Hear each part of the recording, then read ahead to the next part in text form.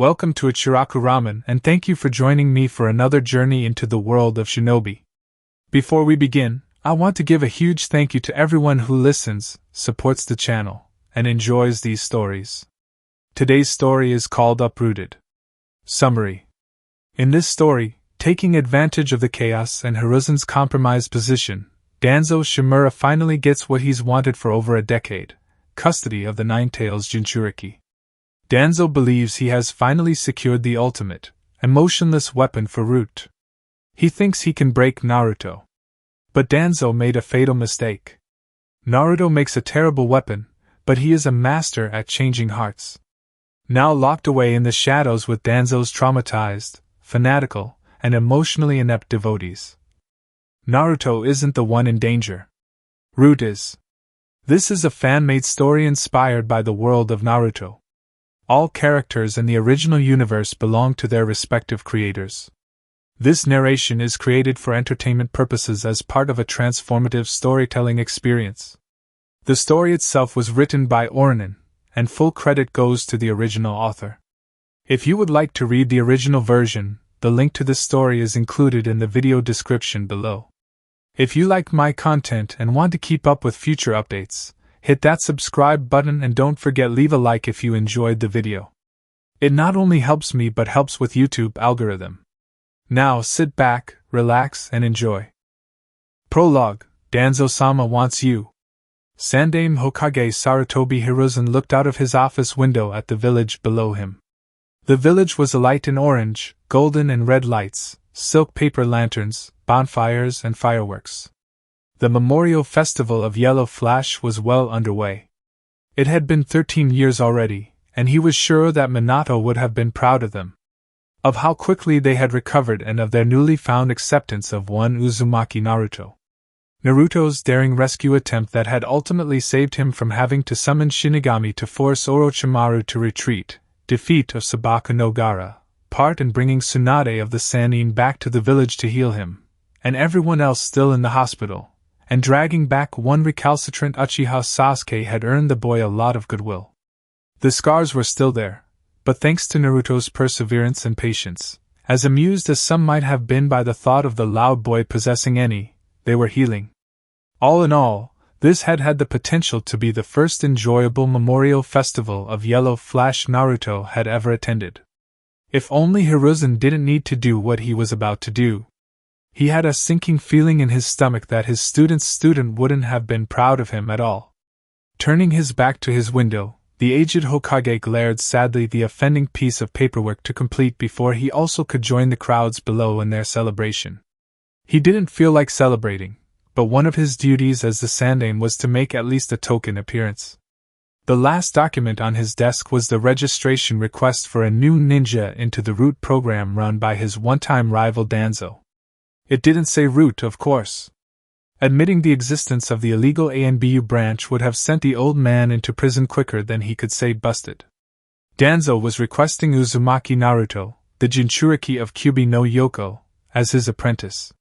Some people, entirely too many people, thought that the ninja were to be mere tools to their respective villages. That by being emotionless, obedient, ruthless, and completely screwed in the head was no reason to call for a therapist, administer happy pills and confiscate every sharp, pointy thing they had, but to promote the nin in question so they could be even more efficient tools. Until they broke and a new one took their place, of course, because all tools break sooner or later. As inhumane as it was, 9 times out of 10 those that survived the training turned out superb nin. Of course, 1 time out of 10 Uchiha Itachi happened. For some people this wasn't big enough setback to give up and let humans be humans, and so Sarutobi had to deal with members of his own council hiding Root in their closets among the other skeletons. This was about to change. "Forgive me, Minato-kun. Please forgive me, Naruto-kun," he whispered as he dipped his pen into the ink in the small jade inkwell and swirled the ink slowly, reluctantly. The desktop under the piece of paper was slightly charred, a memento of one afternoon when Naruto had been eating takeout ramen in his office and decided to warm it with a fireball because it was lukewarm.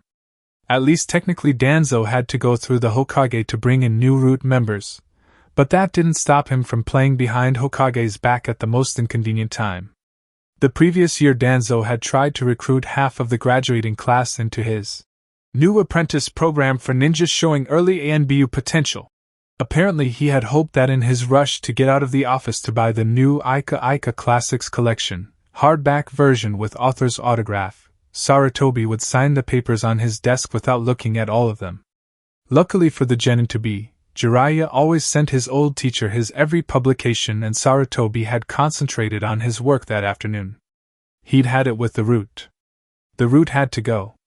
And so Uzumaki Naruto had to go to the root. As they spoke, Jiraiya was tattooing a surveillance seal into Naruto's back. It would record every conversation Naruto had during the next 2 months. 61 days. And during those 61 days Naruto couldn't be allowed to realize one of his precious people hadn't really handed him over to the monster puppet master. Naruto was a dreadfully bad liar, for all that shinobi were supposed to be masters of deceit, and this was in all likelihood the best chance Sarutobi had to take care of Danzo machinations once and for all. Naruto believed that the tattoo that was inked to his back that very moment was to help keep Kyuubi in check. He also believed he had been betrayed. 61 days. I pray your endurance will carry you through one more time. I'm so sorry. Sarutobi sighed aloud. And with a hand that trembled slightly he signed the document. In his office Sarutobi Hiruzen wallowed in guilt as magnificent fireworks dyed it golden and red, again and again, and cheerful music played outside. He wallowed in vain. Despite his inability to tell a convincing lie, Naruto was a good shinobi. But he was to make a horrible weapon. Not terrifying horrible, just plain lousy horrible. Danzo's reign over his troops, any of whom could have had him killed simply by exposing their existence, was based on 5 things. 1. Choosing the candidates either when they were very young or choosing someone already dysfunctional. 2. The presence of a perceived threat to their well-being and the knowledge that he would carry out the threat. 3. The presence of a perceived small kindness, but never enough to make them emotional, of course. 4. Isolation from perspectives other than those of his own, and 5. Their perceived inability to escape the situation. This was Naruto, stubborn, fearless, extremely independent, due to being emancipated at the tender age of 10 when the orphanage felt they couldn't handle him anymore, and sufficiently irreverent to cover the Hokage monument with graffiti. His ability to reach out to people any other would have judged as hopeless cases was already well known in Konoha. Also, he thought that being selected for ANBU training program was the coolest thing ever. Danzo really should have known better. Naruto was fairly vibrating with eagerness, shifting his weight from one leg to another. The man with ferret mask had led him into a huge underground training room, under the ANBU headquarters. It was high and spacious. One of the walls was covered with all kinds of weapons, maintained with care and put on display, long naginata and elegant katana, shorter wakizashi and daisho more fitting for a nin who had to keep his weapons concealed. Simple boa made of bamboo and hardwood, war fans from Suna, Sai, Tonfa, nunchaku, mundane kunai, saban and shuriken next to beautiful bows of all sizes. If they had weapons like that, Naruto thought, their jutsu library had to be wicked. Much better than what the lazy-ass Kakashi would teach Sasuke.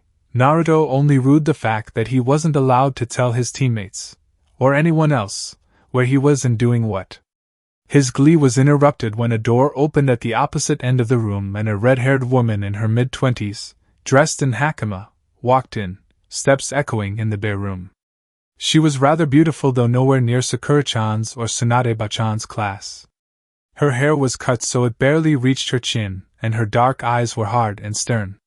She was looking Naruto over, apparently not impressed, but Naruto had ages ago ceased to be intimidated by anything so subtle. "I'm Uzumaki Naruto, nice to meet you. Are you my new sensei?" he asked and gave the woman his best, brightest smile. He wanted to make a good first impression, and it wouldn't do to appear lazy or uninterested. She seemed taken aback for a fraction of a second, but recovered like nothing ever shifted on her face. "I am Okubo Hibari. When speaking to people outside ANBU you will refer to me as Crane Sensei. I have understood that the education you received at the academy was lacking in many respects. This will be corrected. I will work you to the ground so you can be of some use to Danzō-sama. Her voice was even and without any trace of emotion. That's great! Naruto exclaimed. This time Hibari-sensei's face didn't even twitch, but Naruto had a feeling that she wasn't used to so much enthusiasm. He was careful to maintain his blinding smile. Her eyes really bothered him. They reminded him of Gaara's, of Sasuke's, of Haku's, so much to prove it was painful, and desperation, fear that she just might not manage. He had a feeling that his own had looked like that too, before Ichiraku-sensei had proved once and for all that he at least saw Naruto, and not what the rest of the village saw, a rabid Biju in a decaying leash. Naruto wasn't the most perceiving person in many respects, but he could tell when someone thirsted acknowledgement. She was obviously in need of a good friend, and Naruto resolved to be extra nice to her and not torture her like he had Kakashi-sensei and Jiraiya-sensei. He knew what it was like, when there was no one to talk to, no one who asked if you were okay after a crappy day or congratulated you on your birthday. When is your birthday? He asked. Now Hibari-sensei's face did the twitch again. It was a really tiny twitch, but after learning to decipher the difference between Sasuke's frown number 1, broody, and frown number 2, homicidal, not to be confused with annoyed narrowing of eyes and arrogant twitch of eyebrow, he was expert at observing the little muscles around eyes. 23rd of August, not that I see what benefit this information is to you. I will now take you to the Root HQ. You will share a room with another young shinobi, Sai, who will show you around and give you your training schedule. I will have my way with you 7 am tomorrow, don't be late. Also, be aware that if you disclose to any outside Root its existence, the way to the HQ or any secrets you will learn there, even to superior officers not en route, your life will be forfeit. As she spoke, Hibari-sensei turned around and led Naruto through the door to yet another staircase that led down. Luckily this spared him from his new sensei from witnessing the blush that rose to his face. Naruto, being a teenager only getting acquainted with his hormones, couldn't not blush at Hibari-sensei's innuendo, as little as she surely meant with it. But he was totally loyal to Sakura-chan, and he wasn't perverted like Jiraiya-sensei, or Kakashi-sensei, or Ebisu, who had almost been his sensei for a short while. What was it with him getting all the perverted sensei anyway? But he bravely kicked the interest his hormones were taking into submission, in the process completely ignoring the death threat, and gave Hibari-sensei a suddenly suspicious look. He hadn't known women could be perverts, had always believed that the second X chromosome prevented it somehow, but with the way his luck run when it came to teachers he could never be too sure. You aren't gonna read perverted books while I train or do anything other perverted, are you? He asked just to make sure. Hibari-sensei, who had reached a small cleaning closet and knelt down to lift heavy metal cover that seemed to lead to sewers, paused her effort and turned her head to look into Naruto's eyes. For the first time there was a clear expression on her face, and it was highly offended. Of course not. Her words were prim and clipped, and she directed a small amount of killing intent into Naruto. He rubbed the back of his head sheepishly. Sorry, but Kakashi-sensei and Jiraiya-sensei did that all the time, he explained. You aren't gonna be 3 hours late from training or wander off and leave me alone either, right? No. Hibari-sensei lifted the cover, but her eyes were still riveted to Naruto's face, again devoid of all emotion. The air from the sewers smelled damp and musty, but still a lot cleaner than sewers should. This is gonna be so great! Naruto exclaimed and pumped his fist into the air. Then he jumped into the dimly lit sewer, shouting with joy. It should be noted that Naruto, having slept through most of Konoha's history, had never heard of Root before Jiraiya had informed that he was to become Danzo's apprentice. Being Naruto, he hadn't thought to check what information there was of the man either. Thus far this Root promised to be the coolest place ever. Hibari-sensei was going to teach him kick-ass jutsu and actually spar with him, and they even had a secret underground entrance. The only thing that would have made it better would have been if he had been able to impress Sakura-chan with it. Secret handshake would also have been nice. He looked up where Hibari-sensei was climbing down the ladder. Do we have a secret handshake? Day 1, Suborn Count 0. Recorded by the Surveillance Seal. Confirmation of the existence of the root and Danzo's involvement. Order to lie to superior officers under threat of death.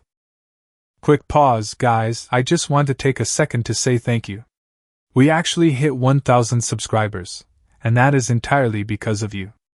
I genuinely could not have done it without this community, and it means more than I can put into words. Now we're setting our sights on 2,000, and if you're not subscribed yet, this is your moment. It takes 1 second, and it truly makes a difference. Alright, let's get back to it. Naruto's not going to wait forever. Days 1 to 3, Inklings of not pleasant kind. It turned out that the training room Naruto was so enamored with wasn't part of the Root HQ at all. After a longish walk through a sewer lit by dim, yellow light bulbs, much too clean and dry to be part of any real sewer network, Hibari-sensei led him into a small entry hall which was guarded by 2 shinobi wearing masks that seemed really strange to Naruto. One of them looked a bit like a monkey, except he had seen the monkey Anbu before and that wasn't her mask. That wasn't a she at all, and there were strange curved lines over the not cat's eyes that Naruto didn't recognize. The other mask might have been a very stylized raccoon, which disappointed Naruto a little. He had thought about choosing raccoon as his mask to honor Gaara, since fox would have been too obvious. Crane returning. I bring Firefly with me. The normal procedure will be passed due to Danzō-sama's orders, Hibari-sensei said, and the not monkey nodded, allowing them to march inside. In his excitement about becoming a real ANBU trainee before Sasuke even made a normal jonin and disappointment about not getting to become Raccoon, Hibari's words took a few seconds to sink in. What do you mean, Firefly? Do I look like a firefly to you? Toads eat fireflies. Hibari-sensei gave him a disapproving glare at his outburst. Undisciplined wailing over matters of no consequence, or indeed anything, is not tolerated in Root.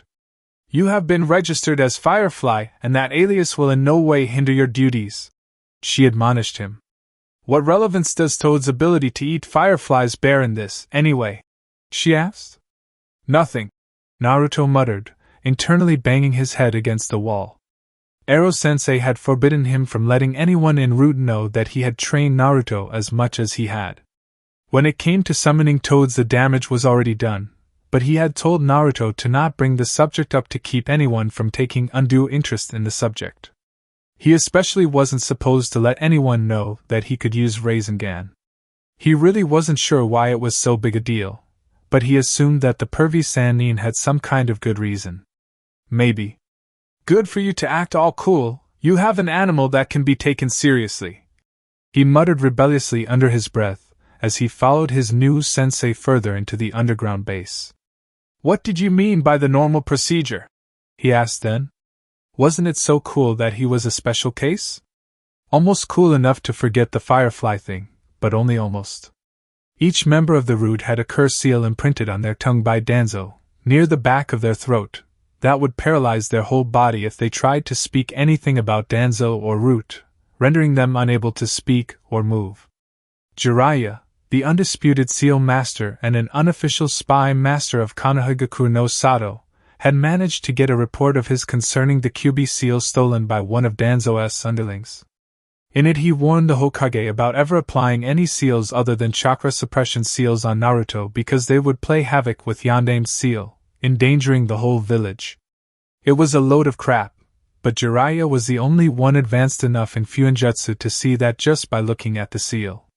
Because of that, and because the seal wasn't foolproof in the first place, it didn't prevent the bearer from writing down and handing over any information, as demonstrated by the Rootnin still being able to write reports. Danzo had decided to pass the procedure. Nothing that concerns you, Hibari-sensei answered. After several twists and turns, Hibari-sensei opened a door, and they arrived into a large hall, from which branched many smaller corridor tunnels. They were lined by doors, made of some dark, clean-smelling wood, and there was lock in each. They walked to one door, the 9th of the second corridor, that didn't seem any different than the ones beside it. Hibari-sensei knocked it sharply, and only now Naruto paid attention to the fact that she was wearing heavy gloves made of leather dyed pleasant dark green. They were really odd accessories to her traditional hakama. But before Naruto had the time to ask, the door opened and a young shinobi stepped outside. "No way! Are you Sasuke-kun's long-lost identical twin or something?" Naruto shouted, pointing at the boy his age, the odd gloves immediately forgotten. He looked so much like Sasuke it was creepy. The resemblance was made even creepier by the midriff-revealing shirt that Sasuke wouldn't have worn under threat of death by torture, though that made the situation kind of amusing too.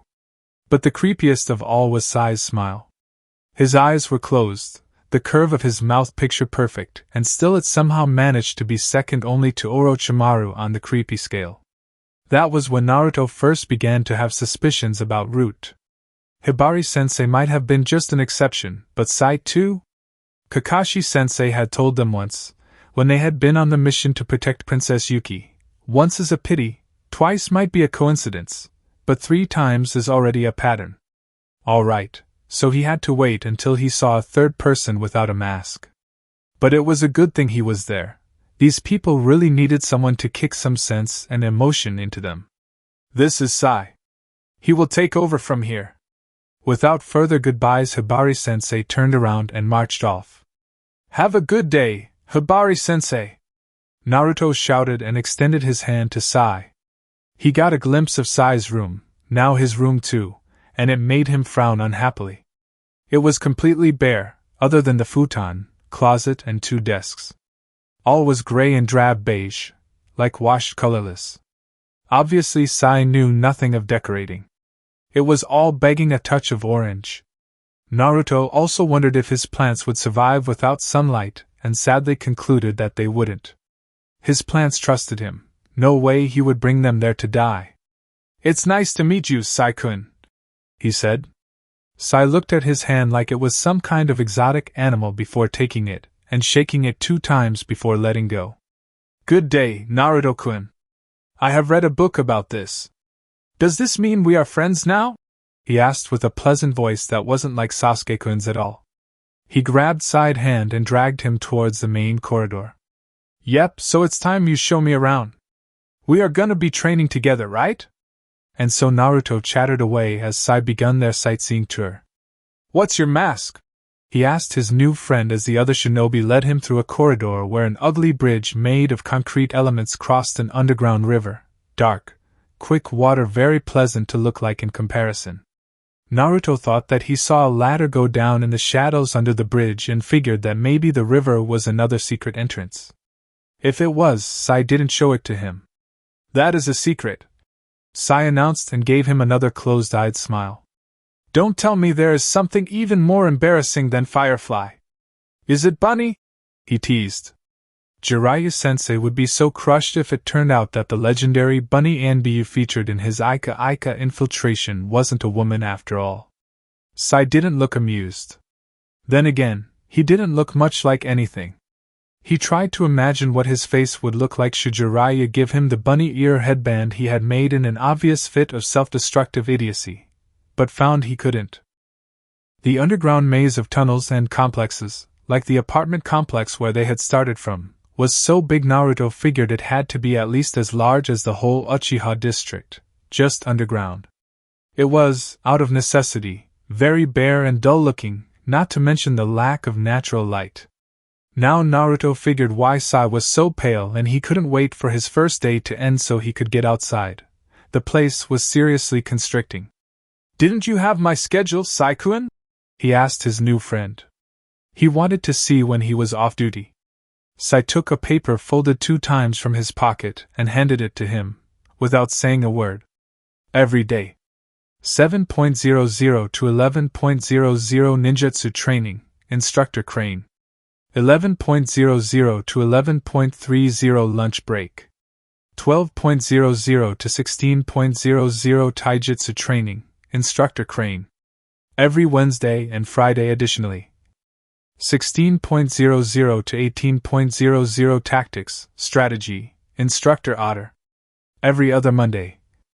16.00 Evaluation Conversation, Councilman Danzo. Every other Tuesday. 15.00 to 19.00 Kenjutsu Training, Instructor Crane. Anyone else would have taken one look at the schedule and then protested how insanely harsh it was. Then the anyone in question would have been promptly given punishment detail on top of it because Danzo preferred to root all objection out of his minions at the first chance. This wasn't anyone, however. This was Naruto.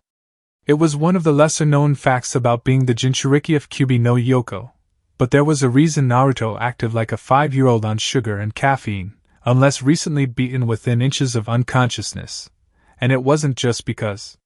The way Yondaime Hokage had designed the seal, inconceivable masterpiece when situation he had to design it and was considered, it bled Kyuubi's chakra slowly into Naruto's. But hasty work is never perfect, and the one significant flaw of the seal was that once the chakra transfer had been initiated it couldn't be stopped.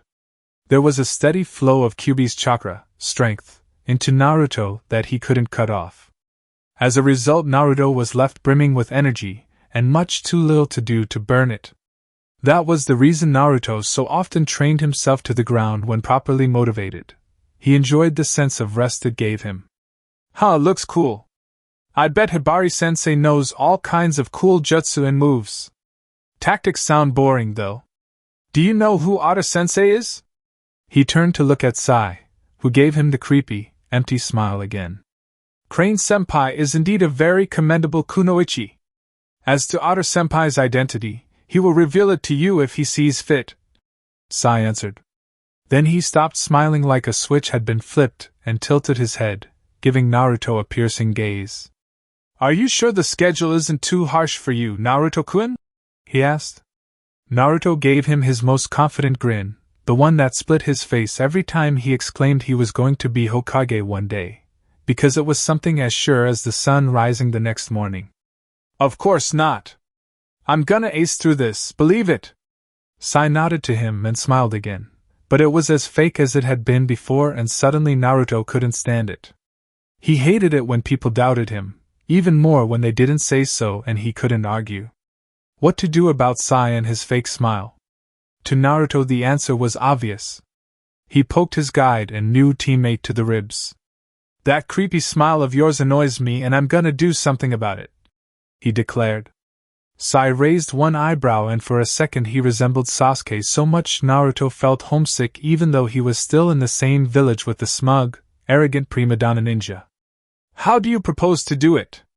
Sai asked as his stance shifted a little. It seemed to Naruto like he was readying himself for a fight, though he couldn't figure out why. There was no reason to fight. Tickle torture! And he descended on Sai like the very merry wrath of Kami-sama, latching his fingers on Sai's sides and armpits and tickling for all he was worth. Some evidence suggests that laughing associated with tickling is a nervous reaction that can be triggered. Very ticklish people often start laughing before actually being tickled. Sai, extremely self-disciplined shinobi of Root, didn't laugh or even smile, but his mouth did make an odd upward twitch that came out half smile, half panic. For several moments he stood rigid as a steel rod in Naruto's arms, then he freed himself with one smooth move and took several steps backwards, eyeing Naruto much more cautiously than when he had readied himself for a fight. See? You smiled. Naruto laughed. I didn't. Did I? Sai began surely, but his voice quickly lost aplomb. Well, not really, but it was better than your creepy smile. Your lips twitch kind of right way, just try to keep them like that and think happy thought, like ramen. And Sai dragged the corners of his mouth upwards to resemble the original, startled twitch. That was exactly what it looked like. And I'm being polite to the crazy person, is he going to do something? Smile, but it wasn't too bad. Naruto had a feeling that at last Sai was genuinely thinking what he seemed to be thinking, and that was a step to the right direction, right? It only took less than one day for Naruto's teammates to realize that he was nowhere to be seen. The Hokage, after listening to Kakashi protesting fiercely about sending his student and his sensei's son into the serpent's nest that was Root for 2 hours straight, had been forced to pull a rank. Kakashi had left his office fairly vibrating with ire and in his less than collected state of mind had forgotten to inform Sasuke and Sakura of the cover story, that Naruto had left with Jiraiya to an extended training trip. He had merely shunshined into the training grounds where Sasuke and Sakura were waiting. "You are in time!" Sakura screamed, and even Sasuke had hard time collecting his jaw from his chest. Kakashi was in no mood to play his normal games, however. He threw a scroll at them, which Sasuke grabbed from the air easily. "Study these jutsu," he had ordered, and shunshined away, his one visible eye steely and cold. "We should probably wait for Naruto-san," Sasuke said reluctantly and eyed the scroll hungrily. Eventually something useful for him to learn, instead of more insipid tree walking. And of course his idiot of almost friend kind of rival had chosen that precise day to be late. "Well, he is our teammate," Sakura pointed out and frowned. "What do you think has gotten into Kakashi-sensei? He looked really terse." Sasuke shrugged and sat back down on the rock, and she did same. She sat a little closer to him than he was comfortable with, but not so close he would have bothered to move. He opened the scroll instead, old yellow with dark blue borders, but his mind wasn't in it. It was funny how lately their thoughts had circled Uzumaki Naruto like cats circled hot porridge. There was something about their teammate that just didn't add up. Why had his school scores been so abysmal if he could make the kind of strides in getting stronger that he had? Related to that, the odd hostility of villagers that they had refused to explain to any child they had heard of. Might someone have sabotaged Naruto's education? Mizuki-sensei had been arrested the day after the Academy Genin test, and numerous rumors circulated of that, but the offense he had committed was classified information. Why was Naruto so hated? Just how much chakra did he have anyway? And how was it even possible when most senior jonin could only create single-digit number of Kage Bunshin? And of course, there was the matter of Gamabunta, the toad boss. What I want to know is how he summoned that giant toad. Jutsu like that takes more than just a lot of chakra. Gamabunta's a Sannin-level summon. Sasuke knew what he was talking about. After Naruto had summoned the toad boss to capture him in the Valley of the End, he had done his research. Sakura went silent in thought. "Maybe he has a bloodline," suggested Sakura. "In threatening situations I've seen him use a different sort of chakra. It was red, actually visible, and had kind of ominous aura. It is difficult to explain." She didn't need to explain it to him. Sasuke remembered Naruto crouching on all fours like some predator. It had resembled the Inuzuka's Shikyaku no Jutsu. The stupid ramen-topping boy, the dead last of the academy, had snarled at him, Rasengan forming in his hands and blue light escaping between long, sharp nails. He remembered the red chakra surrounding Naruto, taking the shape of some animal. He remembered the smell of water and the chirping of 1,000 birds, and a shudder racked his body. How could he have allowed himself to degenerate into mindless rage like that? If it's a bloodline though, where's the clan? As far as I know, Naruto-san has no family. Might Naruto be related to the Inuzuka somehow? He must have had parents at one point, obviously. Let's ask around a bit later, see if we can find anything on it, Sakura proposed, her eyes shining. She had been getting better, Sasuke had to admit, but the vain, rumor-loving fangirl still occupied a good quarter of his pink-haired teammate's mind. Shouldn't we just ask him, Sakura-san? Maybe we shouldn't, Sakura mused. He's an orphan. I mean, how would you feel, Sasuke-kun, if Naruto-san suddenly started bombarding you with questions about your dead relatives? Sasuke didn't need to answer that. And so they waited and waited, but Naruto didn't come. Eventually they began to train on their own, and only then they realized that Kakashi-sensei hadn't told them when to quit. After 2 hours, when Sasuke had mastered 3 sea-level jutsu and Sakura 1, they had to concede that maybe Naruto wasn't coming. There was barely any wind, and what little there was hot, like it had blown through an oven. Sasuke wiped a bead of sweat from marring his forehead. Kakashi-sensei was so angry when he left. Do you think something has happened? Sakura asked, worrying her lower lip between her teeth. Sasuke nodded, his expression grim. People had been a lot nicer to Naruto lately, but he was just too trusting. Someone might have faked it and done something. Assessing the threat level and probability would have been much easier if he had known why Naruto had been so reviled in the first place. He was an idiot, but an amiable one. The more they pondered the situation and talked amongst themselves, the more curious and worried they became about Naruto. They found out they knew anything about his past before entering the academy. They couldn't name anyone who personally knew Naruto outside the circle, the Rookie 9 and Gai-san's team, and now that creepy Gaara, except for their old teachers, Ichiraku-sensei especially. And come to think of it, where Naruto lived. If someone wanted to find him off duty, going to the Ichirakus was usually a safe bet. They wanted to find him now, but not even his teammates had been to his house. "This need to be investigated," Sasuke said. He had detested Naruto at first when he had borderline forced him to return to Konoha. Even as they had limped through the gates together, using each other as crutches, his mind had burned. But Naruto had saved him from becoming Nukenin like becoming Itachi, and he had saved Sasuke from being possessed by Orochimaru in the long run. He didn't like that he had to stay in Konoha and get better at such excruciatingly slow pace, but part of being adult, as all Nin were legal adults, was to accept that world didn't give anything for free.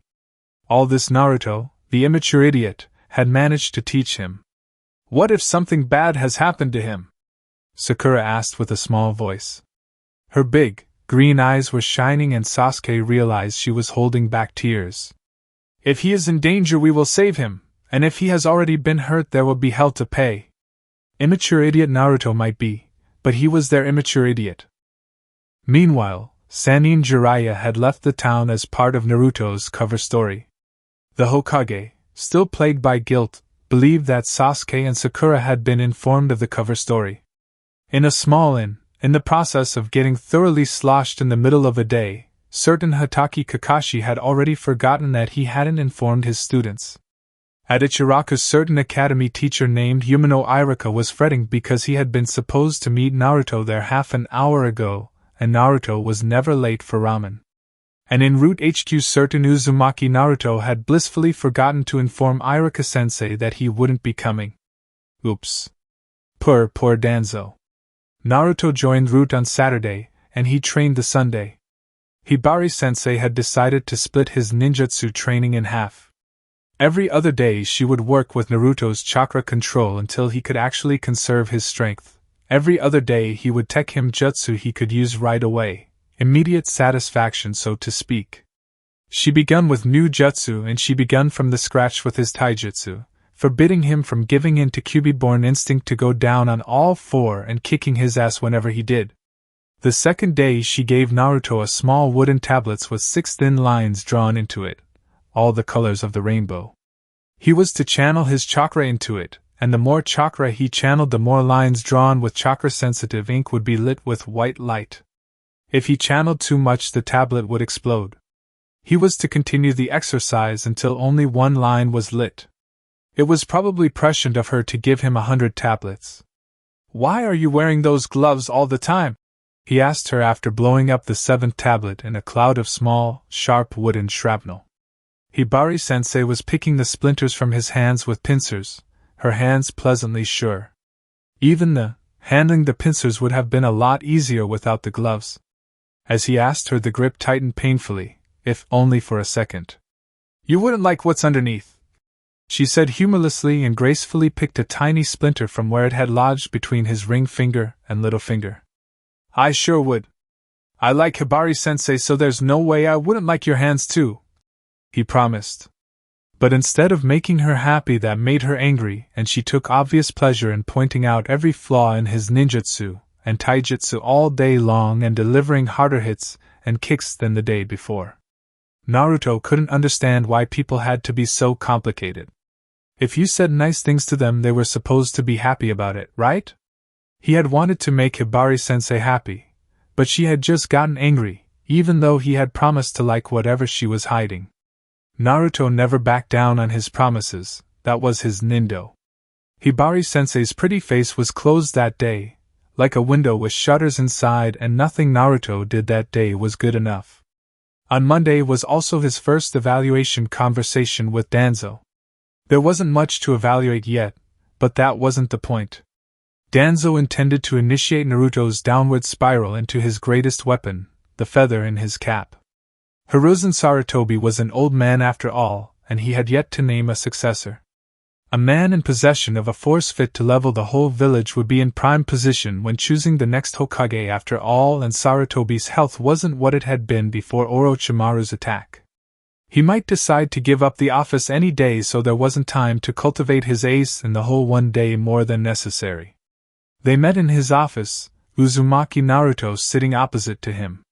Danzo lied with his smile, with his words, with his whole body, appearing so harmless. "How have you found your training, Naruto-kun?" he asked from the boy fidgeting on the chair in front of him. Naruto had been given sensible black, or at least dark green and gray clothes, but he still insisted in wearing his orange jumpsuits, and Danzo was going to order him to give those up. Also, to punish him should the Uzumaki boy prove to be recalcitrant. "It's cool enough, though Hibari-sensei's a bit odd." "Sai's odd too, but he's nice and that ink thing he does is way great," his newest initiate answered, his carefree grin bearing very white set of teeth just a bit too sharp to belong to a normal human. He was a little beast, but he would be Danzo's beast. "I've understood that you have not complained about your schedule," he said, frowning.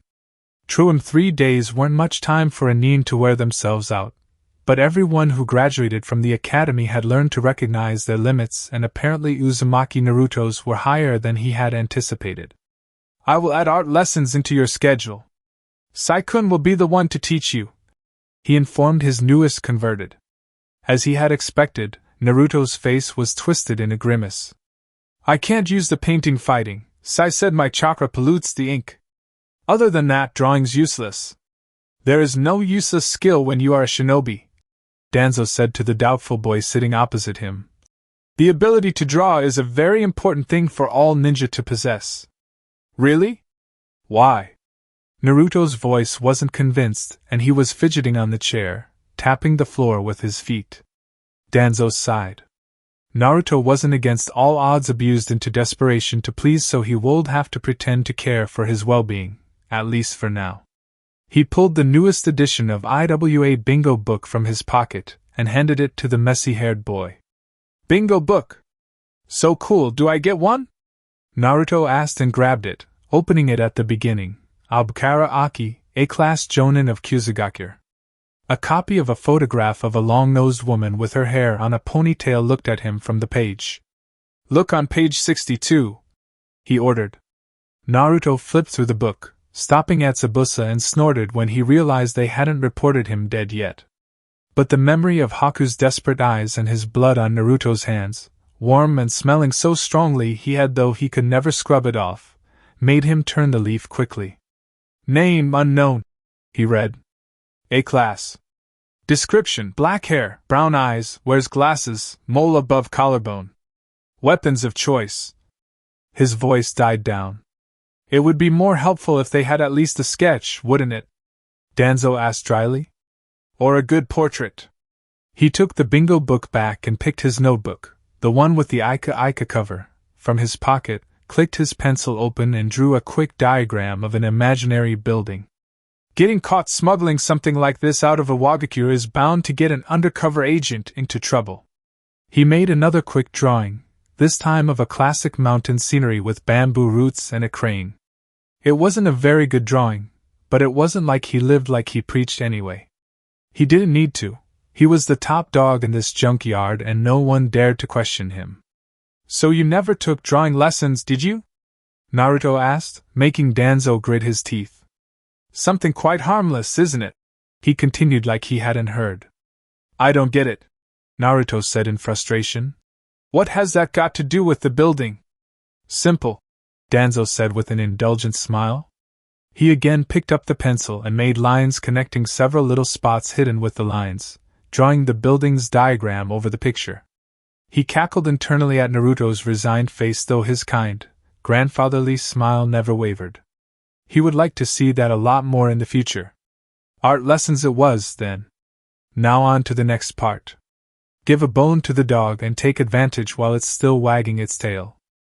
"I have been given an introductory report of your training," I will order Crane to teach you several S-class Kenjutsu as you have already proved to master one on your own, he promised.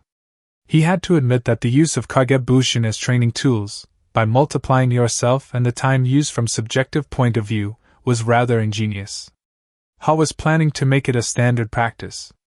Naruto was hopping up and down and jumping on the desk. The muddy footprints made Danzo shudder and also wonder how he had gotten his feet muddy when he hadn't stepped outside in days.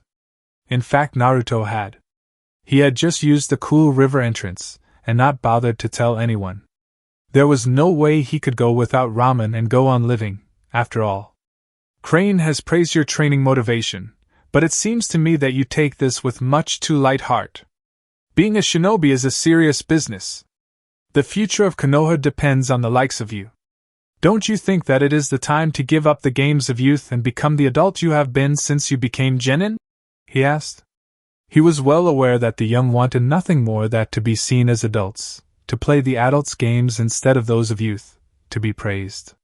Young ego was so fragile, and in Uzumaki Naruto's case it would be more so than normal. Anyone with half-brain could tell how badly he yearned for recognition, for someone to tell him he was worthy, that he deserved regard. He knew that was what Shinichiro Mizuki had used to make Naruto steal the Kenjutsu scroll, after all. What he didn't know was that Naruto had learned a lot from that experience. How is it going to make Konoha stronger if I'm unhappy? He asked with innocent eyes. He really was that innocent. Danzo only refused to believe it. Innocence, and its stubborn power, was a lesson he had forgotten ages ago. I'm not asking you to be unhappy, merely serious. I have understood that you wish to be the Hokage someday. To reach that dream you will have to put the naivety of childhood behind and open your eyes to the truth of the world. He argued, confident in his belief that this was the key to get Naruto promised to do anything. That was the most obvious weak spot he could stab. It just wasn't in the most obvious person. The Hokage changes the world, not the other way around. I'm going to be the best Hokage ever, and I'm going to protect everyone in Konoha. What would be the point if I didn't? And your people need some joy in their lives. Scratch that, they need a life, period. The conversation went downhill from there. Indoctrination it was not. Fear is the mother of morality, he said, not quite sure how they got to that topic. That isn't true, Naruto argued. He feared nothing and he was a very moral person. Danzo pointed out the incident with Mizuki and the Kenjutsu scroll, but Naruto only scratched his head, looking very mild-mannered and sheepish, and apologized, not even considering changing his mind. Danzo thought it was good tactics, but probably an accident. A stroll through any lunatic asylum shows that faith doesn't prove anything, he argued when Naruto defended his decision to catch Uchiha Sasuke alive and risk him escaping with Orochimaru rather than dealing with the last Uchiha like any criminal. I was right, was a very frustrating argument to try and overrule. How does it prove that not having faith is a good thing? Naruto asked in all wide-eyed innocence. Danzo was beginning to suspect that he was doing it on purpose. It reminded him of fresh snow, of blank papers to write reports of death and blood and betrayal on. Being that pure, even if it was self-delusion or pretending, was just begging for trouble. All things are subject to interpretation. The interpretation that prevails at a given time is dependent of power and not truth. Truth is a figment of human mind, he argued. Naruto said that if people tried to make truth out of lie, they were lying and therefore it wasn't true. Danzo decided that Uzumaki Naruto put idiot back to idiot savant. He left the HQ for a council meeting, feeling absolutely dissatisfied. Only after he had already entered the council chambers Danzo realized he hadn't ordered the ingrate to give up orange. Fine, he would do that the next time. At least the punishment detail the irritating genin would go through the second he refused a direct order should tire all resistance out of him. He had a nagging feeling that Uzumaki Naruto would be trouble, but shrugged it off the best he could. He was just one genin with more than enough emotional baggage. What could possibly go wrong? Day 3, Suborn Count 0. Recorded by the surveillance seal, Danzo interacting with en route and attempting to indoctrinate a new member, promised to teach a genin S-class Kenjutsu. Days 4 to 9, Ramen Save Your Soul. The Great Vampire Technique, as Naruto had nicknamed the new Kinjutsu Hibari-sensei had taught him much to her irritation, was based on the fact that blood plasma, which comprised 55% of blood fluid, was 90% water. It was ideally suited for water types, but that wasn't a requirement. Once the wielder of the jutsu had managed to wound their opponent, even if it was a minor, barely bleeding scratch, they could draw blood through the wound, making every wound immediately life-threatening. It hadn't been classified as kinjutsu because of ethics, as they were ninja, not samurai. The forbidden label had been given because it was very easy to accidentally to affect your own blood as well, and rarely anyone came out of a fight without a scratch. In the heat of a fight where concentrating was difficult, the technique tended to be lethal for its wielder as well, especially if they weren't water type. I'm so going to hit Orochimaru's ass with this the next time I see the bastard. Let's see if Mr. I can reattach body parts with snakes can make blood of them too! Naruto shouted, jumping up and down after his first big success. It was still odd to feel the hard, unyielding concrete under his feet instead of ground. He missed the scent of grass and leaves and dirt. His chakra was coiling in his belly, all heat and strong like tide, but he was already used to it. Sai had been his most recent guinea pig, something Naruto had profoundly thanked him for, and his right arm was red from elbow to fingertips from a tiny scratch barely half an inch long. There were brownish red stains all over the floor, bloody footsteps leading away from them, signs of Naruto's previous attempts with his fellow root ninja, the metallic scent of it making Kyuubi restless, exited, more aware than usual even though it still couldn't talk to him. The puddle under his own feet was so large it hadn't even begun to congeal yet. Naruto's body was splash red from head to toe, blood had matted his hair and coated his jumpsuit, getting into his Kyuubi red eyes and caking under his fingernails. But the fur ball had paid its rent in full and attempt number 7 had been successful at last. You sure are energetic, considering the amount of blood you have lost. I wonder if you show such stamina in other activities as well. Sai said calmly as Hibari-sensei performed a healing jutsu on his hand, without removing the damned gloves. He was even paler now in the stark artificial light. Blood loss pale. Hibari-sensei, Sai-kun's weirding me out again, Naruto complained, but it was mostly in jest. At first, when Sai had begun to make those kind of comments, he had thought his roommate was a pervert, just his luck. But he had later figured that it was actually Sai's attempt at humor. Pretty bad attempt, but he was making the effort. Hibari-sensei generally didn't dignify those arguments with an answer, and she didn't do so now. It had been long 6 days since Monday. Naruto had met his other instructor, an odd man called Otter who was wearing his mask all the time and refused to tell his name. Naruto had toyed with the idea that maybe he didn't have one, but even he recognized that as ridiculous. Everybody had a name, even if only one. At first he had thought it was weird Sai didn't have family name, but gradually he had realized that it was him and Hibari-sensei who were the odd ones out there. Everyone else he had come to know by name lacked surname. Huge, hulking Kiba-san whose icy cool temperament made him the complete opposite of his namesake, Fu-san and Torian-san who were high-ups and mousy-looking, kick-ass Tomiko-chan. He had learned that strategy definitely wasn't his strongest point. He was actually pretty good with tactics, much to his surprise, as long as it involved making up a new one in a situation that had gone pear-shaped. He had always thought best on his feet, but strategy was boring. He had also received his own mask. It was pristine porcelain white with markings around the eyes that were supposed to represent insect eyes. He was still torqued because Firefly was a stupid name for an ANBU. Glowing beetles didn't generally strike fear in the enemy ninjas' hearts the same way tigers and boars did, unless they had some weird phobia. But the mask was to stay, and to add insult to injury he still hadn't found what Sai's codename was. That tight-lipped bastard. Naruto really hoped it was Bunny so he could laugh at him. Return to your room to clean up and rest, Hibari-sensei commanded after briefly laying her hand on him, ensuring Kyuubi had properly healed him. You are to meet me at entrance A2 at 9. In civilian clothes. A huge grin split Naruto's face. He had a plan in mind. A plot to make Sai loose up, and his decidedly not evil, righteous plan was proceeding well. Sasuke and Sakura weren't the only friends of Naruto who had noticed right away that he was missing. There was one another, a kind-hearted, soft-spoken and polite girl who harbored a crush the size of the Hokage monument for him, one of the few people who knew how painful Naruto's childhood had been, but lacked the self-confidence to even talk to him. There was no way Hyuga Hinata wouldn't have noticed. She had been following Naruto around in secret for a long time. She most definitely wasn't stalking him. She followed him around, but she was only hiding because she was so painfully, hopelessly weak, and besides, it didn't count as stalking when her intentions were pure. And she could see through walls and clothing, if she wanted, but she would never do that. Except that one time, but it had been an accident. She had finally gotten up the courage to go speak to Naruto, and had got to his apartment before losing her nerve.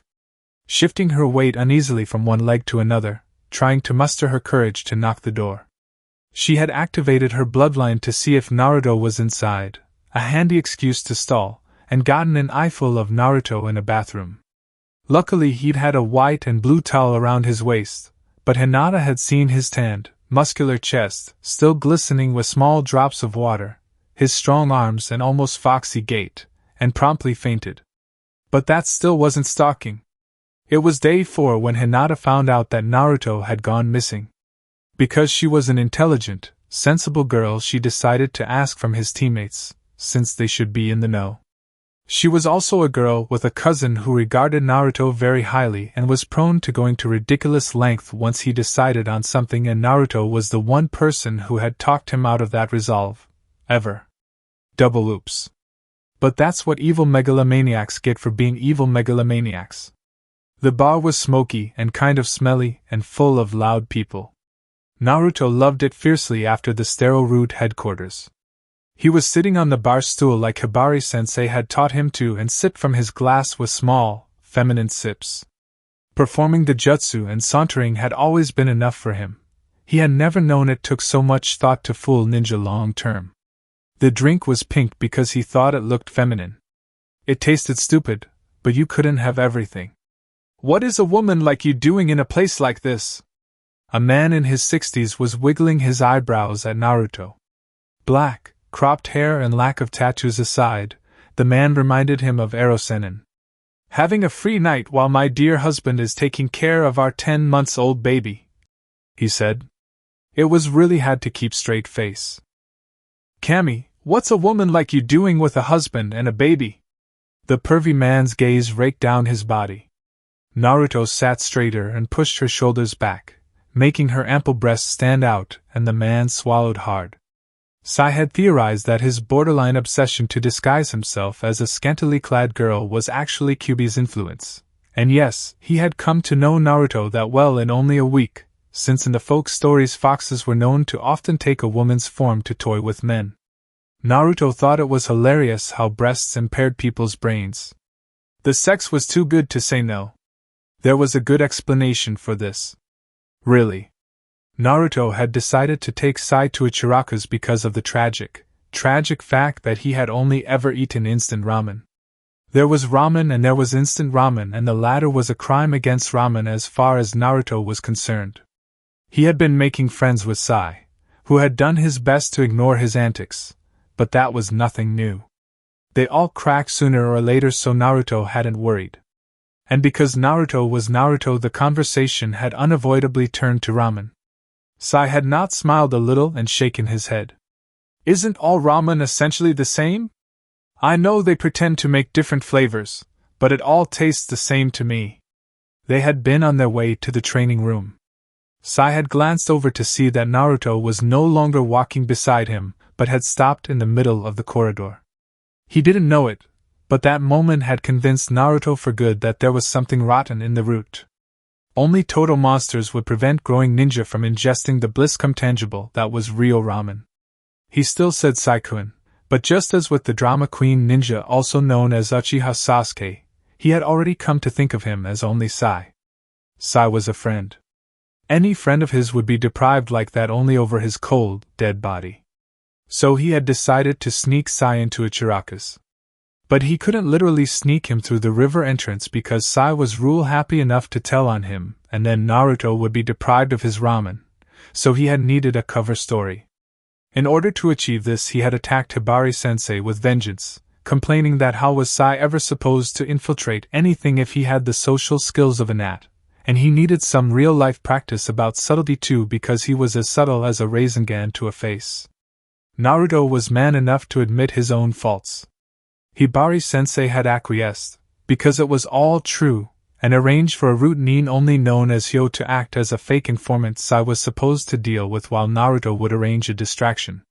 He was being distracting with all his might, and the whole bar knew it. When this was over, he would press gang both Sai and Hibari-sensei into eating at Ichiraku's. It was the perfect plan. He was obviously mastering the art of subtle already. "I bet I could give you better," the man drawled with a husky voice and put his hand on Naruto's thigh. He swatted it away. "Sorry, wrong equipment for that," he said with a clear voice that he knew every man, all ninja, could hear over the general conversation. "At times I do bring a lady friend to home though, when we have left Taiki-kun to my parents for the night. My husband so loves to watch it, all that naughty touching, you see?" The man's eyes bulged and for a second Naruto thought he might have a heart attack. Every man in the bar was staring at him now, some more openly than the others, and most women were glaring at him like he was a crime against their gender. From the corner of his eyes he could see Sai getting closer to Hyo and then step away again. Mission completed. He rose as gracefully as he could. "Talking of him, I guess a night out wasn't such a good idea after all. I miss him so." Having said that, Naruto turned around and sashayed out of the bar. He had never known there were so many ways for women to walk before Hibari-sensei had shown him all the suggestive ones. He met Hibari-sensei and Sai in a shady alley. Sun was setting and the darkness of the alley gave him thrill. He could almost imagine this was really an illicit rendezvous in IWA. Well, that was distracting. Not exactly subtle, but then again, this particular practice mission wasn't really tailored to teach you much. It was more for Saikohai's benefit. And Saikohai? Hibari-sensei turned around. "Your body language was good, but other than that you are in sore need of training. Your choice of conversation was insulting and your facial expressions not convincing. Thank you for bringing this to my attention, Naruto-san. Both of you, expect a lot of this kind of training in the future." "Great! Now to Ichiraku's." Naruto was fairly bouncing on his feet. "Pardon?" Hibari-sensei raised a single eyebrow, coolly like a block of ice. Belatedly Naruto realized that she had probably expected him to be more chastised about his non-subtlety. But whatever, he would do better the next time. "I'm hungry and we have time and ramen's good," Naruto explained like it was obvious. "We are returning to the HQ immediately." Hibari-sensei's voice was stern and she turned around, signaling the conversation was over. Naruto grabbed her hand and she couldn't quite hide her flinch. What is the thing with her hands, Naruto wondered, has she some kind of painful skin disease? He didn't think so. Hibari-sensei never flinched when they were sparring and they got pretty rough. He wanted to know, the need to make it all better was so strong it almost hurt. But this wasn't the right moment in front of Sai, in a dark alley where who knows who might overhear them. Besides, he had to get Sai to Ichiraku, so asking personal questions from the woman with the authority was out, for now. "Pretty please, Hibari-sensei. Sai has never eaten any real ramen. It has been so long since I have and I bet you could use some ramen too. Ramen makes you happy. Ramen can save your soul. Please, please, please." He gave his best puppy dog eyes. "This is beginning to sound like some kind of cult." Sai never asked to be taken in. Okubo Hibari probably never asked for a student, let alone two. Danzō-sama never asked, period. Naruto-kun hadn't asked to join either, but he was taking it all rather well. All the things that Sai intellectually understood should have made one used to the freedom of the official side of the village feel constrained, abused and miserable seemed to just slide off of his new roommate. And Naruto-kun had this strange kind of innocence about him. Emotional innocence, stubborn in the face of harsh treatment. It reminded him of someone, but he couldn't quite put his finger on whom. Or maybe part of him didn't want to, but there was someone he should remember. You can be the second high priestess, he heard Naruto-kun promise Okubo-senpai. I am Chan as the first priestess. He winked at the girl in white apron and she winked back at him. They looked like a brother and a sister. Sai noted that civilians rarely had that good relationship with ninja of any rank. They tended to be too intimidating. Then again, Naruto wouldn't have intimidated a newborn kitten. It isn't always the big, life-threatening, the fate of world as we know it kind of situations that bring life-altering epiphanies. Do you like the miso ramen, Sai-kun? Naruto-kun asked enthusiastically and looked at him expectantly. Saying no would have been like kicking a puppy. It is good, Naruto-kun. It does taste different than the instant kind, he admitted. It was true. It was also true that he would never make high priest of ramen, but he didn't need to say that. In the yellow, homely candlelight, Naruto-kun's face lit up like a bonfire, and Sai briefly hoped he would learn to copy that smile. Surely a smile like that would make anyone trust him. Trust him so he could betray them later. That was what he was born to do. He looked at Naruto-kun's smile that was beginning to wilt under his silent stare. Did betrayal thrive behind it also? That thought made him feel uneasy, and so he concentrated in the taste of his ramen, the fresh bite of ginger and softer taste of miso and soya. I have heard of your battle with Gaara-san and how you brought back Uchiha-san. How is it that you can beat someone in battle, go against their belief system, with Gaara-san when your village is in war with theirs, and have them come around? He remembered a kind smile and hair so much like Naruto-kun's. He didn't want to remember anymore. It's a gift? All he needed was a good kick and someone who understood. It was an uphill battle and it wasn't going well. Okubo-senpai made them leave after her bowl was finished, which meant Naruto-kun had had enough time to practically inhale 3 bowls. They checked back into the headquarters as usual. Okubo-senpai sent them on their way, informing them that there would be a formal debriefing the next morning to familiarize Naruto-san with the procedure. She gave him a slight glare and Naruto-kun grinned sheepishly, rubbing his head, and Sai wondered just how much he didn't know of how things were done properly. Then they returned to their room, Naruto-kun dragging Sai along like it was a place worth hurry, babbling about nothing and everything. He had been like this the whole time they had known each other, whether Naruto-kun was tickling him or bleeding on the training room and still grinning like a madman, screaming at them to believe him, he would master it. Naruto-kun had lived the room up a lot, though. Sai had no idea when he had gotten his hands on the posters, eyesore bright pillows everywhere, books and a lamp shaped like a toad, and how. He was strangely reluctant to find out, and get Naruto-kun into trouble. Despite the Ika book that the bunny NBU starred, which Naruto-kun had given him, grinning madly. Of all things he could choose to insinuate. They washed their teeth, changed into their pajamas, and Sai turned the light off. They were both half asleep already when something clicked in Sai's mind and he sat up abruptly, making Naruto-kun turn around in his bed and give him a strange look. You proposed that exercise solely so you could take me to that ramen bar, didn't you? He demanded. The room had naturally no windows and he had hard time seeing Naruto-kun's face in the minimal blue flicker of nightlight. He desperately needed to see his new, uninvited friend's face, but he wouldn't move, wouldn't give in to the impulse. Yeah, of course. Naruto-kun answered like it was the most natural thing in the world. Why did you do so?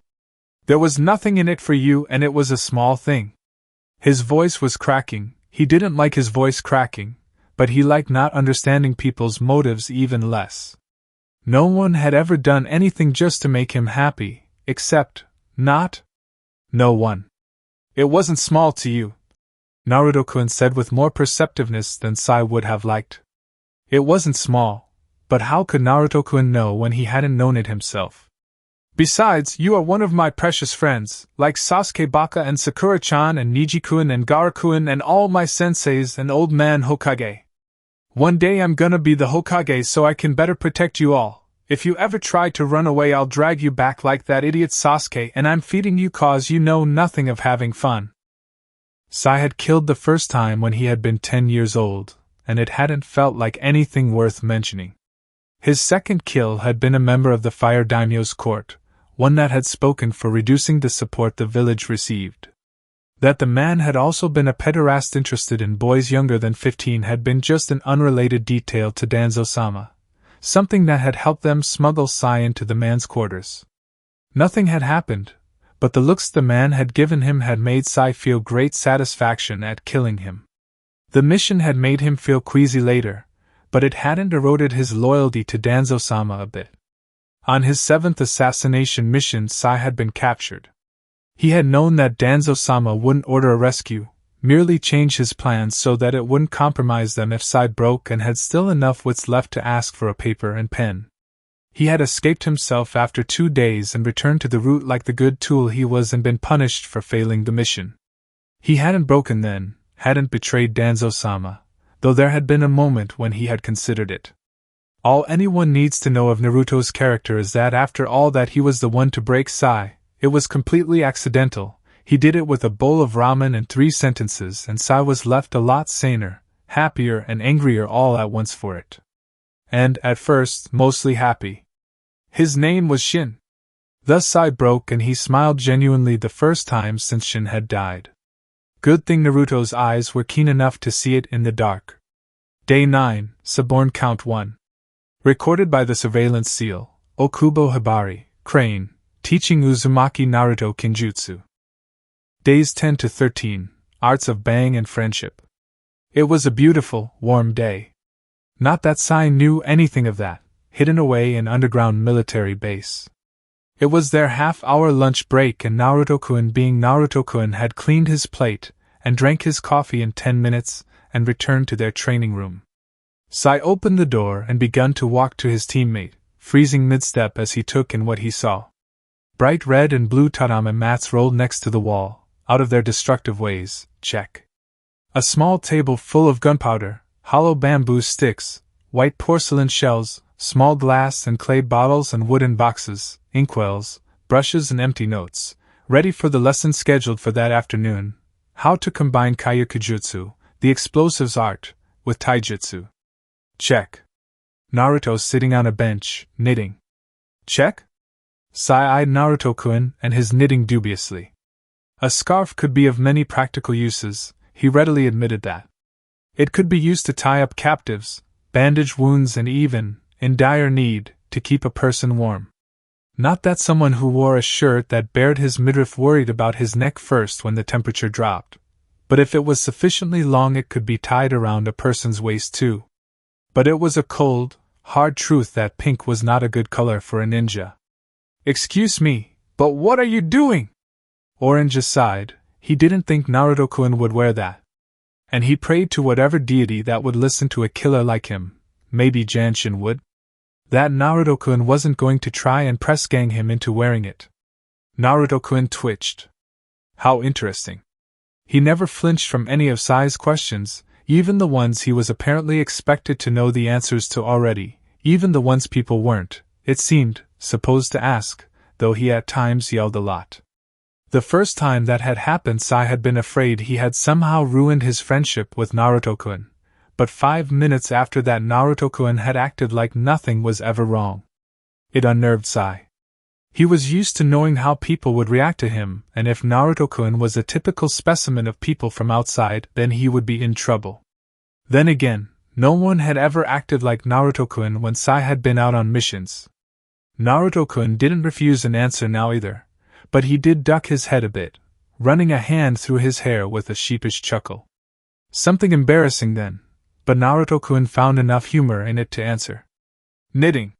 Usually girls do it. It made even less sense now, but it did explain the embarrassment. Are you cultivating a more feminine reputation? Sai had to ask because one never knew with Naruto-kun, what with his Oiroke no Jutsu and Harima no Jutsu. Poor Otter-senpai. What? It's for Sakura-chan. Naruto-kun told him with a glare that promised very painful and very instant sparring session if he dared to laugh. I was going to say that pink is a very gay color, Sai admitted, happy that Naruto-kun had informed him of the truth before he had had time to say so. He was certain it would have been a faux pas. Though apparently admitting he had thought so was as bad, judging by Naruto-kun's frown, even though admitting embarrassing mistakes was supposed to make people relax. Sai sighed inwardly. So many rules. How did civilians and ninja who hadn't been trained to have photographic memory keep them all straight? How are you going to send it to Sakura-san? He asked, anticipating a rant of unholy proportions. By mail, of course. Stupid was implied if not said out loud. He wondered how Naruto-kun would have gotten the scarf to the post office. He wondered how he had gotten the yarns and knitting needles. He wondered who had taught him to knit in the first place, and decided he was better off not knowing. That was when he noticed a paper bag sitting against the leg of Naruto-kun's bench. What's in that box? He asked. Naruto-kun sighed and put his knitting down on the bench beside him. He still had a damp towel across his forehead from their earlier training session. Sai had a feeling he had somehow forgotten it was there. Tomiko-chan gave some homemade onigiri for me to eat. She's practicing her kunoichi skills. Which didn't mean seduction, for all Ika series told otherwise. The expectation of women, the acceptable gender roles, manners, freedoms and entitlements of the civilian women of hidden villages and the women of outside were very different. The kunoichi were as good as males with 2 X chromosomes as far as the society of the villages was concerned. As a result, a kunoichi not taught how to be a traditional woman sent undercover outside wouldn't have fooled a 2-year-old child 2 whole minutes. And part of being a woman was to know how to cook, other than warm mission rations. Sai approached the box cautiously. He'd heard about Tomiko-san's cooking. Have you eaten them? He asked. One, Naruto-kun confessed and shuddered. But I can't send them back. Of course not. Sai agreed. He had no idea why, but Naruto appeared more knowledgeable in these matters. He picked up the bag and opened it with an air of grim determination. He'd had no idea onigiri could be so sticky and dark, or smell like burned vinegar. He was pretty sure that vinegar wasn't supposed to be used when making onigiri. Greater love hath no man that they help their friends put up with maniac cooks, Naruto said, and Sai briefly envied how he could make a reference to their friendship so casually, so trustingly. I came to tell you that today we don't have the afternoon training and tomorrow Otter-senpai will take over. Hibari-sensei has been assigned a 3-day mission with Fu-senpai. He said what he had come to tell his roommate. Danzo-san should know better by now. Some people are playing bad for each other. It was only 3 days. Sai wondered whether it was too long. Why? Don't they like each other? Naruto-kun asked. Sai knew then that he would have to get Naruto-kun away from the root. Of course he had known it all along, but that innocent question only highlighted how Naruto-kun still had no idea how badly he had been screwed over, and Sai wanted to keep things like that. I was almost like saving himself, in a way. It all came down to trust. It wouldn't pay to risk his life for Naruto, and never get his money back. That is not the issue. Hibari-senpai and Fu-senpai are in as friendly terms with each other as Root-nin ever are. It's simply that Hibari-senpai has issues, Fu-senpai has similar issues, and when they spend prolonged time together they tend to set each other off. Human mind was a strange beast. Hibari-senpai could be sent to IWA on a mission and it wouldn't make a dent to her armor. Fu-senpai had executed many missions like Operation 137B, or Spinach Yogurt, without blinking, but together they would unravel each other's control. Fu-senpai merely got maudlin, at least. Hibari-senpai would have an episode. For all Danzo-san prided himself for creating emotionless shinobi and kunoichi, Sai knew that wasn't possible. He could make them neglect their feelings, ignore their feelings, deny they ever existed in the first place, and all around make them totally incapable of recognizing and handling them, but they weren't quite nutty enough to not have any. We have to put the equipment away. But I'm going to quiz you, Sai promised, and Naruto groaned. Wasn't paying attention to his training supposed to make Naruto happy? He was strange and inconsistent in his reactions. Why do we need to learn to make bombs when we can make explosive tags, and how are those equipment used? he asked. "'Cause the chakra infused into the notes can be detected, so bombs are stealthier," Naruto explained, rolling his eyes. "Bamboo is used for ambushes along roadways, bottles are used in the city to distract people. Wooden boxes are used more to attack castles or fortifications, shells are used for smoke bombs. Also, explosions rock. The bigger the better." Now Naruto was happy again, smiling that illuminating smile of his and pumping his fist up and down enthusiastically. "Explosions are art." Sai disagreed with that and said as much. He knew what true art was and wanton destruction wasn't even distantly related. "Not religion?" Religions weren't supposed to make sense. "That's reserved for ramen." Figures. It was a beautiful, warm day, full of golden sunlight.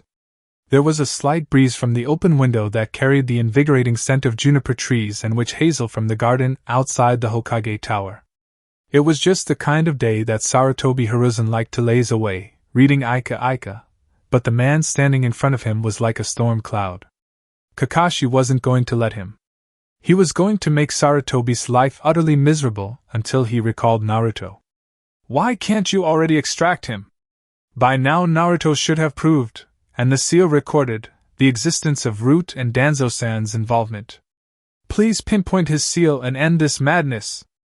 Those who abandon their mission are trash, but those that abandon their comrades are worse than trash. Hatake Kakashi hadn't ceased to plead Naruto's case for a day. That was undoubtedly why the Sandaime Hokage had sent him to a week's mission from which he had only now returned. The latter is not guaranteed, but still, if that was all I wanted, he would be extracted as we speak. I do not enjoy the thought of Naruto-kun en route. Sandaime's voice was long-suffering, but he avoided Kakashi's eye. "What more do you want?" That question was what it all boiled down to. What could be worth traumatizing Naruto, whose life had been difficult enough already? If all I wanted was to nail Danzo-san, what we have now would likely be enough, but there are also the council members who have known and looked the other way to consider. They are guilty of aiding and abetting, but aiding and abetting what exactly? They have political power. If all we can prosecute them for is hiding Root's existence, the sentence can hardly be more than dishonorable discharge from their position, as we don't want to cause a civil war. If we can prosecute them for hiding kidnappings, unauthorized assassinations and regular breaking of the village's constitutional law and treaties with foreign villages. In the other words, politics. For some reason Sandaime was staring a burn mark on his desk, beside little orange book. It was telling of Kakashi's mood that he was gleeful to have interrupted the sacred moment of reading good porn. Worst of it was that he could see why Sandaime was doing this, even though he did not agree. In ideal situation they could seize at least some of Root's paperwork, but the Root Nin were reputed to be extremely capable, and were undoubtedly under orders to destroy all evidence should they become under siege. He had to work with the assumption that what Naruto's surveillance seal recorded would be all hard evidence they could get. So, the worse things are for Naruto, the better they are for you. It wasn't that he wouldn't be happy to see Mitokado Hamura and the harpy Yudetane Koharu, Danzo's authoritarian flunkies and Sandaime's treacherous teammates, removed and given their just desserts, preferably along with several others. But this was about Naruto. Remove the head of the snake and the rest of the council troublemakers should lose face and most of their unofficial power. That would be enough. If we don't do this right now, we only have to do it again later. That was a reason, but that wasn't no. Danzo's house, like every council member's, was traditional and beautiful. It had a pleasant, airy atmosphere with a large garden with old trees and a fountain where he kept goldfish. There was a bamboo fence woven into a square meshed weave. There was only one IMA, living room, under the roof, while kitchen, bathroom, and toilet are attached on the side of the house as extensions. Sliding doors made from wood and paper, old-fashioned hearth, deep, aesthetic bathtub sunken into the floor in the bathroom. But it was all show. There was a metal fence between two layers of bamboo and it could be electrified. The wood and paper were reinforced with seals and there was a heater below the hearth. Danzo believed in tradition only as long as it didn't conflict with functionality. The master of the house was sitting on a porch, sipping tea, with two folders on his lap. The thicker one was that of Naruto's training, and he wasn't satisfied at all. The Jinchuriki might be rather good fighter already, but he wasn't cut out to be a ninja. There was a kind of innocence about Naruto that even a small war and defection of his best friend couldn't take away from him. It wasn't the innocence of someone with no blood on their hands, but a sort of an innocence of the soul that stuck to him like bad smell. Danzo really didn't want to believe in souls. He couldn't. Naruto would refuse a mission to kill a child and the Hokage would let him. Luckily this wasn't up to the Hokage anymore. But small steps, better lead the boy little by little. Him running and having to be hunted down and killed would be a sad waste of resources. The thinner folder was about Fu, a kunoichi from Takigakure, and the Jinchuriki of the seven-tailed horn beetle. She was of Naruto's age and relatively stable, though there was some evidence of her suffering from bipolar disorder, her cheerful, active periods followed by periods of depression. The green-haired girl that smiled to him from the picture would be perfect for ridding Naruto from the naive innocence holding him back. Every shinobi and kunoichi of Konoha had to follow any order given to them, hold mission a priority over one's self and comrades, to be ready to use any means necessary. Only so the village would stay strong, be safe from foreign attacks. The Chunin exam siege had proved Danzo right, but still the Hokage insisted on coddling the ninja, damaging them. Uzumaki Naruto would become a true member of Root, and this would be his initiation, to kill a fellow Jinchuriki, one who did not deserve to be killed, for the safety and glory of Konoha. Combining Kyokujutsu with Taijutsu had been a huge hit as far as Naruto was concerned. He hadn't even known you could have explosions in those colors. Equipped with visors, long, thick, fire-resistant gloves and smoky blue blast protection sheet made of some smooth, plastic-like material, they had turned their training room into a laboratory. The explosions hadn't been very potent, for obvious reasons, and Naruto could barely wait to get to test them in the field. The drawing lessons were a lot less fun. He looked at the picture he had made of Hibari-sensei. Good enough. He dropped the pen to the desk and reached for his glass of iced tea. It was lukewarm. Bombs were fun to make, but I still like explosive tags better. They are easier to use, he said to Sai, who was sitting cross-legged on his bed, a book in his hand. When he had begun refurnishing their room it had been divided in two, his messy, lively side of it and Sai's neat, clinical, depressing side. By now many of his things had drifted to Sai's space, his toad lamp for example, and several pillows. One was resting next to Sai's leg, bright orange with a picture of a bowl of ramen. Sai didn't comment on his statement, but he put the book down, after carefully marking the page, and stared at Naruto with intensity that made him uncomfortable. He grinned at Sai. He never liked to show when he was uncomfortable.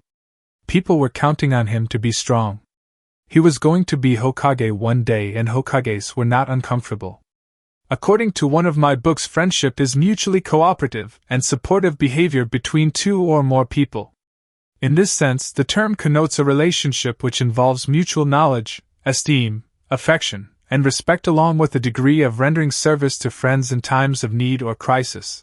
Sai said, completely off topic. He wasn't smiling, which was a good thing, since he still got it wrong pretty often. Sure, he said. He didn't really get why his friend was pretending to be a dictionary. Friends will welcome each other's company and exhibit loyalty towards each other, often to the point of altruism. Yet for some, the practical execution of friendship is little more than the trust that someone will not harm them. Aha, he was insecure. Life in the Root really must have sucked. Sound all kinds of fancy explanation. It's the most simple thing in the world. Friend liked each other and protected each other, noticed if evil Nukenin was trying to impersonate them, kicked their asses if they deserved it, and fed each other. And friends never, ever, under any circumstance abandoned or betrayed each other. Some needed more practice with that than other. Naruto thought of Sasuke. But a true friend would also be patient and go after their idiot teammate and promise to help them kill their brother. If they wanted to kill their brother, that was. If they didn't, then it would just be creepy. Bear with me. I am only now getting reacquainted with the concept. You seem to love quite easily, But how can I be sure you won't fall out of love? Sai asked with the same tone of voice he had earlier asked Naruto if he liked beef ramen of miso ramen better, and if he ever fantasized of sex with Tsunade-sama, all in the name of getting the knowledge part down. I don't, Naruto said with absolute certainty. I don't know how people do. I have never stopped loving anyone once I loved them first. Speaking of love went against grain, in a way, and Naruto's voice was strained. He was a 13-year-old boy, and saying that he loved someone, even in the non-romantically, manly friendly way, almost hurt his throat when it tried to swallow the words and save his dignity. Maybe it was even because it was friendship love that needs not say its name. That was the way it was with Sasuke, but for all similarities they had, Sai was not Sasuke. He needed to know this stuff, and not helping friend who needed hurt more than suicide of dignity. It helped a little that Sai didn't notice. Here it is, he said, frowning. Sai was helping him with his drawing lessons, and they were going.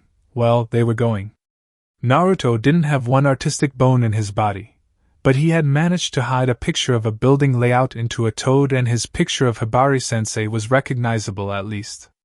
The retrieval of Uchiha Sasuke, alive and unharmed even after he put an A-class lightning jutsu through your chest, vouches for the validity of that statement. I reap the benefits of your mental disorder, Sai said and frowned as he looked at the picture.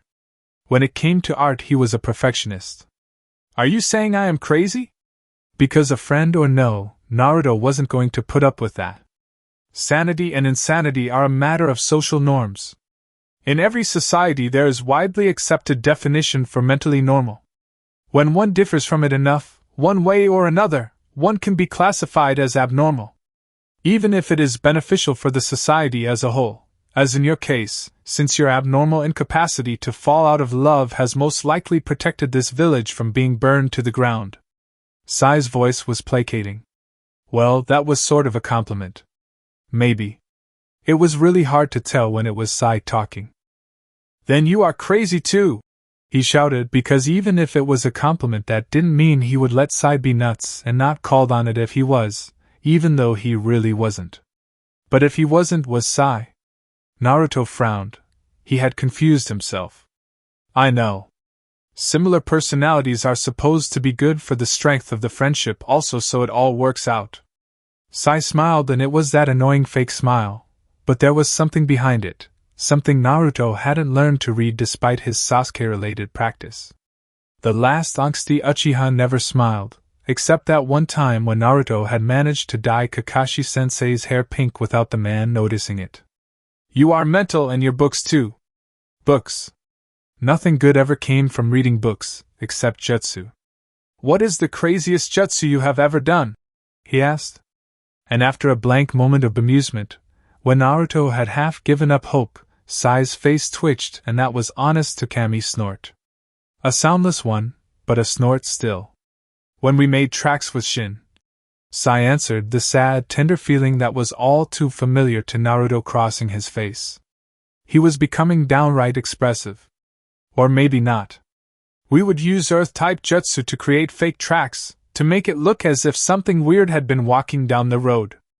I did monkey tracks and Shin did goats.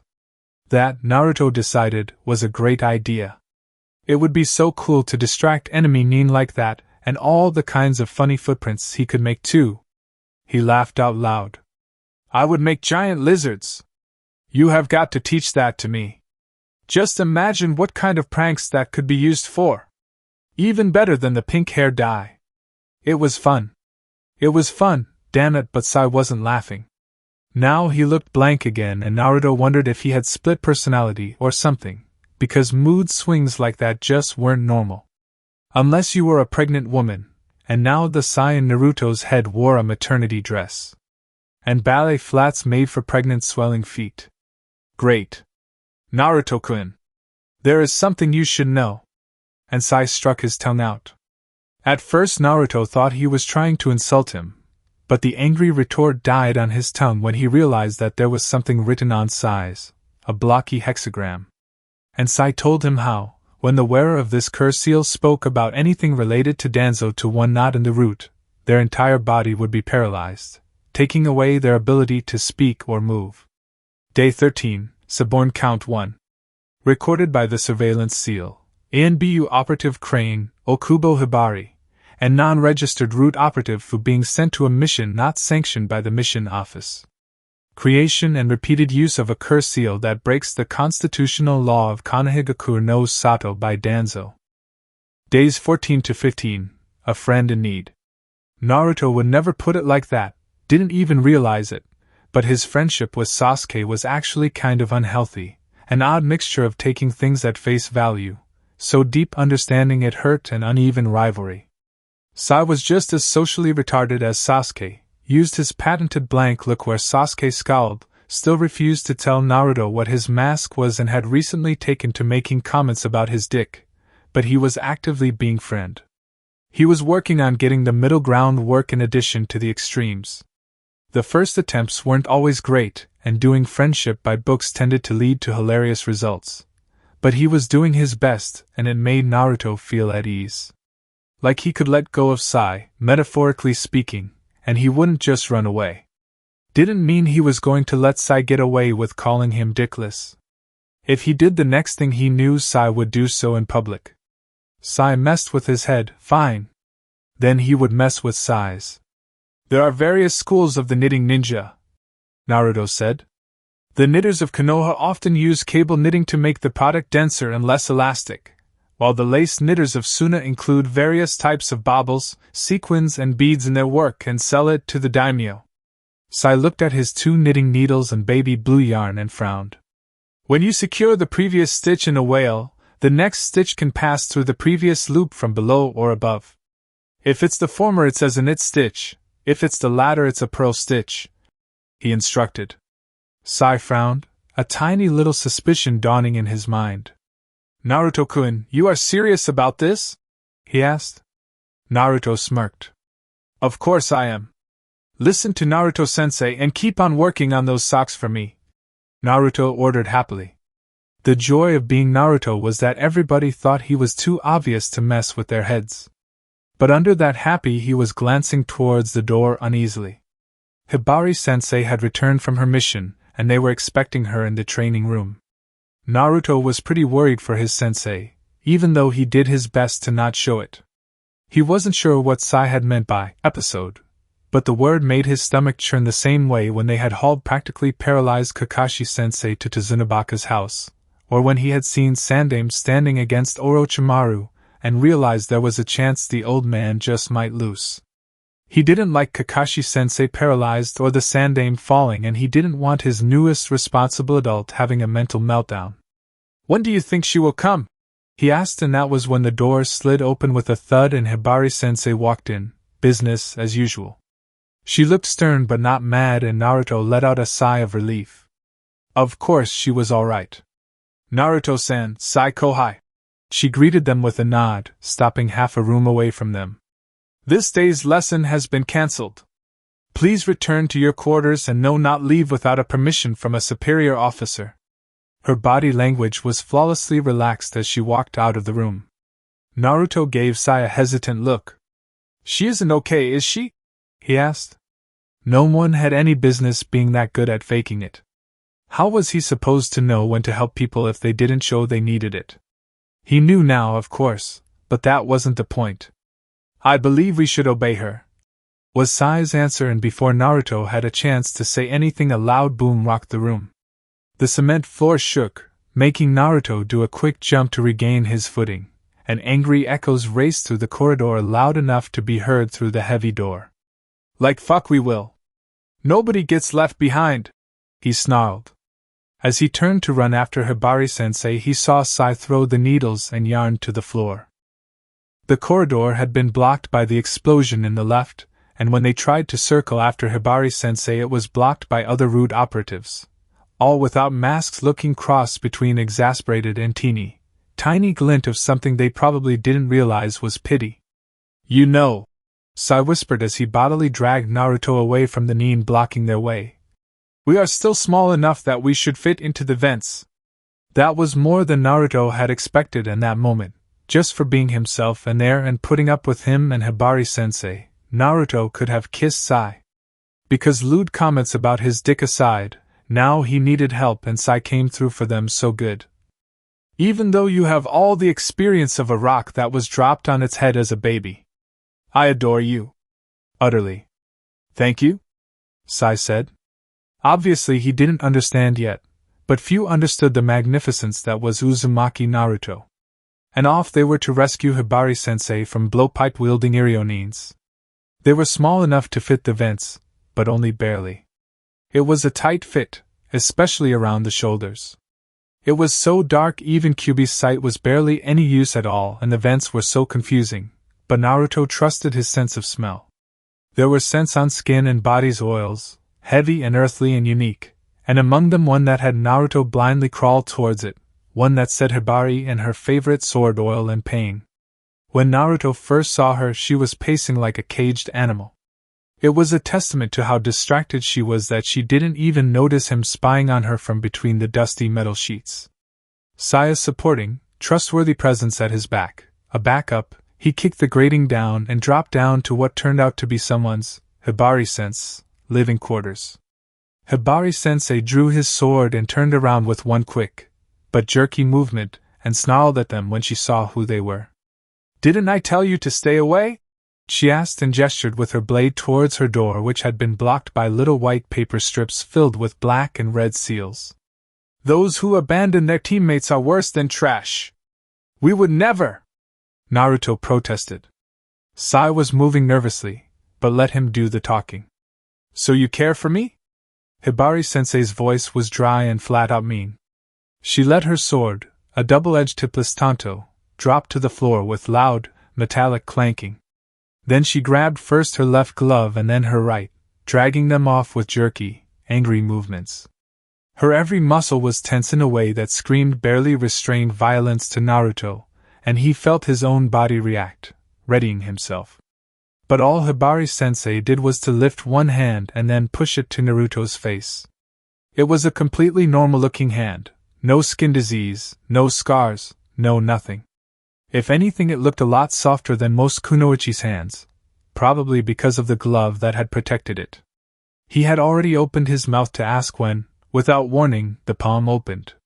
Is that connected to your stomach? Was what Naruto blurted out. There were no real lips, the skin just parted to reveal white teeth, perfectly normal human teeth, and longish pink tongue, wet with saliva. The mouth on her palm, or should it be in her palm, opened wide so that Naruto could see something like throat, except it was inside her wrist, a dark cavity. The bird is flying in, Naruto thought. Combined with the Anbu mask that suddenly reminded him of a woman with a cat mask who had said it to him once, feeding him something that was mashed, yellow and sweet. He had always wondered why Anbu masks made him feel kind of homely. It was wrong in a way, out of place, malformed, but Naruto crushed that feeling mercilessly. Because Hibari-sensei acted like she thought it was something disgusting and no one should be disgusted of themselves and Naruto had no business being disgusted either. And beneath the reasoning the little boy in him was squealing, utterly amazed. Okubo is my mother's name. If I went by my father's name I would be Mori Hibari, she said with a low, intense voice, obviously expecting him to say something. The tongue licked his cheek and Naruto yewed inwardly, considering the possibility that the Mori were somehow related to Anko-san. Aha! He answered. She gritted her teeth. He couldn't see it, but he could hear. And she let her arm drop to her side. It had surely begun to seem a bit silly to her, holding it to his face. But the mouth didn't really close again, there were slight cracks like she was breathing through them, on her both palms. Are those connected to your lungs? He asked because Hibari-sensei hadn't hit him for it the last time. The Mori are a famous Kekkei Genkai clan from Iwabakure. This is their Kekkei Genkai, called Majukuchi. She shrugged and made a vague gesture with her right hand. Aptly named, isn't it? She struck her tongue out, the palm tongue. Cool, he said, and it was, even if it was also very creepy. Shinobi or no shinobi, he was still a boy and boys think things like frogs, insects that lay eggs inside other, living insects and being able to fart your village anthem are cool. Mouths on palms fell into the same category. What does it do? Can you just bite your enemy and hit them at the same time, Or does it do some cool jutsu? This is Iwa Kekei Jinkai! Hibari-sensei shouted. Her voice broke halfway through the sentence. She was fairly stomping her feet now, and Naruto's mind boggled at the emotional display. Hibari-sensei was always cool and collected, even when she was angry. Except not now, it seemed. He had no idea what Hibari-sensei's problem was, but he could see it was important, and he knew that they were running out of time. Getting short with tranquilizer wouldn't help anyone. So who cares where it is from? Good thing for us you defected, cause you are wicked good kunoichi, he said. Hibari-sensei wasn't as good as Tsunade-bachan, but very few people were in the whole world. She still rocked. I did not defect. My mother was in a relationship with a man who later turned out to be an IWA spy. And he ran away and left me dealing with this.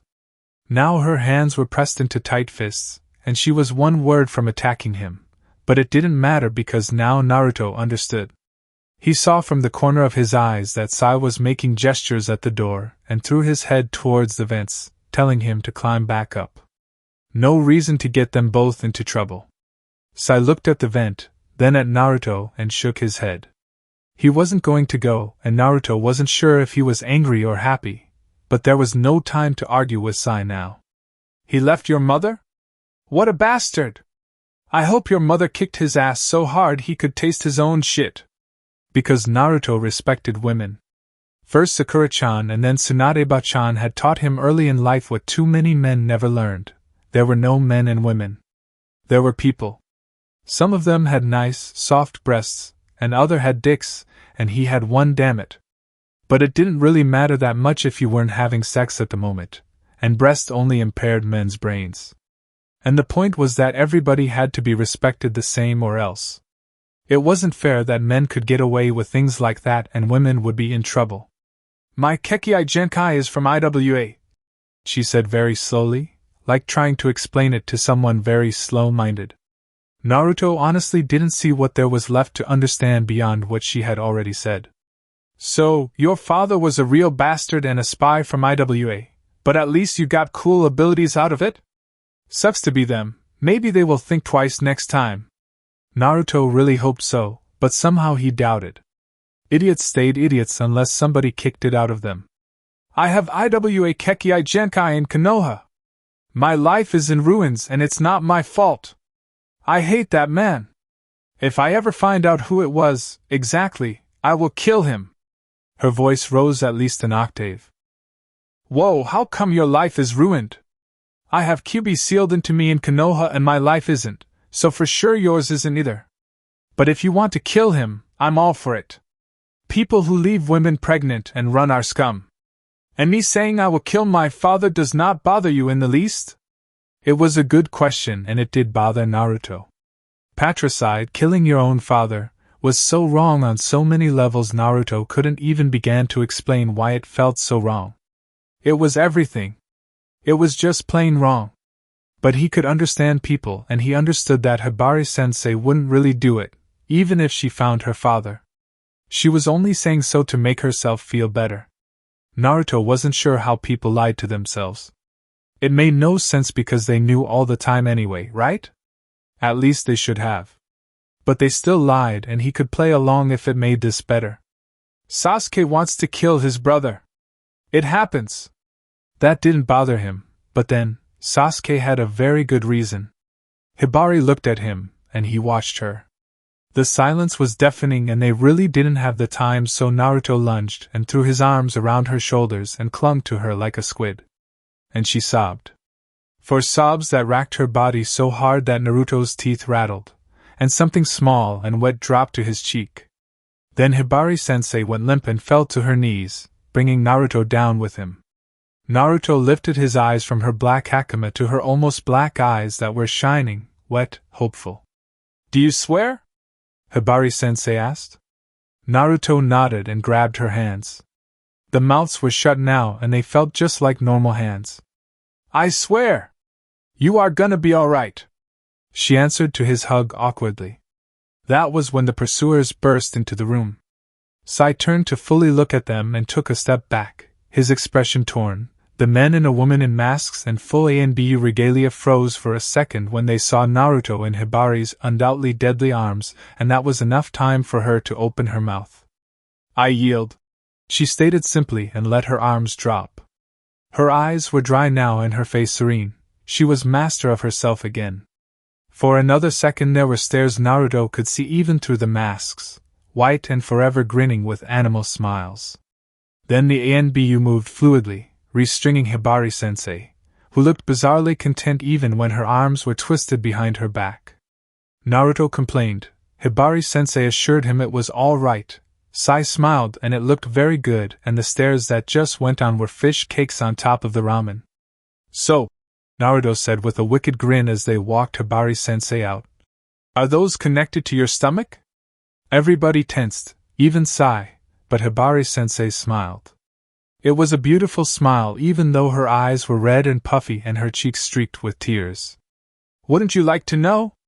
It was day number 15 after the forces of evil had grabbed Naruto, when Hatake Kakashi decided that obviously his tactics of guilt-tripping the Hokage wasn't going to work. For all the man twitched every time he stepped into his office and had the last time even given a longing glance to the window, he wasn't budging an inch. So what was a jonin to do? Call in reinforcements, of course. So Kakashi was sitting under a pale green awning and drinking iced tea, apparently reading his newest Ika Violence, but an observant witness could have told he wasn't turning any pages. It would have to be someone who cared for Naruto, obviously. Someone fairly important, and with the balls to order the Hokage around. An intimidation factor could only help. Yumino Ichiraku cared, but he was only a chunin, so if Sarutobi-san wasn't listening to Kakashi, he wouldn't listen to the academy teacher either. Any of the clan heads could raise merry hell over this, but the trouble was that they wouldn't. For all, they didn't seem to outright resent Naruto anymore, not unless he told them the truth of his student, and while that might help short-term, it would bring serious long-term consequences, in addition of himself getting court-martialed for revealing an S-class secret. The rest of council members would only be too happy to recall Naruto if he told them why he was in the route, but that would defeat the purpose of nailing them. His ears caught a wolf whistle and Kakashi turned his head around on instinct born out of years he had used for cultivating his reputation as a pervert, and his eyes, but the visible one and the one hidden under his hitai, widened. Pale, golden hair reflecting the sun's brilliant light, long, shapely legs revealed by short skirt, very generous assets, and even more generous neckline, hazel brown eyes glittering with warning of the infamous finger flick of doom, and a violet diamond tattooed on her forehead between them. She moved with the grace of a very high-class geisha or a very big and dangerous cat. Senju Tsunade, the last of the Senju clan, Sarutobi Hiruzen's student, and the new head Irionin of the Konoha Hospital. A very dangerous woman who really didn't like the way the ninja were considered expendable even in a relatively easygoing village like Konoha, who had only returned for Naruto's sake. Kakashi smiled in a way that had sent shiver down many esteemed IWA-ANBU's spine and walked briskly to the woman. "Has anyone ever told you that you are perfection incarnate?" he asked.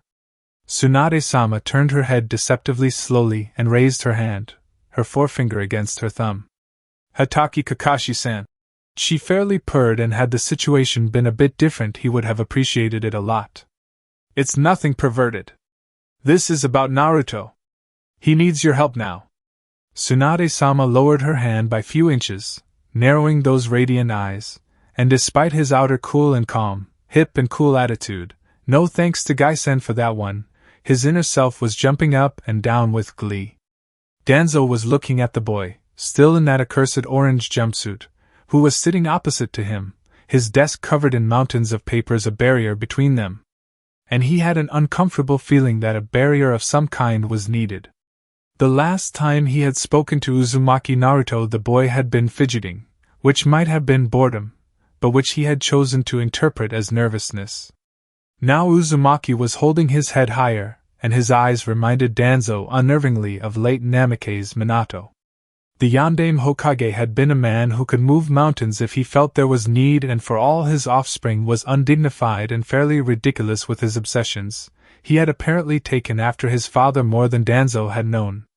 I offer my congratulations for your show of understanding of human mind. Have you considered specializing in interrogation? He asked mildly.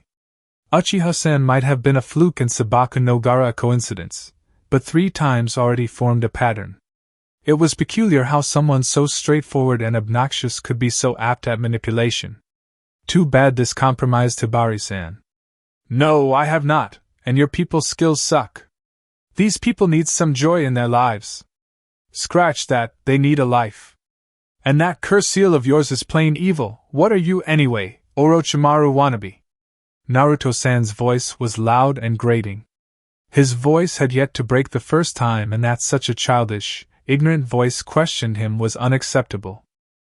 Danzo felt the burning in his eye under the bandages, was sorely tempted to rip them off and give the insolent, out-of-control weapon a reminder of its place, but he merely gripped the edge of his desk until his knuckles stood out white and sharp. Do not compare me to that Nuke-nin. I am a loyal servant of Konoha, and all I do is for the protection of its people, even when naive idiots like you refuse to acknowledge this. How was it even possible, Danzo lamented, that out of 4, count them, 4 Hokages half had been soft-hearted tree-huggers. Then again, the professor had been a good Hokage before he had suffered monumental lapse of judgment, and named Namikaze Minato his follower. The man hadn't been himself ever since. That line could be blamed for much. You think you can protect people by hurting them? I wouldn't agree with you about sky being blue if you said so.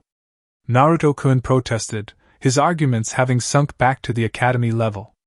Danzo would have felt vindicated if he hadn't been so baffled. What would you call it then?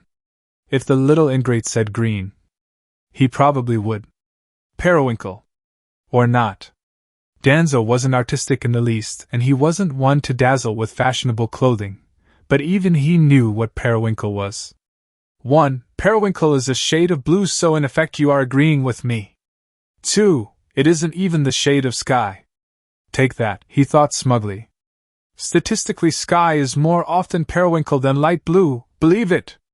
But Naruto-kun refused to acknowledge his winning arguments. And as far as he was concerned, the sky was never periwinkle. This conversation has veered wildly out of control. You have been given an S-class mission at Takigakure. Your team will consist of operatives Fu, Sai, and Tomiko. The nature of this mission will be revealed to you once you reach Takigakure's borders. You leave immediately, and please, remember to take your mask with you. You need to comply with utmost secrecy. Akatsuki agent Hoshigaki Kisame has been detected in the vicinity of your target, the Jinchuriki of the 7-tailed horn beetle. He would have Naruto whipped right when the insolent whelp returned from this mission. He would have the whelp now if it only didn't delay him from leaving and granting him a moment of peace. He would just brief Fu and call this a day. Naruto was momentarily distracted by imagining how ridiculous a 7-tailed giant beetle would look like, but he kept his priorities straight. Where Kisame was would also be Itachi, and this unknown Jinchuriki probably needed his help. Also, he and Sai could protect him or her from Danzo's schemes, and then he would go to talk to the old man, because the way Danzo treated these people had to be criminal. Naruto didn't know it, but he was Namikaze Minato's child through and through. His father had passed a lot onto his child. His coloring, stubbornness, love of ramen, and taste for redheads if pink counts as red, his charisma, and his habit of making the impossible possible. I'm going, Naruto-san declared like it was his decision, and Danzo gritted his teeth as he watched the young genin march out of his office, slamming the door shut as he exited. A few weeks' worth of peace, he promised himself. Whipping then. In a small utility closet where Sai had managed to drag Okubo Hibari off when Fu had looked the other way. Jiraiya of the Sannin would have had a field day with this had he known. We have to do something about this. Naruto-kun isn't cut out for this, Sai said. Okubo Hibari nodded glumly, turning her head towards where he knew the Hokage Tower was, like he could see it through the ceiling and ground and buildings like a hyuga. You have his back on this mission. I will take care of things at this end. She knew she wasn't going to like this plan. She was going through with it anyway. Poor Danzo, and poor Hokage. It was going to be an interesting afternoon. Day 15, Suborn Count 2. Recorded by the Surveillance Seal, a genin Jinchuriki sent by Danzo to an unsanctioned, by the Mission Office, Council and Hokage, S-class mission of unknown but dubious nature to a non-hostile village, despite the presence of at least one Akatsuki nuke having been detected near its borders. Interlude, them meddling kids.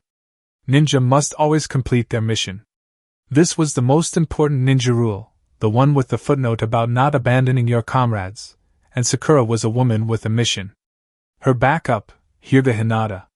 Her mission objective, find out where one loud idiot called Naruto, who really didn't have any business worrying her like this, had gone to.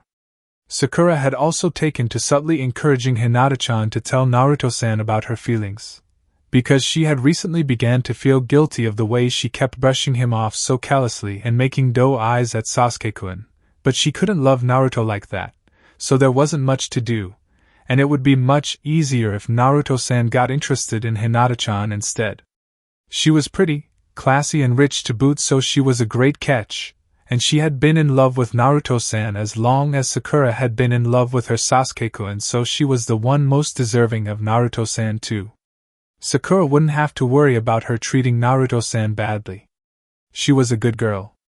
And maybe if Naruto fell for her, Sakura could begin to call him Naruto-kun and not be misunderstood. It would make her feel more like friends, and she had always been a lonely girl, even more so after her and Ino's breakup. It was day 10 AD, after disappearance, and they were sitting at Ichiraku, apparently eating shrimp ramen and in truth cleverly collecting information. It turned out to be easier than anticipated. He was here just yesterday night, Tuchi-san told them all too happily, his white teeth glinting in the sun in a way that unnervingly reminded Sakura of certain Mado guy. I had been rather worried, since he usually tells us when he is leaving the village on a mission, too. He was with this beautiful lady with the Hittite, and a shinobi his age who looked so much like Uchiha Sasuke they might have been twins. How did Naruto look like? What were their names? Did he tell where he was going to? Sakura launched on the friendly old man like the interrogation department. She dimly noticed that Tuchi-san was beginning to look both taken aback by her ferocity and rather worried, but she pressed on until she had squeezed every last drop of information out of him. The woman had been Hibari-sensei. The Sasuke lookalike had been Sai-kun. Naruto-san had told that he was kind of tied up with his new super-secret mission, and the rather fetching woman called Hibari had seemed pained at this comment. Naruto-san had seemed healthy and happy as far as Tuchi-san could say. Sakura also got good description of both Hibari and Sai. Sakura made the ramen chef swear to tell her if he saw Nato again, and then they left, after paying their bill hastily. I don't like this. Why wouldn't Naruto-kun come meet us if he was in Konoha? He is always so considerate to his friends, Hinata asked, taking Sakura's hand, silently asking for support. Sakura nodded and looked her into those big, mist-pale eyes so intently she almost walked into a street lamp, and only Hinata-chan's quick pull saved her from embarrassing herself with her lacking situation awareness. More than that, who is that Sai? The woman could just be some jonin we haven't met yet, but I know all boys our age bracket, and there is no Sai, Sasuke looking or otherwise. Sasuke was being remarkably unhelpful, though this time it wasn't on purpose. Hyuga Hinata had told them Naruto's address, and the four of them had elected Sasuke to be the one to sweet-talk information out of Naruto's landlady, due to her being a middle-aged widow whose motherly heart would surely melt at the sight of poor, orphaned, valiant Uchiha Sasuke. Sadly, Nita Akari had left the village to take care of her sick mother who lived on a small farm some miles outside the Konoha forest's borders, and Sasuke was directed to her older cousin Nita Akane, who had promised to take care of the apartment building for her. And Nita Akane turned out to be one of those small-minded individuals who clung to their antipathy of Naruto by teeth and nail. She had also been all too happy to invite him to tea, to commiserate about that Uzumaki. The tea was very good, but not worth this. Don't you ever think how unfair it is? The fact that you, Uchiha, are in the same team with Uzumaki Naruto? She pronounced his name so it sounded remarkably like monster. Her voice was quick, clipped, as if she expected Naruto to suddenly jump up from behind Nita Akari's kitchen counter, go nuts, and dye all her home textiles orange. Because, Sasuke thought venomously, that was worst Naruto-san would ever do to these idiots. All things considered, it was wonder Naruto-san hadn't been the one to bolt.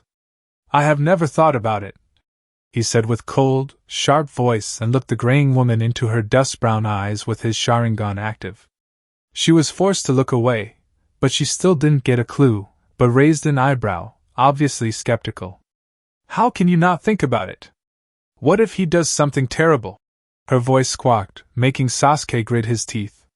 One more attempt and after he would conclude that the hag knew nothing and just leave, saving his sanity. Naruto-san is a loyal shinobi of Konoha. He allowed the room temperature drop a few more degrees. The worst that can happen is that you get into an argument with him. You just don't argue with Naruto-san, it is painful, and you can't win.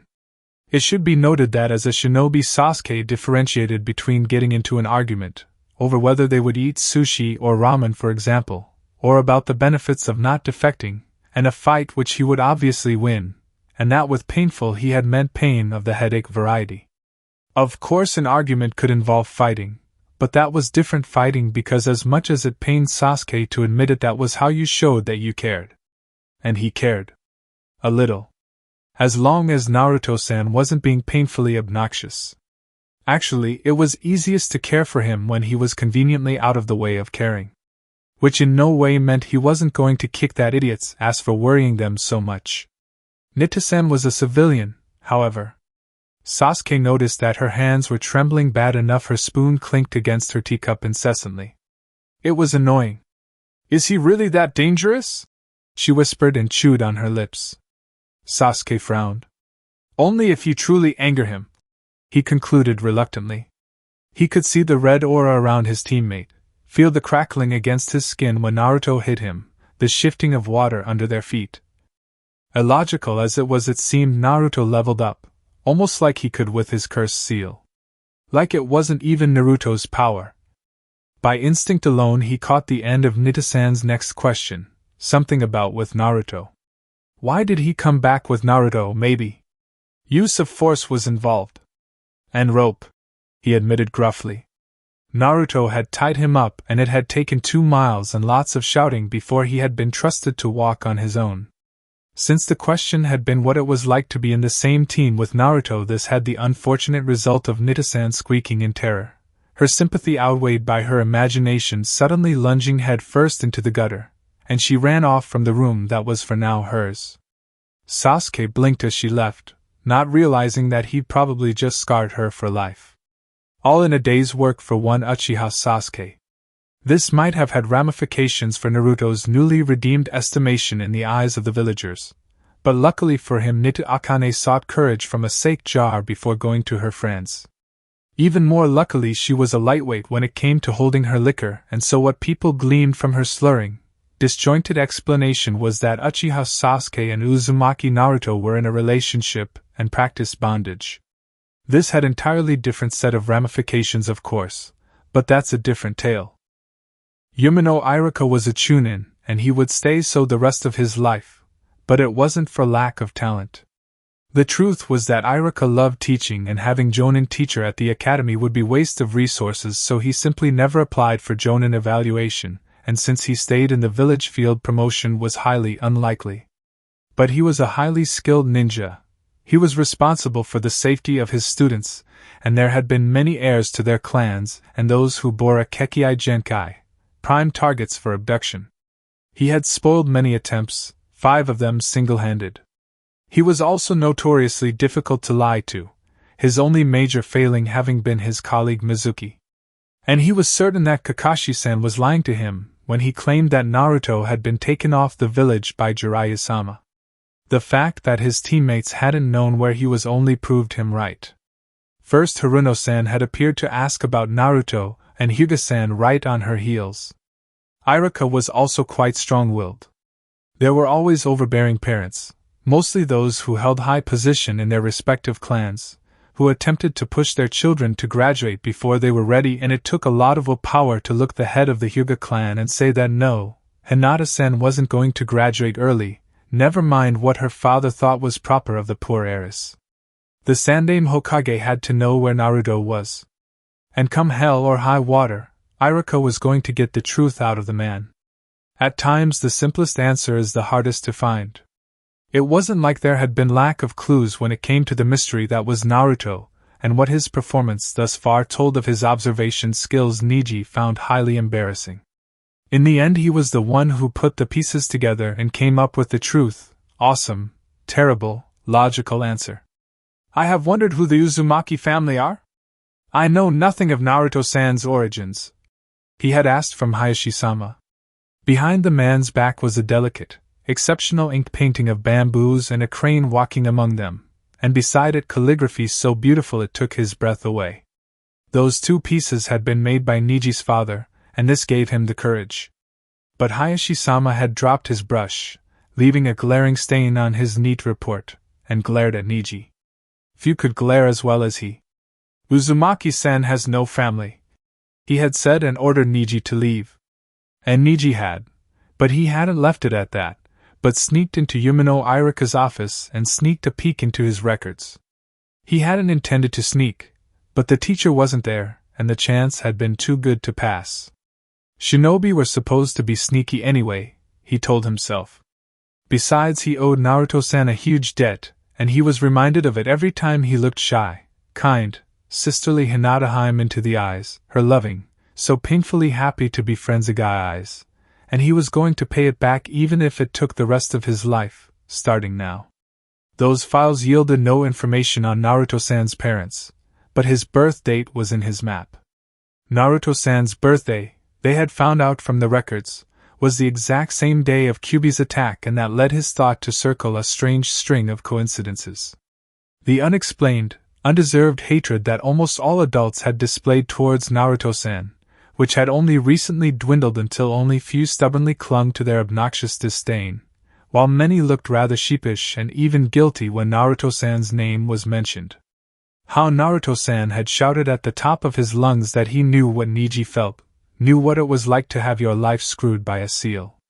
His fast friendship with Gaara-san despite the fact that he had attacked Konoha and threatened Naruto-san's precious teammates. Last but not the least, Gamabunta taking the form of a nine-tailed fox. Niji's heart had almost stopped from fright, until he had realized he saw through the fox to the toad within. Kitsunsuki, Niji whispered. Fox lunacy, an old term for a possession by a fox from the old folk tales. Jinchuriki. It was day number 15. Day 15, afternoon, pray your gods, for you are going to need it. Very few shinobi were religious, for the simple reason that most religions have orders like, don't kill, and for a shinobi that is impossibility. The kind of bad karma that killing and killing some more is most of them avoid thinking about for the sake of their peace of mind. Nobody wants to think that they might be born a tapeworm in their next life. But again, Naruto was a special case. Due to his reputation as that damn demon fox, Naruto hadn't been welcome in the usual Buddhist or Shinto temples during his formative years. Little Naruto, being Naruto, hadn't let this deflate himself, but been driven to the more exotic faiths. What are you doing? Sai asked from Naruto-kun, who was on his knees in front of a black, oval-shaped stone. It was covered in flowers, so he had thought it was some kind of flower-arranging tool, only wondering where Naruto-kun got those flowers. I'm praying this will go well. We are gonna need it, answered Naruto-kun sagely. An old shinobi who had originally come from a western land behind the sea and who hadn't much cared about Naruto's tenant had introduced him to a deva called Shiva, who was the creator, preserver, destroyer, revealer, and concealer of all that is, so a pretty major god in Naruto's opinion. For Shiva he performed ablution, flower worship, and food offerings in his small home altar. In the land of snow he had been introduced to Hashinao-yuke Kamui, the Kamui of the hunt. She protected hunters and guided them to game. This very old goddess of the snow people's Ainu forefathers had seemed like a very nice deity to him, and since the ninja were kind of hunters he figured she would take care of him. The Ainu didn't believe in rebirth, so that took care of that problem. He was supposed to offer a portion of his catch to her, but since offering human body parts would have been really gross and kind of villainous, he had decided to give her part of his mission payments. And then there was ramen, but that was in a whole class of its own. Why? What kind of troubles are you anticipating? Sai asked, looking oddly at Naruto-kun. Might he have found out what Danzo-san was planning for him? Something always happens. Our first C-rank was supposed to be guarding Tsunabaka from bandits, but we got Zabusa and Haku-kun, and then Sasuke-kun almost died. Then there was the Chunin exams and Orochimaru. And when we went to the land of snow to protect filmmakers, the lead actress was secretly a princess, and we toppled a tyrannical regime. But I got a really cool goddess out of it.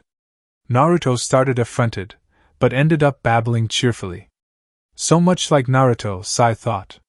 Some people returned from mission with the hide of their vanquished enemies. Some brought back expensive weapons or jutsu scrolls. Naruto-kun came back with a new goddess. There was strange glow within his chest, and Sai wondered if this was what fondness felt like. It might even be amused fondness, though Sai wasn't sure how that felt different from the basic version.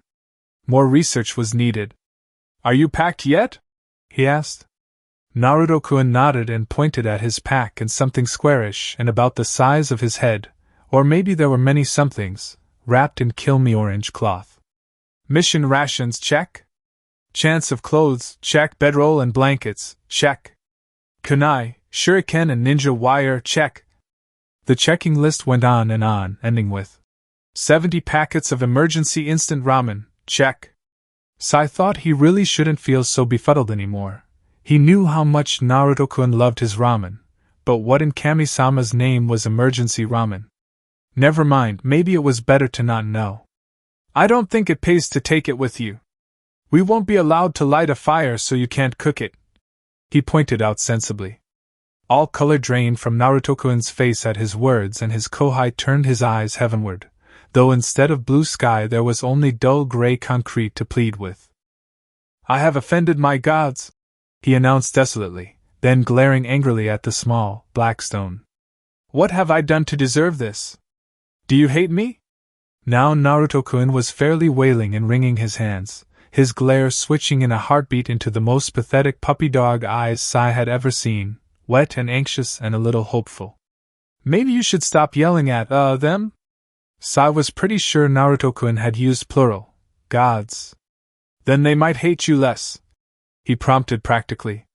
He didn't know what deities Naruto-kun worshipped and what might or might not offend them, but not yelling at your gods had to work at least little, right? Then again, these were deities Naruto-kun had decided to follow, so there was no telling. I'm taking the ramen anyway. I'll just seal it into a scroll. I'm sure that Fuchan has a kitchen, Naruto proclaimed, inexplicably happier again. A thought fluttered through Sai's head, how trying to keep track of Naruto-kun's mood swings was a bit like a carousel gone crazy, but it was chased away by odd, heavy feeling in his chest, like some illness of heart. Maybe it was sorrow, except it felt lazier somehow. Melancholy maybe? There was no way even Naruto could make it possible for them to sit together in Fusan's kitchen, eating ramen. Naruto-kun, he began hesitantly, not at all sure what he was going to say. His world was sensible and harsh, black and white, or it had been before Naruto-kun. And nothing about Uzumaki Naruto was harshly defined. He was so open, not black and white at all, not even those elusive shades of gray that Danzo-san had warned him of, but every shade of rainbow, a new blinding shade of colorful life for every day of the week and two for Sundays.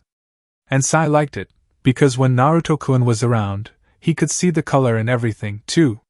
He didn't want to be the one to douse Naruto-kun's rose-colored lenses. You can drop the kun, you know, Sai? Naruto-kun, Naruto? Said. I can, Naruto? Sai didn't like the way his voice was hesitant, frowned upon the show of emotion by sheer habit alone, but if Naruto-kun noticed he didn't comment on it. Sure, it's bothersome to add the kun all the time. I'm turning into Shikamaru.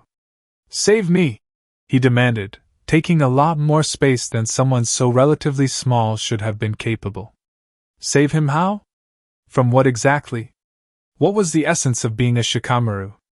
Naruto gave him a friendly shove that almost made him fall flat on his face, and so they were even better friends, even before he had had the smallest chance of figuring out the Shikamaru rescue.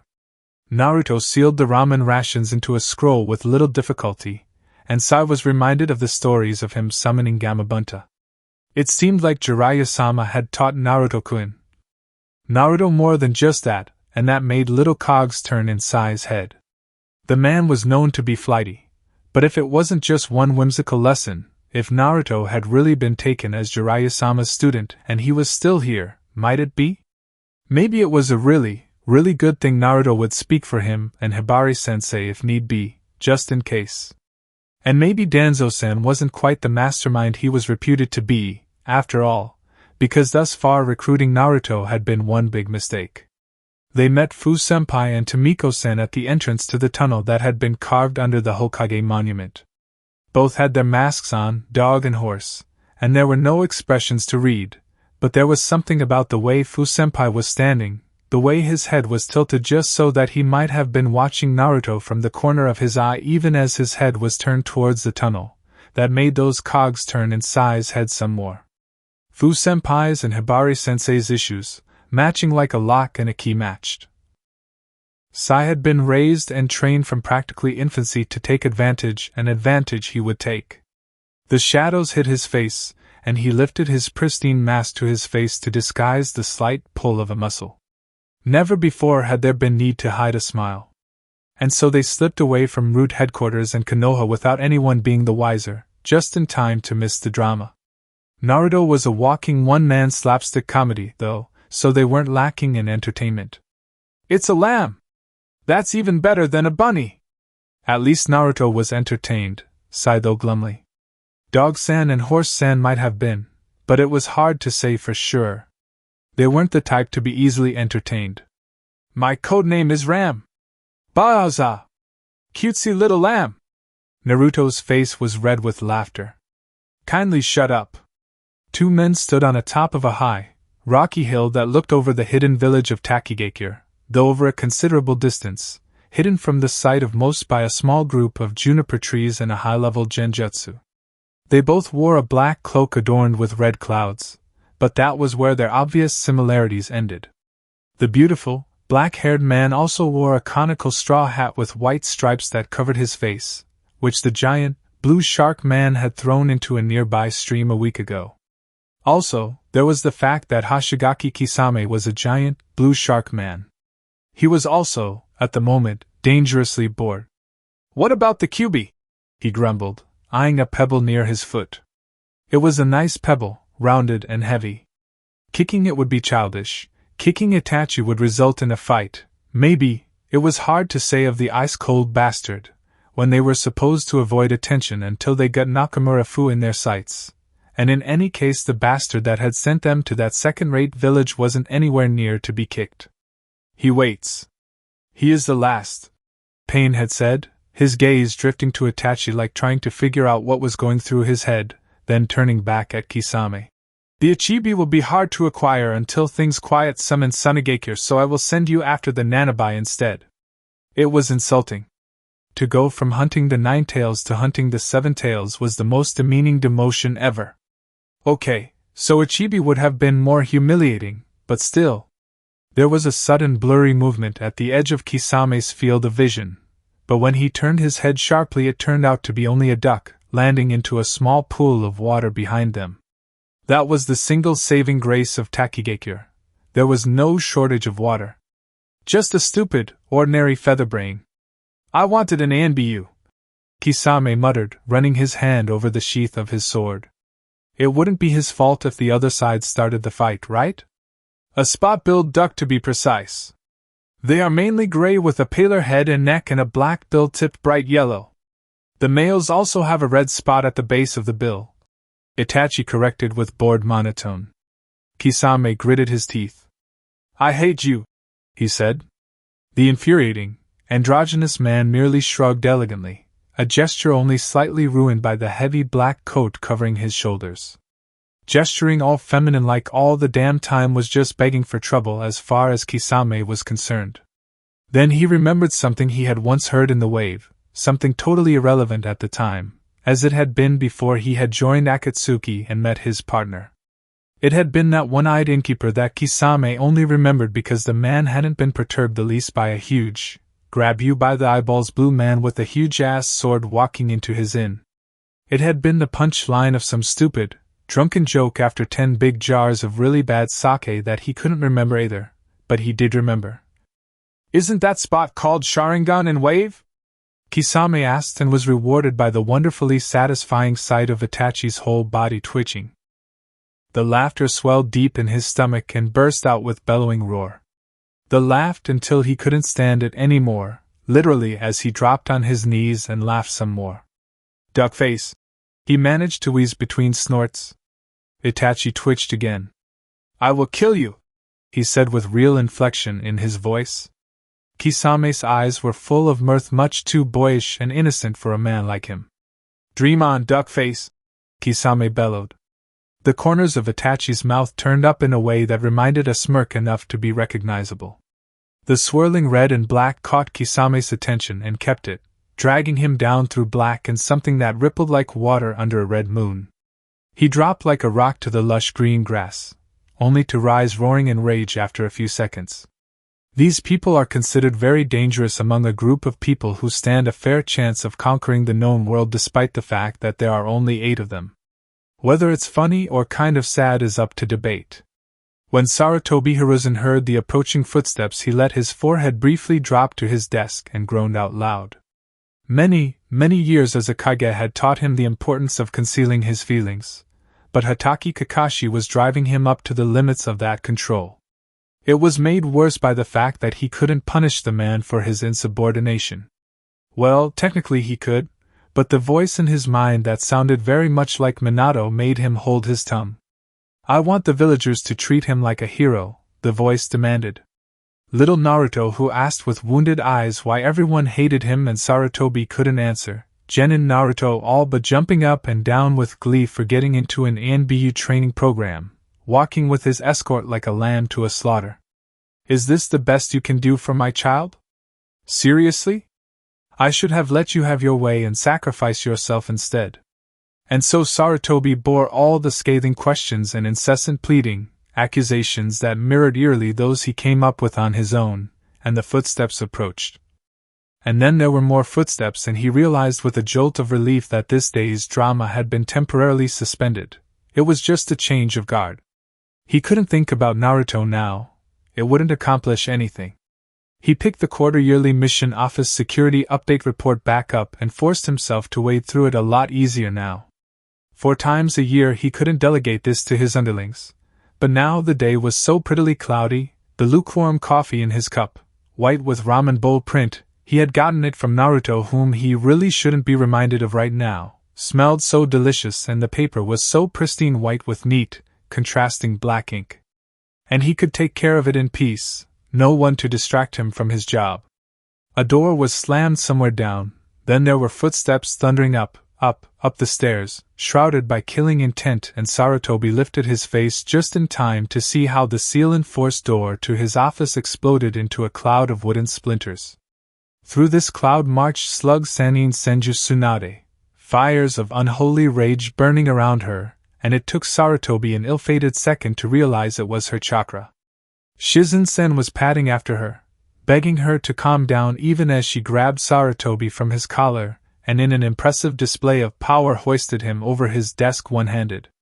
And behind this duo stood Kakashi-san, his one eye closed into a sunny smile, his gait languid, and Sarutobi just knew that he had been outmaneuvered now. "Could you please let me down now, Tsunade-san? The ANBU get very nervous when I get beaten up.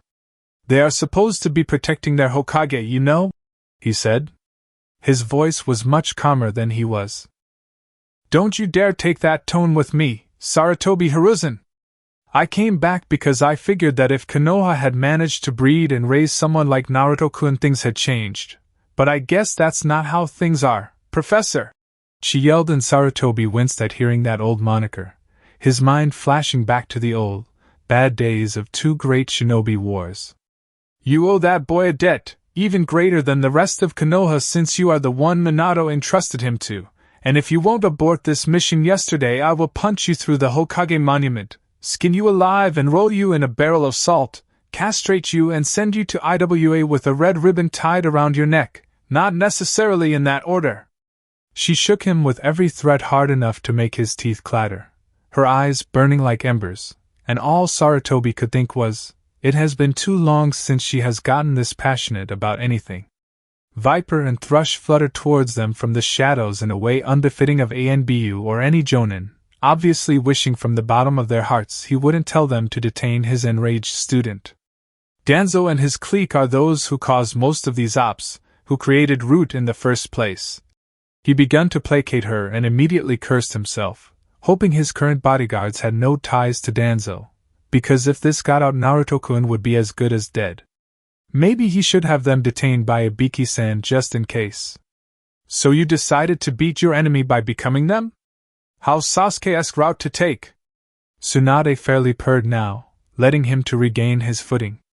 Her voice was sweet enough to rot through his teeth, and probably also his jawbone. "My situation is completely different," he defended, but it was a feeble argument even in his own ears. There were parallels, even though his plan was actually legal and had a good chance of working, unlike the bout of curse seal-induced idiocy that Uchiha Sasuke's defection had been. "I could take offense on behalf of my student," Kakashi-sen said with disgustingly smug voice, and Sarutobi had to forcibly remind himself of how he deserved it all, really. "But I think I will rather enjoy the show.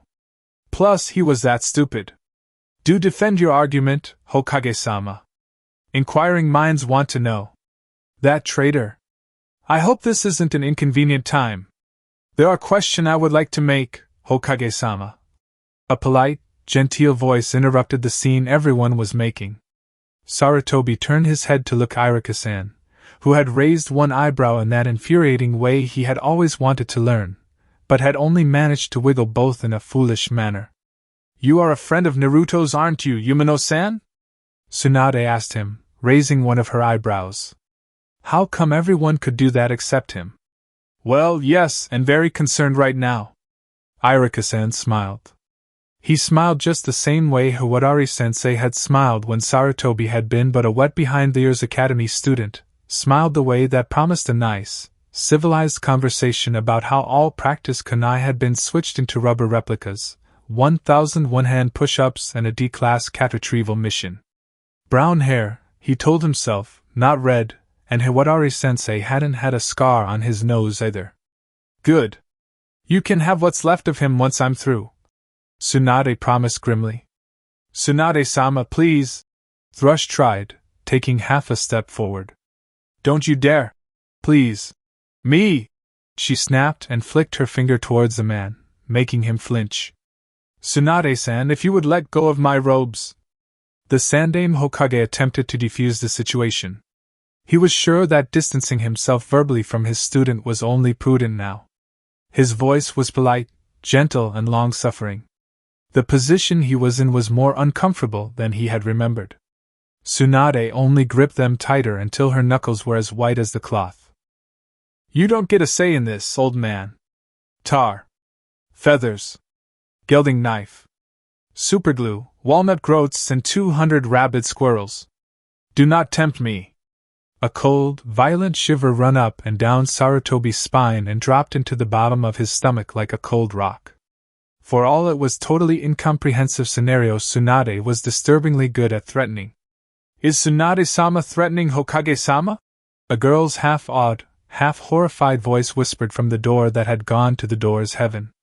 Again, everybody turned to look, this time at a group of genin, a boy and a girl, followed by a boy and a girl in even pairs. Somber and proper black and blue and pale, earthly ash stood beside a blinding smudge of princess pink. "Ah, Sasuke-kun, Sakura-chan and friends. How can we help you?" Kakashi-san asked with the air of someone who was immensely enjoying himself. For once he wasn't even bothering with the pretense of being distracted by porn. "Some teacher you are," Sakura-san accused, pointing at him, red spots blooming on her cheeks. Kakashi-san assumed hurt if bemused expression. "When exactly were you going to tell us that Naruto is a Jinchuriki?" Sasuke-san asked, and a heavy silence dropped on them, engulfed them, swallowed all words. Tsunade's breathing was tempest loud in Sarutobi's ears. "Who told you this?" he asked, thought racing. With as much dignity as he could muster, still being manhandled by Tsunade, and watching them keenly. 4 pairs of angry eyes, even though the white pairs were more subdued. Sakura-san was gripping her shirt in her hands. Hinata-san was holding her hands on her hips and looking strangely assertive. None of them looked repulsed, and he prayed that they had had the good sense to not reveal their findings to anyone. "We didn't need anyone to tell us, Hokage-sama. Naruto-san's condition has to be the worst protected S-class secret of all times. If this is all the subtlety Kanehigakure is capable of, we are indeed in trouble. In fact, a regular vegetable should have found out before, and that we didn't doesn't reflect well on us," Niji-san lamented, looking at him in a way that might have been reproachful had it been less embarrassed. In truth, the shinobi of Konoha had been discreet, if not friendly. It was always the civilians who were difficult to coax, who didn't understand what was at stake. Oh, Sarutobi respected the civilian population of Konoha quite a lot. He felt that if a civilian could survive in a hidden village and not blink an eye if a stampede of angry, half-dressed Konoishi run by them throwing sharp, pointy things at giggling, white-haired man, or when all households were given order to use their blackout curtains out of blue and without explanation, they deserved the title of an honorary ninja. But even then, they were not that disciplined. "So where Naruto-kun is, Hokage-sama?" Sakura-san asked, and Sarutobi could have sworn she mumbled Shinaro under her breath. His eyes took in her and her comrades, turned to Kakashi-san and Tsunade, who was now holding him so close his eyes crossed, and then to Ichiraku-san, who was still smiling. He briefly prayed for a second invasion, or at least a nice, psychotic S-class assassin. Nakamura Fu of Takigakure no Sato wasn't bipolar, though that was what it said in most of other villages' files about her. She was simply a lonely girl that had gotten into the bad habit of letting the people around her define what she was. It should be noted that in Konoha people didn't feel any general antipathy towards the Jinchuriki, or at least hadn't before Sabaku no Gara, but specific antipathy towards the Kyubi and anything associated with it. Fu really wasn't lucky. Nanabai no Kabutamushi had never as much as glared Takigakure wrong, but people shied away from Fu all the same. Many would switch to the other side of the road, avoid eye contact when forced to converse with her, civilians would refuse to serve her, shinobi kept their hands near their weapons at all times. When Naruto had decided to become the owner of the known world's brightest jumpsuit and prank people, Fu had become desperately eager to please. She had a caretaker named Nishimura Fuyumi and a private sensei named Yukimura Masayoshi. They made a Mura combination. Her sensei would often laugh. He preferred that Fu was bright and cheerful and boisterous, because that was surely a sign that her Biju hadn't gotten foothold yet.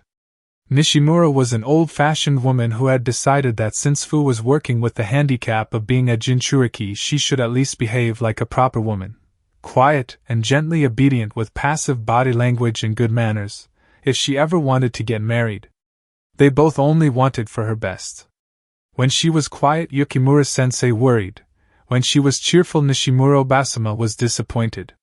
Fu couldn't decide which one to please. This was one of her quiet months, and it would come to an end soon enough. She couldn't bear the haunted look on Yukimura-sensei's face much longer. Fu sat down in front of the hearth in her Obasama's house and took a deep green tortoise shell, sawn and polished into pot-shaped pentacular piece, from a wooden box she had asked her sensei buy for this specific purpose. This was a costly way of divination, but it wasn't like she had much to spend her money into. It was also kind of hard to do since it required several days of purification, and a week during which she hadn't just killed someone or wasn't being sent to kill someone were hard to come by. What will the next cycle be like? Will this be the last, or will I lose my resolve once more? She whispered in the dim room. It was bright midday outside, but she had closed the blinders for this. Maybe it was silly, but she just couldn't do divination without proper atmosphere.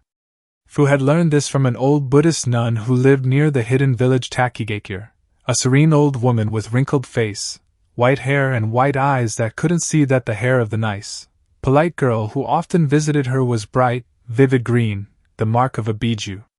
She had 5 thinly split sticks of bamboo lined up across the mouth of a red pot filled with water. Within each hollow carved into the shell was a symbol written onto a magical line, with black ink. She took a branch of black cherry tree, mindful of the bandaged wrist that had earned her 5 days' vacation, burned it in a purifying fire, then placed against each of the magical lines to scorch them. Soon she could hear the first sharp crack and the first fissures appeared on the shell's upper side opposite the lines. She quickly poured cold water using the bamboo sticks onto 3 spots of the shell's upper surface, making the cracks stand out more clearly, and looked at them, her brows soon burrowing in bewilderment. "I'm going to be in mortal peril, but good things will come of it, a brother?" This wasn't what she had been trying to look into at all, and besides, that'll be the day. Things like that never happened to people like her. All she would ever get out of mortal peril was broken bones. "You are going to recall Naruto-kun or else." "Or else what?" "It is illegal to geld your kage, you know." It should be noted that Sarutobi Hiruzen was a brave man. He had fought in 2 great ninja wars. He was known as the god of shinobi. If chips ever went down, he would readily sacrifice his life for the best of his village. "But as the head Irionin of Konoha Hospital, I can override you in medical matters. I will declare you unfit for duty, make you eat hospital food until Naruto-kun comes back, make you attend therapy where you will have to keep daily diary of your innermost feelings and play with a pink, squishy ball and wear green paper gown the whole time, carry out painful rectal examinations on you, let my interns use you as a practice dummy when they first learn acupuncture, confiscate all contraband literature and the new experimental medication just might have the unfortunate side effect of erectile dysfunction." But no one is quite that brave. And in the end, Sarutobi had never been happier to lose. It should also be counted in favor of him that he yielded before Okubo Hibari walked through the demolished door carrying a pile of papers higher than her tanto was long. Mission, root of the issue, abandoned. New mission, save Jinchuriki Naruto, or Tsunade-sama will make responsible parties suffer horribly, commence. Suborn count, 2. Day 15, afternoon, not impressed. Tsunade had firmly taken control of the Naruto retrieval operation. Plan A, which wouldn't involve any violence at all and was Plan A because of that, was Okubo Hibari intercepting the squad Naruto had been sent out with and convincing them that their Danzō-sama had aborted the mission. It was simple, but that was its strength. Sai-san wouldn't protest and horse and dog had no reason to believe Okubo-san was lying. Plan B, in case they detected the deception, was for Hatake Kakashi to reveal himself and hand over the real orders, signed by Sandaime Hokage. Tsunade didn't for a second believe that Danzo's pet fanatics would obey, but the purpose was to play time and keep horse and dog distracted while Yamato-san sneaked behind them, grabbed Naruto and captured them with his willing helpers. It was hard to avoid plants in a forest. This might be averted by Naruto taking matters to his own hand and removing himself from the situation, a scenario called Circumstance B1. A lot more likely Circumstance B2 was Naruto beginning to argue with his squad captors, which would most likely end in fight as Yamato couldn't get to him without being noticed. It wasn't as if Naruto couldn't defend himself, and he had Sai-sen for backup. Still, horse and dog were ANBU and therefore very dangerous, especially in hostage situations, and so Tsunade had included herself as well. Not that she would have remained behind in any case, but that was beside the point.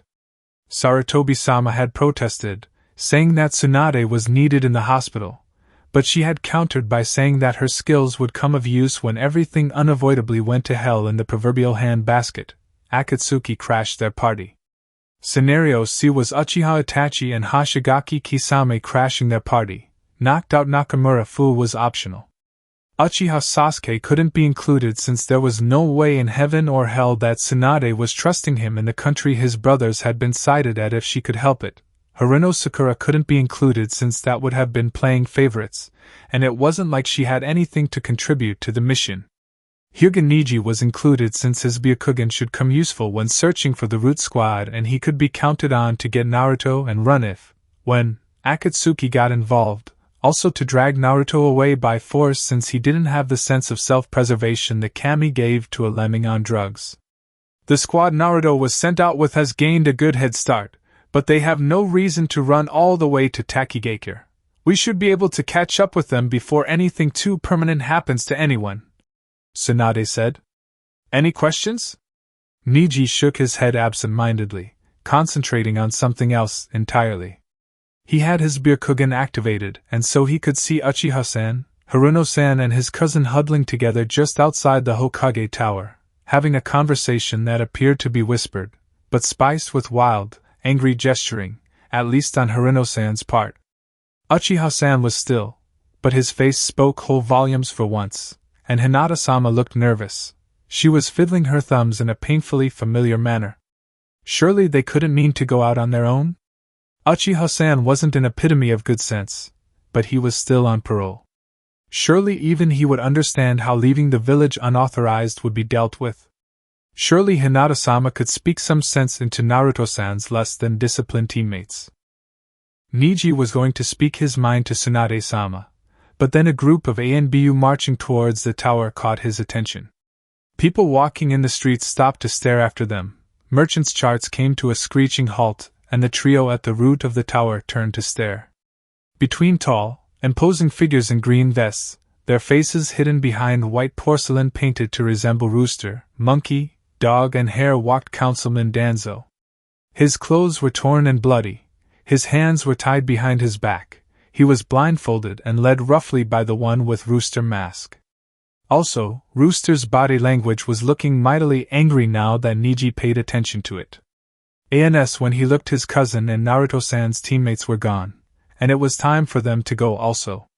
The three of them couldn't be stupid enough to leave Konoha, and however angry Uchiha-san and Haruno-san might be at Danzo-san, surely they couldn't do anything too idiotic in Konoha either. Pretty much every culture has a proverb or two about the negative consequences of making assumptions. That is for a reason. Hai no Kuni was a land of striking scenic beauty, and the forest surrounding Kanahigakure no Sato was remarkable even by those standards. The dense forest hid lovely gems, rugged peaks, snow-fed lakes so clear you could see all the way to the golden sand at the bottom even in the middle of the lake, and so cold swimming in those would have been night suicidal, turbulent rivers, rocky gorges and even small waterfalls. No one ever got to see this except the ninja since it was an area under Konoha military law, trespassing disallowed, regularly patrolled, and just generally forbidden. All that regular travelers ever saw of Konoha forest were the winding, confusing roads where the courier Nin firmly escorted them, making sure no one took unauthorized side trips. Of course there were areas that were forbidden for entirely different reason, the closest to Konoha being 44th Training Ground, also called Forbidden Forest. Just because someone is a kick-ass shinobi who makes his own hidden village doesn't mean they are good at naming things. From the outside those areas looked like your typical, run-of-the-mill forest, the insides were an entirely different story. In those places the forest was so thick that even in high noon it wasn't hard to find places completely surrounded by darkness. Those spots were inhabited by giant, venomous centipedes with ugly, pinkish red, blotted bodies, giant, venomous snakes and pretty much giant, venomous everything. Naruto and his ANBU comrades were now running over one of those pretty, snowy cold lakes. They were running quickly, thanks to Naruto keeping breakneck pace. He wasn't one of those temperatures a matter of discipline type of shinobi, he was only wearing his military-issue sandals and the surface of the lake was freezing. Since it was also one of those dangerous spots there were venomous, giant leeches that would chase them and try to both suck them dry and poison them. That was the other reason they were running.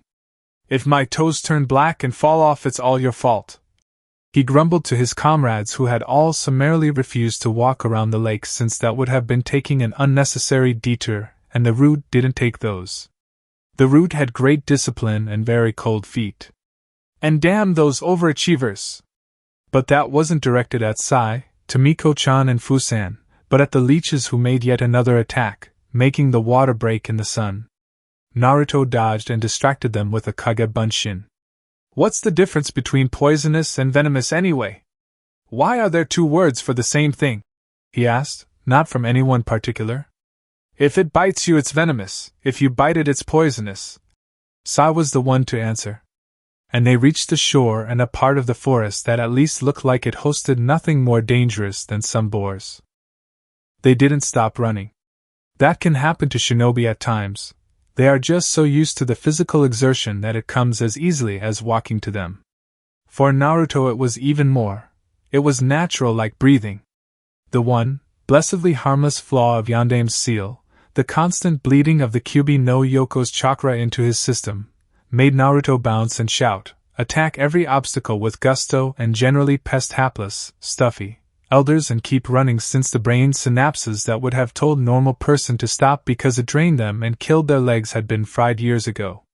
Naruto was a live example of the law of inertia by Rikudo Senin. An object that is in motion will not stop its motion until some other force stops it, and in his case friction wasn't going to cut it. Naruto ran, his comrades ran since they didn't really have any reason to stop, and unknown to them rescue team Tsunade ran after them, but didn't gain any. It was a good day to run too. The weather was great, and the sunlight that filtered through the thick, green leaves warm. They ran through woodland where the trunks of the trees were swarming with gold beetles. Naruto didn't know if gold beetle was a real name or just a made-up term of his childhood, but those bustling, glittering bug rugs reminded him of his early childhood, when the orphanage hadn't yet decided they'd had all they could take. Naruto had slipped his caretakers at least once a week and sneaked into the part of village that the keepers always warned their charges from going, just because.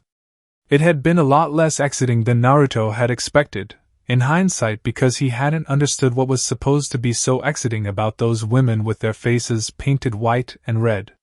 But he had met the Gold Beetle Man there. The Gold Beetle Man's real name had been Aburame Hiro, and he had been a retired shinobi. He had been strange-looking with his thin, long neck, sharp-angled face, and huge eyes with the opaque film of cataract, dressed in shapeless coat of a color hard to identify. But what had caught little Naruto's interest had been his pet beetles, almond-sized green and golden bugs tied into little leashes made of cotton threads. This reminds me of this one guy I knew when I was little. One of the few people who were nice to me back then, he told Sai.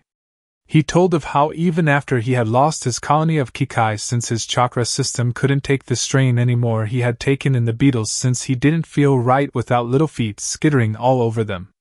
He even let me pet them since I promised to be careful to not hurt any. They would fly in circles over his head like some strange cloud. Shino-san was really surprised I wasn't freaked out by his bugs, and that's why. He told me about his shinobi days and bitched about the whoopee ninja a lot. I met few of those too in Yuki no Kuni. They were playing when people got killed. Naruto twisted his mouth. Princess Koyuki was cool and deserved better nobility than that. What is a whoopee mean? Sai asked. Naruto had to think about it. He had never before put it in words. It's the stupid, rich nobles who want to learn jutsu that makes things explode a lot. Hell, let me give you examples. Real ninja want to protect their village and precious people, or the country and daimyo. The bad ones do it for money or because they like killing. Whoopee ninja want to win bar brawls and pick up girls. And boy, had Gold Beetle Man bitched about those. He was too old to take on fighting missions, and thus he was the designated victim when someone with too much money and time offered a hefty pay to learn the ninja arts. Only totally basic D-rank jutsu and academy-level kunai throwing, not that the customers were told that. They thought they were kick-ass fighters after 10 lessons. Real ninjas study since early childhood, first as a group and later under more individual tutelage. Sai prompted him. Naruto couldn't see his face thanks to the too cute lamb mask, but he chose to believe that Sai was smiling under it. A real, honest smile. It would be a little small, but it was a beginning. Before Sai knew it, he would be converted into Ramenism and the service of Blessed Orange. Whoopee ninja hire a teacher for a week at time cause they are emo teenagers and want to do cool stuff. Not that he didn't like doing cool stuff, but it was just his reason number 6. When real ninja create new jutsu, they do so knowing the exact difference the different hand seals will make. Tomiko-chan joined in. Tomiko-chan always treated him nice, even though she subjected him and every other male en route to eating her horrendous attempts at cooking, but her eyes and voice were always so flat. She was just the same Sai had been, except better at pretending, like some kind of zombie kunoichi going through the motions, but Naruto wouldn't have been that surprised if she had started moaning about brains. At times he even got the feeling she wasn't really that bad in the kitchen, because it just wasn't humanly possible, but that she was being bad at something because real people were bad at something. Naruto hated it when he got hunches like that. Why did it always have to be something hurtful? Couldn't he ever get a hunch that somebody was about to have a normal life with marriage and 2 kids and not 9 dog and a goldfish? Whoopee Ninja changed the snake into dragon since that makes the jutsu more powerful, right? He said, and Tomiko-chan actually winced. Just few weeks ago Naruto wouldn't have seen how it was that big a deal, but then Hibari-sensei had taught him the vampire jutsu, and also told him that to make that little change would turn it into heart-exploding suicide jutsu. Who would have thought? Sai poked Fusan, and this could quickly get really confusing, having 2 Fus around, first gently, and then firmly. Fusan turned to look at him, and Sai tilted his head. Now Naruto was sure that the plastic smile was on place again. Baby steps, he thought, baby steps. Apparently Sai thought something similar about the man he had been pecking like a bird, because he pointed at Naruto, having decided that even play pretend subtlety was right out. Fusan sighed and gave in gracefully. Real ninja have their weapons custom made the second they can afford it, he said. Naruto was beginning to enjoy this game. Whoopee Ninja have daddy's credit card and lots of catalogs. He was grinning. Then he realized no one was going to see it and got frustrated. Being expressive sucked when no one could see your face. Sure, he knew the shinobi rules said something about concealing your feelings, or maybe it was to not have any, but as a barefoot Konoha native taught by Kakashi-sensei, and one who had almost killed a really nice gender-confused person called Haku who had then gone and died anyway, Naruto knew it was rubbish.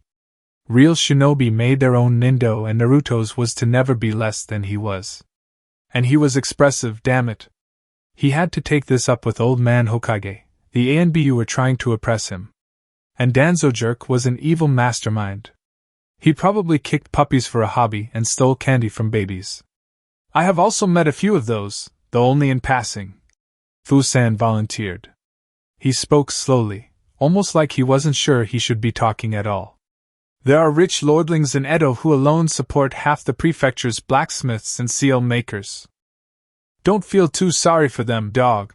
Tomiko-chan, Horse-chan, he should call her that since they were all masked up, warned him. With the allowance their rich daddies give them, they can afford it. And I know some perfectly nice blacksmiths in the capital who should only soak them for every yen they can get. And her voice wasn't so flat anymore. There was something in it, primness and a hint of something else. Naruto guessed she liked blacksmiths for some reason. Blacksmiths? He had wondered about that for quite some time. Have you ever thought about the color scheme thing? He asked Sai. Not that he was excluding Horse-chan and Dog-san, he made a point to never exclude anyone, but Sai was the one he was looking at. Color scheme of what? Sai asked him back. You know how the bad guys always wear black, right? And practicing the dark arts is a bad thing and the light side is the good guys. Smith is the person who makes smithy things, so is being called blacksmith some kind of moralist statement. 'Cause he could see how Buddhists thought that making weapons was wrong. Maybe their propaganda had infiltrated the shinobi world's unconscious. Not the kind of unconsciousness that left you lying on your back with bump in your head, but the not conscious level of thinking unconscious. Or was it subconscious? And now everybody was looking at him. Fusan came within a hair's breadth from running into a tree, and from Anbu that was something. Sometimes I really wonder how your mind works. Sai spoke his mind. Naruto shrugged. Lots of people do. My thought processes made the psych ninja cry once, in the academy, when they were making sure we weren't going to go nuts and kill people on them if they taught us something. Or it could have been the wasabi I put in her coffee. I'm not sure. Everything in Naruto was at violent odds with what he should have been. He was honest and open about his many bonds when shinobi should destroy their hearts. He was obvious when shinobi should be subtle. He was an honorable fighter when the shinobi had been created to do the daimyo's dirty work so their precious samurai could retain their honor. He was overwhelmingly cheerful in the face of the world's most grim profession, the service of the Shinigami, the grim reaper of all lives. He was a killer with the body count of round zero, the Jinchuriki of the strongest of the tailed beasts, with no blood on his hands. She who was called Tomiko had a hard time trying to comprehend him. But this was what got to her the most. He was Uzumaki, and the Jinchuriki of Kyubi no Yoko. Those words had no business to be in the same language together, let alone the same sentence. It had been years since Tomiko had felt rage, the last of it burning out when Uzumaki Yugao had changed her name into Yuzuki Yugao. But when she watched Uzumaki Naruto, she found she could still feel indignant. Whoopee Ninja changed the snake into dragon since that makes the jutsu more powerful, right? Naruto-san said, making her wince. She didn't like the root, but then she didn't like anything these days, and at least she had never had to deal with idiots like those. To change the snake into dragon would turn the focus reverse or intensify a jutsu, depending from the whole. Naruto-san made Tomiko wonder about herself. She was loyal to Danzō-sama, she truly was. He was her rock in the world built on shifting sands, the one who understood the importance of protecting Konoha by any means necessary, and the one true Nindo. So why, when she thought of Naruto-san en route, she thought of Danzō-sama as one of those wannabe ninja fools changing hand seals without doing their research? Why did she think that if he was stupid enough to do that? Day January 15th, Suborn Count 2. Recorded by the Surveillance Seal, Whoopee Ninja Bashing. Interlude 2, Little free time is a dangerous thing. 2 weeks ago. Hayden was partnered with Akasuna no Sasori when the puppeteer's partner, Mori Deidara, was temporarily indisposed. Pain policy on blowing up Akatsuki premises was that the culprits fixed what they broke. Without the aid of any jutsu, they wouldn't learn their lesson otherwise. Some didn't learn it even then, as Deidara proved again and again. And when Pain wanted an independent Fuinjutsu master working for the daimyo of Tsuchi no Kuni turned into a puppet, and a spy, he gave Sasori Hayden for backup. It turned out to be a particularly bad match, which was surprising. Sasori possessed a very down-to-earth outlook on life, rarely getting worked up over obstacles that came his way and rarely showed any extreme emotions. Hayden considered slaughter a religious calling and often took considerable pleasure in making his opponents' deaths as painful as possible, but because of this he preferred individual deaths by his hand. He wasn't that much into mechanical, soulless mass destruction. They should have been functional partners at least, if not bosom buddies. It wasn't like anyone did that in Akatsuki except Pain and Conan. Instead, Hayden pissed Sasori off and Sasori egged Hayden into showing off. What part of turn Higurashi-sen into a puppet involves the complete destruction of his body and the stronghold he was staying at? Hayden-san? Sasori-san? Pain asked, prompting both of his subordinates to stand up a little straighter, but in Hayden's case, it was more indignation than anything. There was a pregnant pause as he eyed Sasori, and the doll boy eyed him back. He started it, Hayden declared, his finger lifting to skewer the other. Sasori took a sidestep before it connected and bowed to Pain. My apologies, Pain-sama. It will not happen again. He kissed up. Hayden sneered at him. Unlike the other pansies, he didn't respect their leader any, despite acknowledging his power, and wasn't above occasionally threatening him with gruesome death, not thinking much of his sanity. Obtaining a filthy lot of money, then driving all the hidden villages into bankrupt by taking missions below usual costs and getting everybody dependent on them and the Biju, then turning on everyone and conquering the world wasn't a bad plan, but doing this for world peace? Hayden fucking hated nutcases, but he hated hypocrites more, and Pain was both. We could just kill the daimyo. It's not like he won't wind up dead down the road anyway, he proposed. It was times like this that being the leader of a bunch of psychotic, absurdly powerful ninja that didn't want world peace had its downsides. Hayden didn't envy him any. Sasori-san, inform Deidara-san that he is released from punishment duty. Hayden-san, take over the rebuilding of the northeast wing. With no jutsu. Pain's voice was actually shaking. Haydn smirked. And he remembered. Flee! Flee before the scourge of Janshin-sama! He had roared, his triple-bladed scythe flashing through the ranks of cookie-cutter ninjas swarming him with great, crimson swipes. He absorbed their ninjutsu with a smirk. He slashed through their taijutsu with his scythe. They tried genjutsu and he laughed to their faces, calling on the power of his most glorious god with his sinful heart, and his skin turned black and bone white. The greatest thrill, to maim and kill. Sasori charged in beside him with his human puppets, living corpse puppets, delicious, disgusting defilement of life and death. Then the explosions began. Haydn's eyes actually misted from sheer bliss as he recalled the explosions. Ah, the glorious blood-crimson and pale yellow and death-white explosions that destroyed the stronghold and a quarter-mile of landscape around it. He had salted the ground that still smelt like charred flesh and bones for good measure. I regret nothing. 7 days ago. Haydn regretted not having killed that bastard Nid-fucking Pain. He had fixed the holes on the roof. There had been more holes than roof left, and gotten his hands, hair, and robes black with tar. Some of it was still caked under his fingernails after 3 days, and the subtle smell lingering around him was making him go nuts. He had repaired the doors, window casings and windows, and now it was time to make cabinets to replace the ones Daidara's bout of idiocy had blown into toothpicks. He'd had enough. He stormed the cabinet that passed for their mission office and started going through ongoing missions. What caught his eye was the manila folder identified with red shoe, yellow nan and green number 7, Uchiha Itachi, Hashigaki Kisame and the Jinchuriki of Nanabai no Kabutomushi. He leafed through it, and an angelic smile lit his face up. She was the third strongest by tail count, and seemed to have decent training. She could probably give him a proper workout, and even if she didn't, fighting Itachi and Kisame for having stolen their thunder was bound to rid him of his frustration and the persistent sensory memory of the smell of tar and sawdust.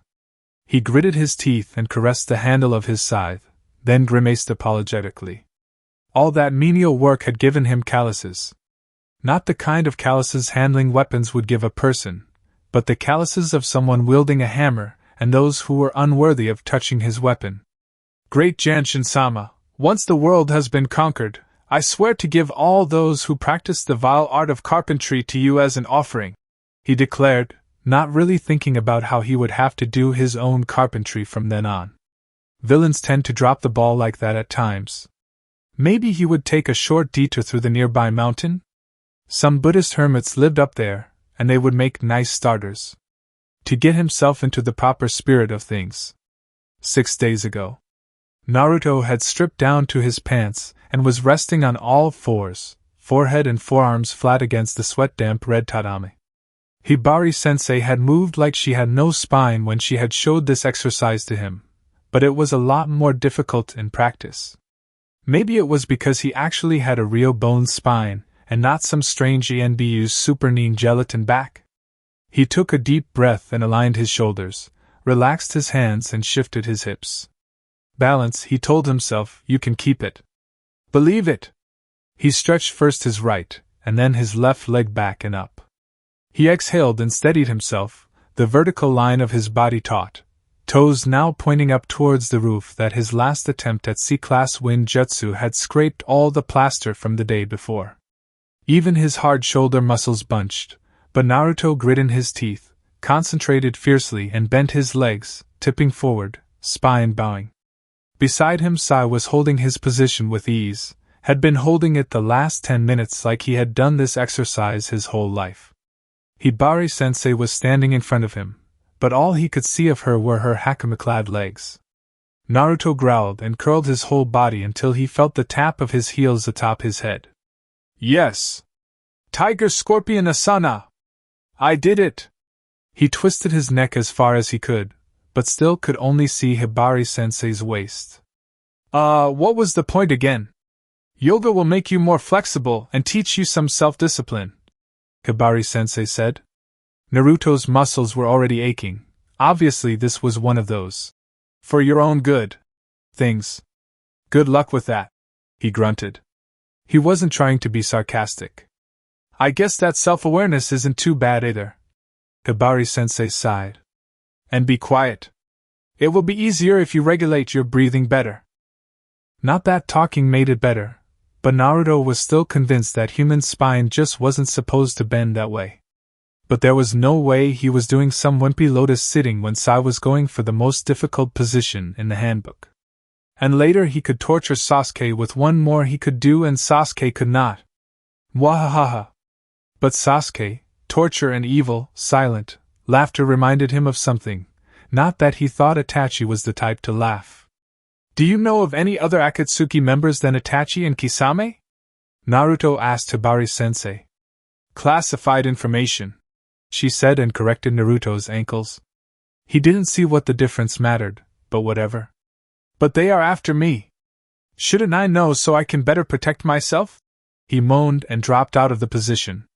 Hibari-sensei didn't relent, but later that evening, when it was time to go to sleep, he locked in attack on Sai. It took him over half an hour of wheedling, though he mostly suspected that Sai gave in just so Naruto would shut up and they could both get some sleep. Naruto kind of wanted to smack himself unconscious by the time Sai relented. The bedcovers were so warm and he was tired, but if he didn't insist, he would never find out anything important. I only know of one and I'm not supposed to, so don't tell anyone. His name is Haiden, I don't know his family name, and he is a Jansenist. Sai's eyes glittered gloomily in the dim light that filtered in from under the door. What's Janshin? Naruto asked. He is an evil god. Sai turned his back to Naruto to signal the end of conversation. What kind of idiot goes out of his way to make themselves a walking chi-che? I mean evil god. But he let it go to avoid being murdered in his sleep. The evil god Janshin followed Naruto into his dreams, in the form of a bizarre, maniacally cackling giant bunny that had lots of tails, but it was hard to say how many since they all resembled one giant fluff ball. It burned down a lot of stuff until Gaara appeared out of nowhere, and gave it a desert funeral. After that it became an undead zombie god and two men carrying a piano entered the dream. After that, Naruto dreamed of ramen, and nothing else for the rest of the night. Everybody sees bizarre dreams every once in a while and mostly nothing comes of it, except some very strange looks when the dreamers try to recite them to their friends. But now, Naruto's mind had firmly connected Janshin and evil bunnies. Ouch. Days 15-16, Damsel in Distress, Part 1. It wasn't that Uchiha Sasuke didn't understand why he wasn't included in rescuing his teammate. He just didn't like it. He and Sakura-san were Naruto Baka's teammates, damn it. Had he known of Itachi, he would have liked it even less, most likely to the point where he would have up and left, consequences be damned, and Sakura would have left with him. As it was, he got distracted by his flair for vengeance. It begun when he saw the ANBU walking Councilman Danzo by them, not paying the slightest bit of attention to 3 genin as they led the traitorous man into the tower, supposedly to be interrogated by the Hokage before being turned over for the interrogation department. Sasuke remembered Ibiki-san, and had it been someone else, he might have acknowledged how undesirable the man's situation was, if not actually pitied him. But now all he felt was fury that the man had gotten off easy. Sasuke wasn't a Naruto kind of shinobi. His view of the world was much dimmer, his opinion of people much lower, and he was very apt at reading between lines what the adults, his superiors, would have preferred he didn't. Fact 1. Danzo-san had forced Naruto-san into an illegal branch of ANBU, no doubt planning on using the Jinchuriki to further his traitorous goals. Fact 2. There was no way Naruto-san would have taken that lying down. The idiot didn't understand the concept of lying to save his skin. Fact 3. Now Naruto was somewhere unspecified and Senju Tsunade herself was included in the rescue team. Conclusion: Naruto was fucked. Naruto-san was fucked, and now the Hokage had the gall to forbid Sasuke from joining the rescue. Additional fact: the only reason Danzo-san had gotten his slimy paws on Naruto-san was because the Hokage had allowed him to, in order to use Naruto as a spy. Naruto, a spy. A spy in an organization led by someone as ruthless as Danzo. Sasuke wasn't only mad, He was enraged beyond anything he had ever felt if Itachi didn't count, and the one he intended to take his feeling out on was marching right past him. Naruto-san had sort of become Sasuke's best friend almost by default, or as close to a best friend Sasuke could ever allow himself to have with those red pinwheel eyes of his brother forever haunting the edges of his consciousness. He wasn't in the mood to be obedient. "Come with me now," he hissed and grabbed both Sakura-san and Hinata-san by wrist, dragging them away from the tower and calculating a distance that was far enough to not be seen as loitering around, but still within Hinata-san's Byakugan's range. A sudden motion caught his eye, but it was only an empty paper bag the wind carried. "Why, you aren't going to do anything inadvisable, are you?" Hinata-san whispered like one who knew the answer already. "You are still on parole, don't mess it up!" Sakura-san hissed at him fiercely. Sasuke glared at them. He had learned to glare people into submission at early age. "That idiot Naruto has gotten over his head and Danzo-san is at fault. We are going to have a conversation." Hinata-san gave in first, as expected. Sasuke wasn't blind. He knew she had it bad for Naruto, as bad as Sakura-san for him. Of course, Hinata-san was a lot less annoying about her feelings. "You are going to have a conversation with who? What has this got to do with Naruto-kun, and what are you getting my teammate into?" The bark of a puppy accompanied the words. Now there were heirs to 3 clans and one self-declared bride of one of them. Konoha nights were like Konoha days, more often than not full of politic intrigue, in a lot of good ways and bad too. At times it was even completely accidental. Takigakure wasn't an easy place to sneak into. Despite what its name suggested, it wasn't particularly hidden in the middle of the plains of Taki no Kuni, but being surrounded by endless, hopelessly flat fields of rice and wheat made sneaking in while trying to stay hidden a bitch of a job. True, there was a small forest near the village and some peaks, not to mention the waterfall the village had been named after and the giant tree in the middle of it, but to get to that cover, one had to sneak through the surrounding landscape. Landscape that was very well patrolled and full of small outposts. "I have a better plan," Naruto said, giving the wet rice fields a hairy eyeball. It was very idyllic looking, painted deep red by the setting sun, but crawling through knee-deep water all night long and sleeping in muddy banks sounded plain stupid. It was going to be cold, wet, dirty, wet, slow, wet, and just what would Fu-chan think if she saw them covered in mud from head to toe? "What is it?" Fu-san asked. Naruto liked this about Anbu, they always listened. They didn't always think his ideas were so great, like when he had proposed they have an office party. He had already made the hot cocoa and gotten the ramen too, but they listened first. They always remembered that even though they couldn't think of a better plan, someone else might. "We go in as clients. We are going to have to travel through the Ta no Kuni and there are all those freak missing ninja running around free, so we are gonna need the protection," he improvised. Hell, they got to blame it all on Orochimaru. That always made Naruto's day. "The idea has some merit, but they would see our faces," Fu-san mused, stroking the handle of his sword. "And we would have to leave most of our weapons behind." True, Naruto hadn't thought that far, he had just wanted to avoid crawling his way to Takigakure. But now he was on a roll. But he met the weaknesses in his plans the same way he met other obstacles, not retreating, not choosing another route, but finding a way to push through. "That's easy enough. You guys are Anbu, so you learn new jutsu quick, right? Just look at this."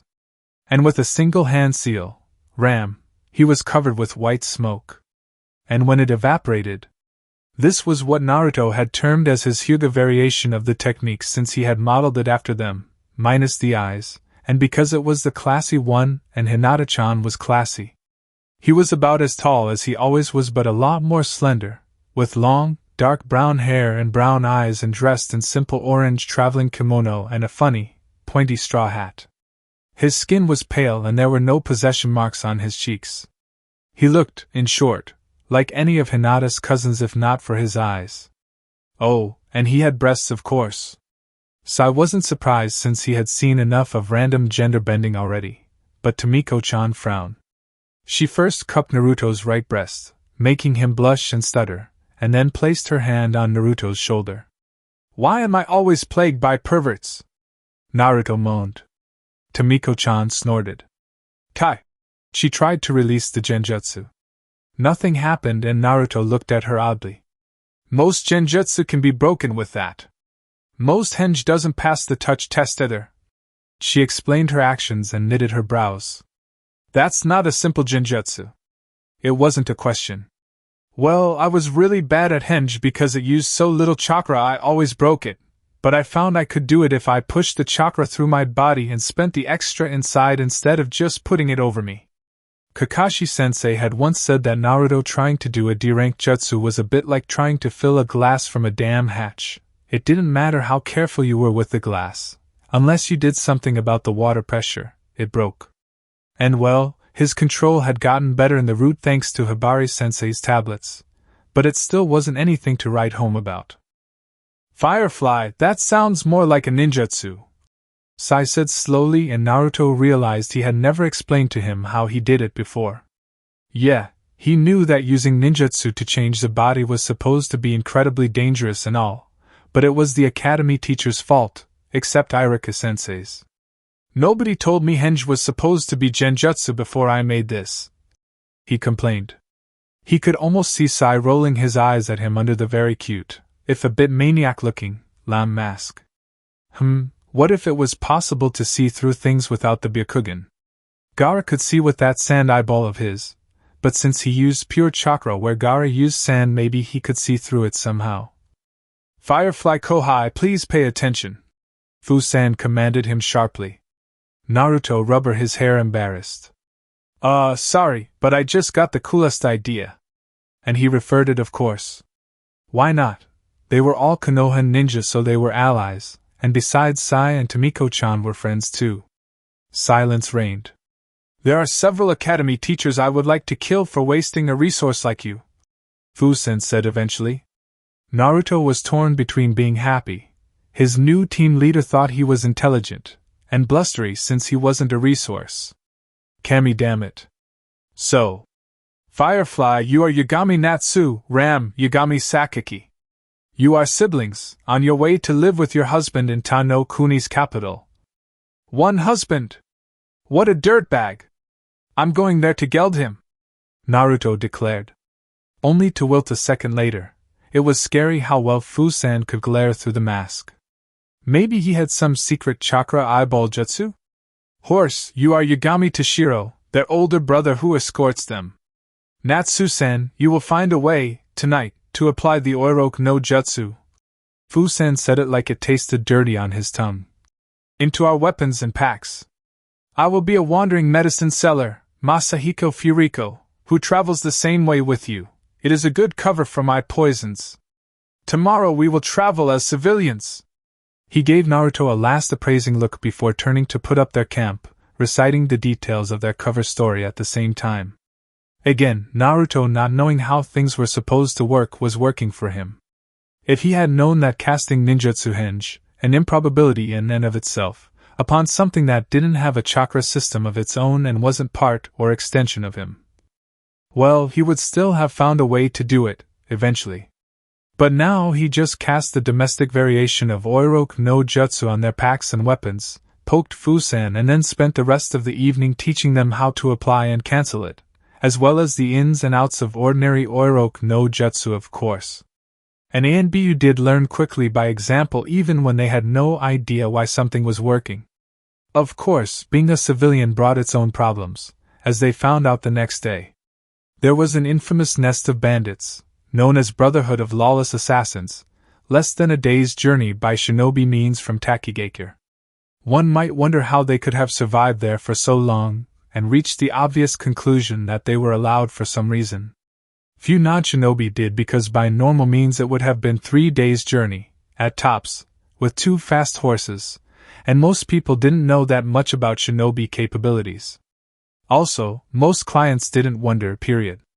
Bandits were like cockroaches, everywhere and difficult to exterminate.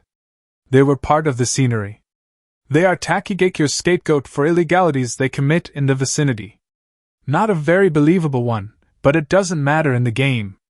You have to be able to prove your accusations, Fusen instructed Naruto as they walked slowly towards a small ravine where 5 men were crouching, trying to stay hidden and failing miserably. Sunlight reflected from one man's gold tooth, and no one had even tried to mask their chakra, or bothered to go under the wind, or bathe first. What about clients? Wouldn't Taki get angry if these clowns attacked people on their way there? Naruto asked. I believe they have a quota, and instructions to not attack anyone important looking.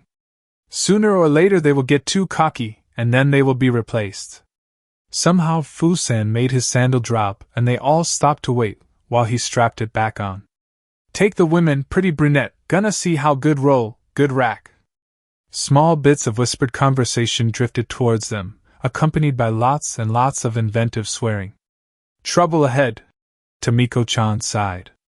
Naruto evaluated the situation like Hibari-sensei had taught him to. 7 bandits, easy to beat, but they shouldn't be able to, and nowhere to hide the bodies. And bandit bodies lying around, living or not, would give them away big time. Hey, I have an idea! Naruto brightened. How about we let ourselves be captured and then Tomiko-chan brings Fu-chan to the rescue? That idea is not completely without merit, but there is little chance they would send someone of her caliber to deal with small fry like these, Fusen said, but he sounded contemplative.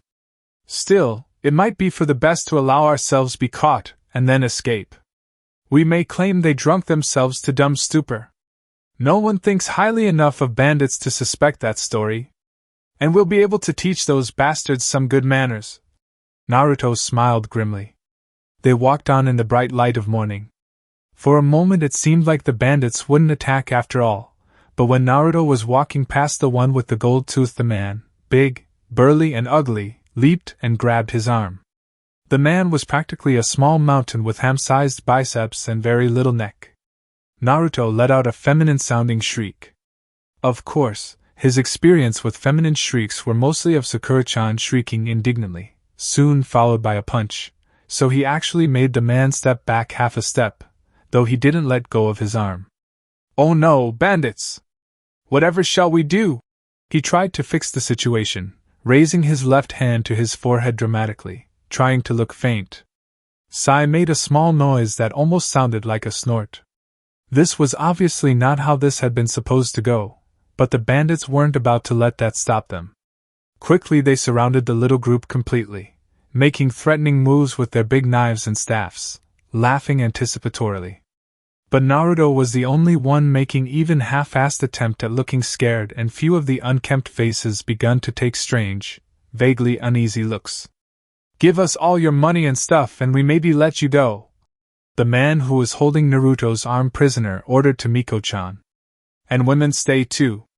He pressed Naruto against his chest. And he made a move to grope Naruto. When Naruto had trained with Hibari-sensei, he had been surprised just how much someone held in classic hostage position back to attacker's chest, arm around neck could do. He'd been even more surprised to find out that even face-to-face a knee to the groin was an error, since it left the person doing it off balance, and was easily blocked by a shift of one leg or simple twist of the hips. The alternative move Hibari-sensei had taught him had the advantage of working in this back-to-chest position as well. He reached back between them, grabbed, pulled and twisted. Hard. The man screamed like a stuck pig and doubled over, letting go of Naruto. He turned and hit once. The man dropped like a rock. Help! I'm being molested! He screamed. Big brother Toshiro, save me from this brute! His face, her face in this case, was pale and frightened. Said brute was out cold at his feet and couldn't have threatened a newborn kitten. We are gonna fucking make you regret that. One of the thugs shouted and made a move towards Naruto, as the rest growled and closed ranks around them. But Tomiko-chan grabbed the man's arm and pinned it behind his back in one effortless move, forcing him on his knees. You are going to take us all hostage and bring us to your base, or else, she said. Sai cracked his knuckles and gave one of his creepier smiles. Or else we let Natsu-chan practice gelding with you lot, he promised with a sunny voice. Hiro was the leader of the Brotherhood of Lawless Assassins. He could read and fancied himself an educated man. That could be blamed for the name of the Brotherhood also. His sons weren't mere nameless thugs, no, they had class. At least Hiro thought so, and no one had argued the point out loud. Hadn't he even managed to strike a deal with a real ninja village? That any single competent shinobi could have massacred them all any time they chose to do so was something he chose to not think about much. He was the father of the Brotherhood, and a real father to many of them. Nobody could remember if Big Brother was the oldest of Father's children or not except maybe Father, but it didn't really matter.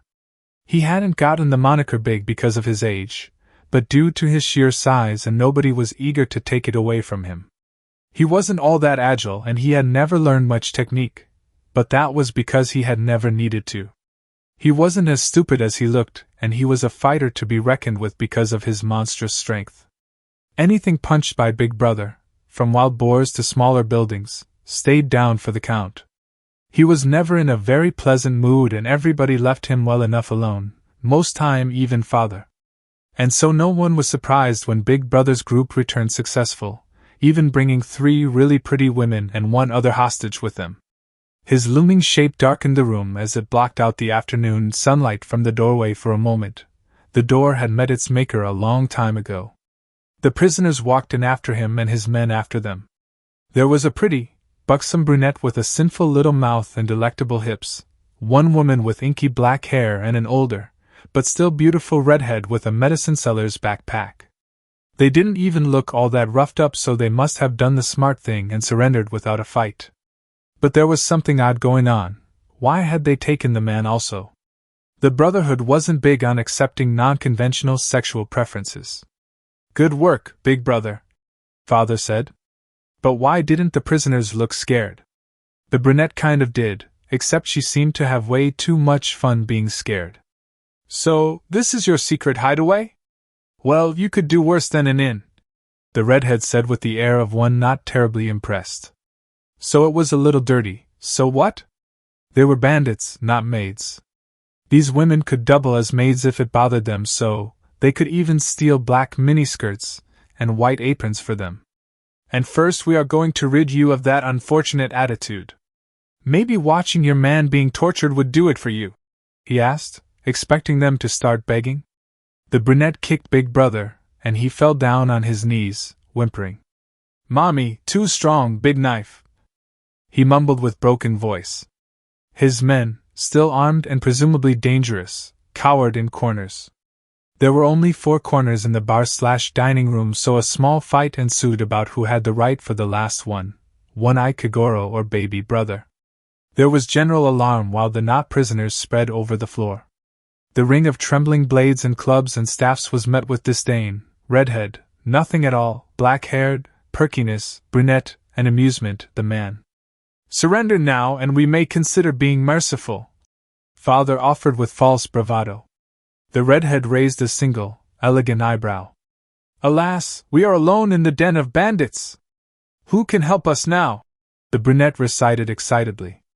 No need for pretense, Natsu-chan. We don't have to fear hostile eyes anymore, the black-haired said, and her hand disappeared into her long sleeves. Everyone stiffened, but she only took a paper and a brush dipped in ink. Some detached part of Father's mind wondered how she had dipped it in ink in her sleeve. We are your prisoners for a little while. We will escape after you have drunk yourselves unconscious. Since murdering unconscious men in cold blood would make us look quite bad, we will let you live as long as you promise to confirm this story, she said, and let her brush fly on the paper. After that it hurt a lot, and they ended up very unconscious indeed. The sun had gone down, and the wind was chilly. Fusen ordered watch and Naruto took the first turn just so he would get uninterrupted sleep once he got to sleep. He created his trusty kage bunshin and spread them all around their small camp, sitting himself on the bank of the rice field. His muscles were aching little, but it was the good kind of ache after a day well spent. He looked far into the distance where he could only barely see the small, darker patch that was the forest near the hidden village, lost in his thoughts. He thought of Gaara and how things were for Fuchan. He thought how it was really confusing to have two Fus around. He thought how he really missed his team, even though Sai and Hibari-sensei and Tomiko-chan and Nanfu were totally awesome too, and he had learned more with them than during his entire academy time and ninja career put together. If Rasengan didn't count, that was, and he guessed he should credit Ero-sensei for him being able to summon Gamabunta, even if the man had only kicked him off a cliff. This day was fun too, he said and leaned back. And as he tore off small patches of green grass and threw it into the water, he wondered about this mission. It hadn't seemed too strange at first. Of course he would help his fellow Jinchuriki in need, but all this sneaking around was pretty funny business. Why couldn't they just up and go there openly and tell them that creepy S-class terrorists were after one of their kunoichi? Something was off here. But his musings were interrupted when Tomiko-chan walked up to him and plopped down beside him even though she should have been sleeping. "What do you think it means to be a shinobi, Natsu-chan?" she asked him without any niceties or explanations. Naruto liked it better when she called him Kohai because that meant she thought of him as a real ANBU. Technically he was still a trainee, but he had a mask and a name, as stupid as they were, and Tomiko-chan called him a junior officer. Shinobi protect their people and village and country. They complete their missions and make their village proud. And make a living on the side. Naruto made himself add. Even totally awesome people needed to eat and pay their rent after all. And eat yummy, yummy ramen? The way you say it, comrades first, mission second and self last? Tomiko-chan asked, hugging her knees casually. Naruto hadn't ever thought of it with those terms, but it was a good way to put it, so he nodded. Did you know that what I said is a mangled version of an ANBU tenet? Mission first, comrade second, and self last is the way of the ANBU. Naruto saw red. Not Kyuubi kind of red that sent his blood pounding in his ears and his fingers itching like there should have been claws instead of soft human fingernails, but the kind of red that happened when people insisted on being so stupid. They had gone after Hibari-sensei with blowpipes when all she had needed was someone who said it was going to be okay. Sasuke had tried to defect to Oto because he couldn't become strong in Konoha, never mind that it was where Itachi had become so strong. In Suna they had thought it was a good idea to be mean to someone as strong as Gaara. Niji had taken his pain out on Hinata-chan when she was the only one in their clan who was both really sorry, really innocent and always nice, and Haku-kun had to die before that jerk Zabuza got around to confessing he liked him.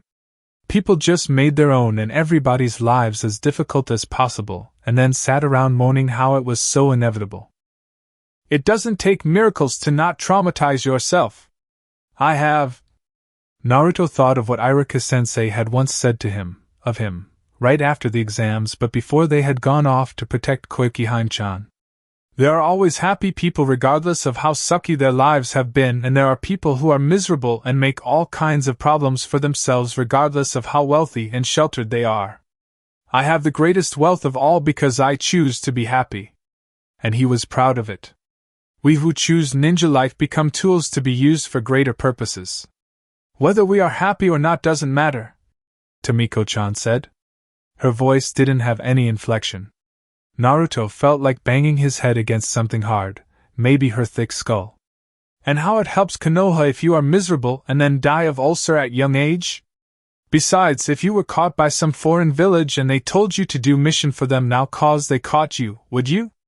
Naruto couldn't imagine any of these people who were so proud of being tools, doing docilely that. Of course not. I am loyal to Konoha to death and beyond. She was whispering, but it in no way diminished the intensity of her voice. There you go. You aren't a tool, cause tools work for whoever picks them up. It takes a person to be loyal. Tomiko-chan bent her head to hide her face for a second and pinched the bridge of her nose like she had a headache. Analogies aside, don't you think you are watching this world through rose-colored lenses? Do you really believe there could be a happy ending for people like us? In all her white-gray glory she reminded Naruto of someone. Someone whose heart had also been frozen and brittle. Of course there won't be any happy endings if people don't make them, and I'm not gonna be unhappy. Hence the choosing. And if I said that this hypothetical thing is my past and I've moved on? Tomiko-chan asked. She seemed curious like a cat. Actually, she was staring at Naruto like he was some freak of nature, like a two-headed calf. I would say you haven't moved on, you've simply ran away. Hypothetically, Naruto said, which caused Tomiko-chan to look away for a second. But when she looked back at him, her body was relaxed, and like a porcelain doll's, her face gave away nothing. You interest me. You defy the reality around you, and so far it has bent to your will. I am unaware whether this is luck or a capability of yours, however. Tomiko-chan rose, and so did Naruto. The way she spoke had changed, he noted. It was like she was letting him see past some barrier that had been there before. She was more formal now, but she also looked to be more at ease and emotive. He lit up like the sun. Tomiko-chan actually took a step to the side, taken back by his reaction, but Naruto didn't care. He was the kind that learned with his body and reacted with his body, mind trailing after, and he leaped, wrapping his arms around Tomiko-chan's neck. She was a whole head taller than he was, and her back didn't bend under the unexpected weight, so Naruto's feet were left dangling in the air as he attempted to squeeze it all from Tomiko-chan's lungs. Friendship just didn't feel the same if you didn't make them feel it. Sai had already learned it too. He had given up fighting when Naruto gave him a noogie. What is this about? Tomiko-chan hissed, pushing him back down. Koyuki, she reminded Naruto of Koyuki-han-chan before thawing. She looked like some kind of winter goddess, her face porcelain pale, her ash-pale hair fluttering in the wind, almost colorless in the dark, wearing the white cloak of the squad leader she had taken from Fusan as soon as they had left Konoha behind to make the potential enemies concentrate on the wrong person and the disguised as kimono. She was also a very proud goddess, the tilt of her head high and offended. Thanks for trusting me, Naruto said. Tomiko's whole body jerked like somebody had run a lightning jutsu through it. Ouch, he thought, remembering the chirping birds and the sound of water. You are better than I thought, she muttered. Let us make a wager, Natsu Kohai. You have this one mission to convince me that you have the power to change the world for me, so make it count. What do I get if I win? He asked. You have one living relative in this world. If you can convince me, I will tell you who they are. And so she dangled the one thing Naruto would do almost anything for in front of his face. It was cruel of her, but she had forgotten how to not be cruel when she wanted something. She just didn't know whether she wanted to be proven right or wrong. What she who was called Tomiko didn't know was that one day they would list Naruto's luck under special abilities in IWA and Mizubingo books, and there would be warnings to flee rather than bet with him. Not quite as cool as flee on sight, but Naruto would feel vindicated anyway. Tsunade had learned it already. Never wager with Uzumaki Naruto. Day February 16th, Suborn Count 2. Recorded by the Surveillance Seal. Root Squad sneaking into Allied Village, Takigakure, Security Zone under pretense of civilians. Days 15 to 16, Damsel in Distress, Part 2. One might think that the Hokage Tower would be the most secure building in the village, but, in truth, not so much. It was the oldest building in the village, the fourth thing Hiroshima Senju had built when Konoha had been but a military camp after the first rampart, the barracks, and the hospital. It had been expanded and heightened and fortified more than once, but the bones of the building had not changed. The sewers, for example, were from time when some things couldn't have been as small as the builder might have wished. They had been built too small for an adult to crawl through, but in Ninja World that amounted to very little. This flaw had been long overlooked for 3 reasons. 1. The tower's sewer system was separate from the rest of the villages, and it was in the middle of the village, so getting there wasn't a simple feat. 3. There was always something busier and bigger and more important to take care of. What was number 2? Because of the renovation done at the beginning of Sandame's first term, those older sewers didn't lead higher than the cellar level anymore. Of course, the tower's cells were underground. Rooster Shinonome Junichi had seen some utterly bizarre, off-the-wall applications of ninja skills and basic tactics in the course of his long career. A fair number of those he could attribute to 2 ninja in particular. Uzumaki-san was the second of them, and he had now gotten Danzo into hot water, and rightly so. Rooster's fingers returned to caress the handle of his kunai again and again when he stopped paying attention to them, the memory of red and then black and his taicho falling to the ground bleeding and burning. And now that man was basically helpless in a cell behind one door. One door he was guarding. Shinonong Junichi was enraged and distracted, and while he might have seen a lot during his long career, he hadn't seen this. Uchiha Sasuke and Hirano Sakura, teammates of one Uzumaki Naruto, aided by Hyuga Hinata and her teammate Inuzuka Kiba, who had come along to make sure they didn't press gang Hinata-chan into doing anything stupid, were looking around the small restroom kitchen they'd crawled into through the super-secret sewers found by Hinata-chan's incredible vision. How that had happened, Kiba still wasn't too sure of. He had been supposed to stop this after all. Sasuke Bozu was all for simply waltzing in, but their looks weren't exactly conducive to that sort of thing. Henge wouldn't work either. The ANBU guard would kai the hell out of any chakra signatures that seemed even the least bit suspicious. And they were ANBU. The same way civilians spoke of the ninja with fearful reverence, most ninja spoke of their ANBU. That reputation was carefully cultivated. A fight entered in low spirits was a fight half lost. How could they get into Councilman Danzo's cell? Kiba's eyes wandered. And why were they so insistent in getting there in the first place? And if only they had some kind of cover. He looked over at a simple cardboard box that had once held paper plates, the only kind the dangerous prisoners were allowed to use, while Sakura-chan poised some ideas and Sasuke prick-shot them down like the ice-cold jerk that he was. Ahem. He walked over and picked it up. Hey, guys? I have a plan. He turned around and pulled the box down over himself. Then he explained his plan. Akamaru whimpered at his feet, but Kiba ignored him. No wimpy defeatist comments allowed, he said. Kiba-san, are you crazy? How would that possibly work? He is an ANBU. Sakura-chan gaped, whispered, and then shook her head incredulously. Dobe, you've had some stupid ideas, but this? The dobe just slipped, since Kiba was acting in a remarkable Naruto-like was at the moment. Sasuke shook his head. Kiba snorted. You got anything better? He challenged the Uchiha. The two other genin looked at each other, then at Hinata-chan, who blushed and shrugged her shoulders. Kiba smirked. If he had any bad qualities, he thought to himself as he knelt near the door, it was that he was a daredevil. Lucky him, women like daredevils, right? Maybe he could even impress Hinata-chan. Rooster had seen many so stupid it works tactics employed, such as the whole existence of the cooking nin of Kaminari no Kuni, whose whole purpose was to spoil their enemies' missions by making such good food that the ninja couldn't stop eating and would become too fat to fight efficiently. But even that bout of genius by idiocy didn't have anything on Kiba's plan, and that was its strength. You really want to bet all our chances on a box? Sakura-chan asked, and Kiba shrugged. A box and a damsel in distress. Who is gonna expect it? ANBU were the best of the best. ANBU were professionals, and although making assumptions was unwise, they had expectations of the kind of people who would fight them. This was the stuff accidental intrigue is made of, and in its well-meaning simplicity, it completely fell under Rooster's very paranoid radar. This is how it went. Hinata abandoned her very recognizable bulky jacket after sacrificing its hood and a good deal of its backside to make a riding hood, which she then turned inside out to show the red lining.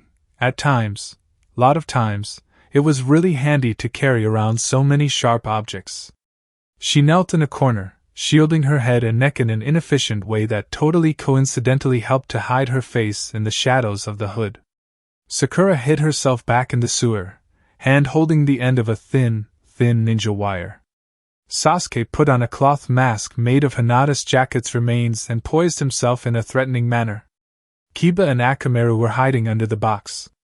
Sakura was to hide her chakra the best she could until she would make herself known. Kiba was to not make himself known at all.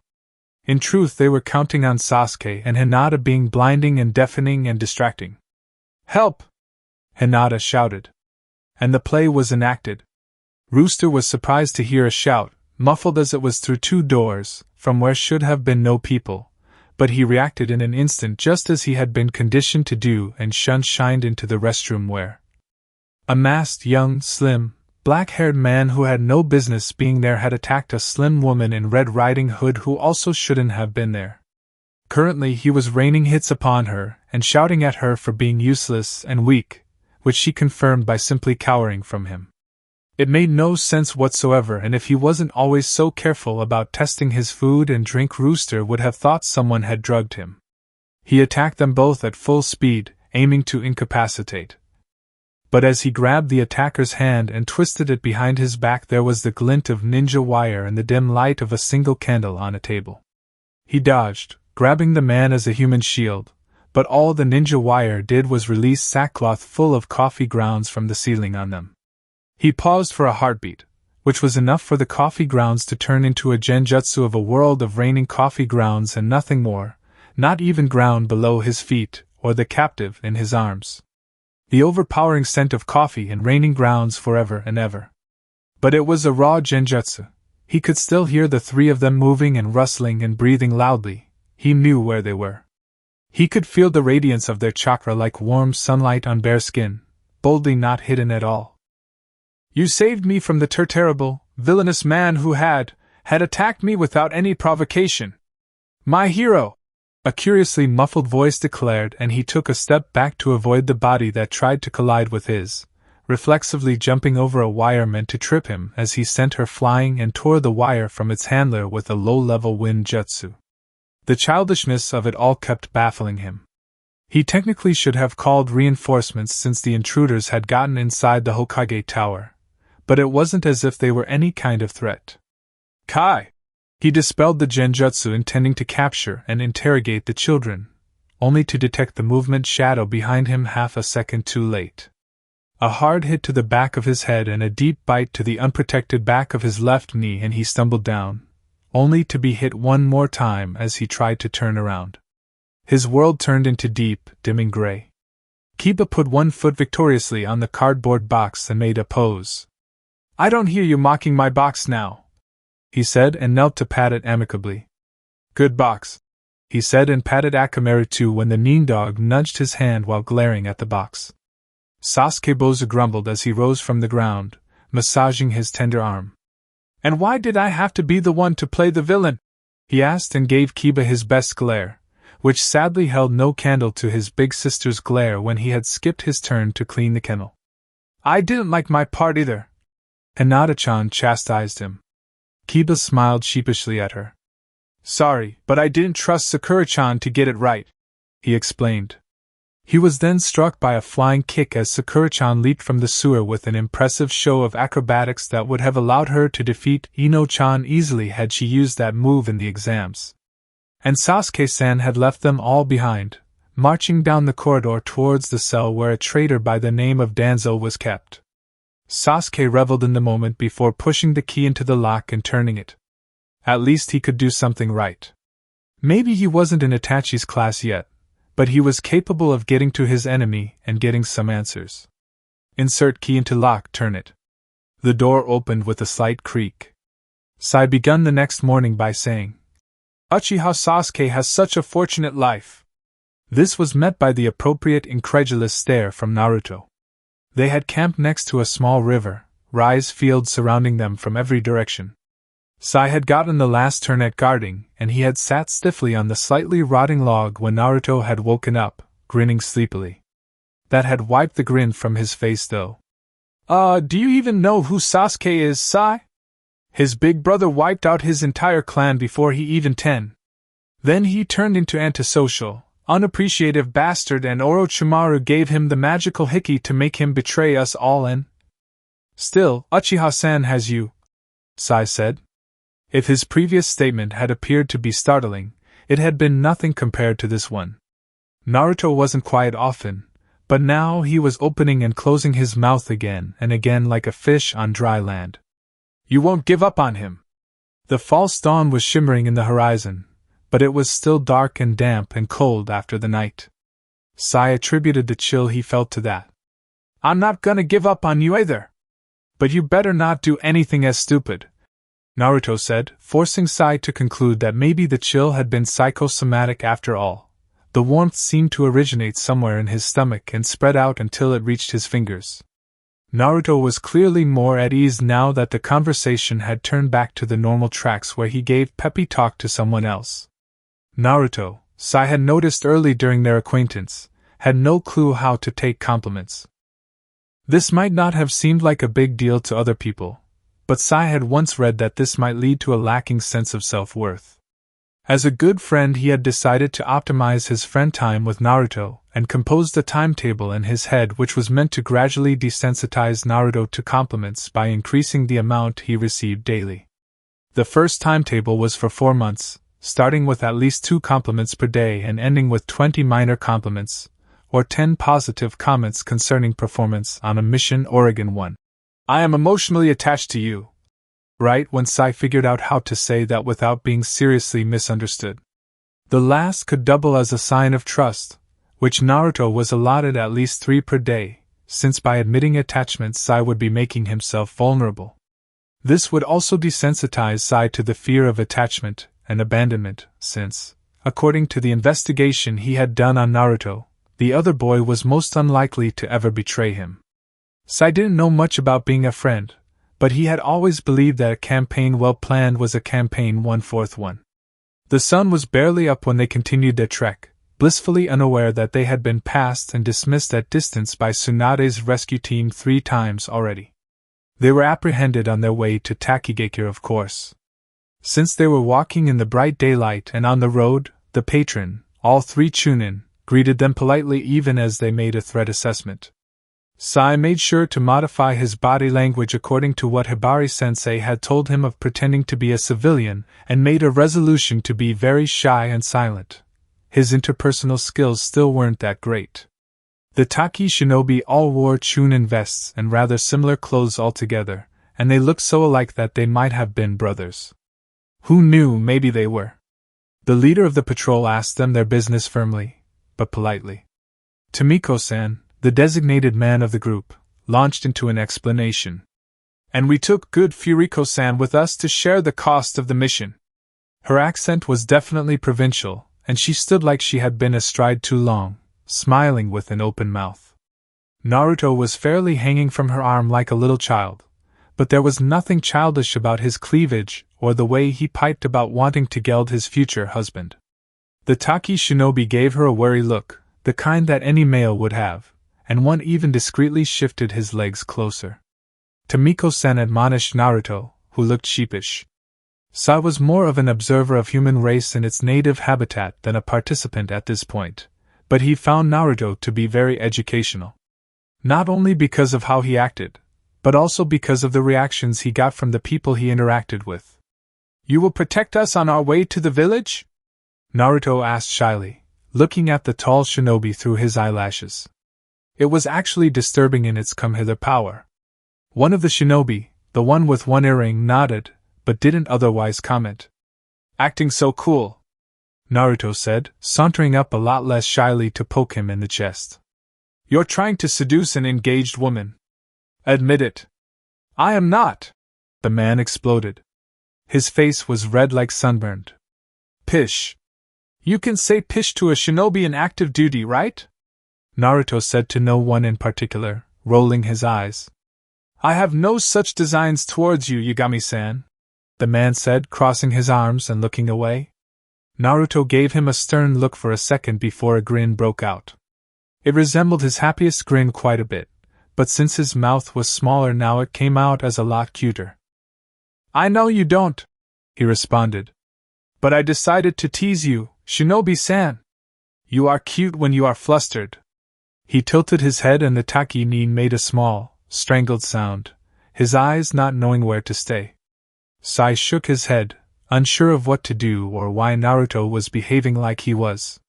He had seen friendly bantering and flirting before, but this time, he wasn't sure why Naruto was doing it. Then he noticed that the Taki shinobi were obviously more at ease now, smirking and shaking their heads at the selected victim. Naruto grabbed the man's, whose name turned out to be Inaguchi Keiji, hand and pretty much dragged him towards the village in the horizon, babbling about how he only wanted to geld the husband-to-be because his sister Sakaki deserved better, not because she, usually went around attacking men with knives, and how her favorite food was anpan buns and so forth. The two other Chunin continued their patrol, leaving Inaguchi-san to Naruto's tender mercies. They kept a good pace for civilians. The sun was shining warmly and birds were chirping. Inaguchi, who was the Taki team medic, engaged Fu-san into a short conversation about painkillers with and without blood-thinning effects, but he and Tomiko-san were allowed to walk in silence. So teasing people was an effective way of putting them at ease. Tease was to annoy or pester, vex or to make fun of, mock playfully or to arouse hope, desire, or curiosity and without affording satisfaction, at least according to Kanahigaku's highly accurate shinobi dictionary. It also meant to cut tissue, for example, into pieces for examination. That was the shinobi part of it. But cutting things aside, teasing seemed to be a shinobi art. How to go about it?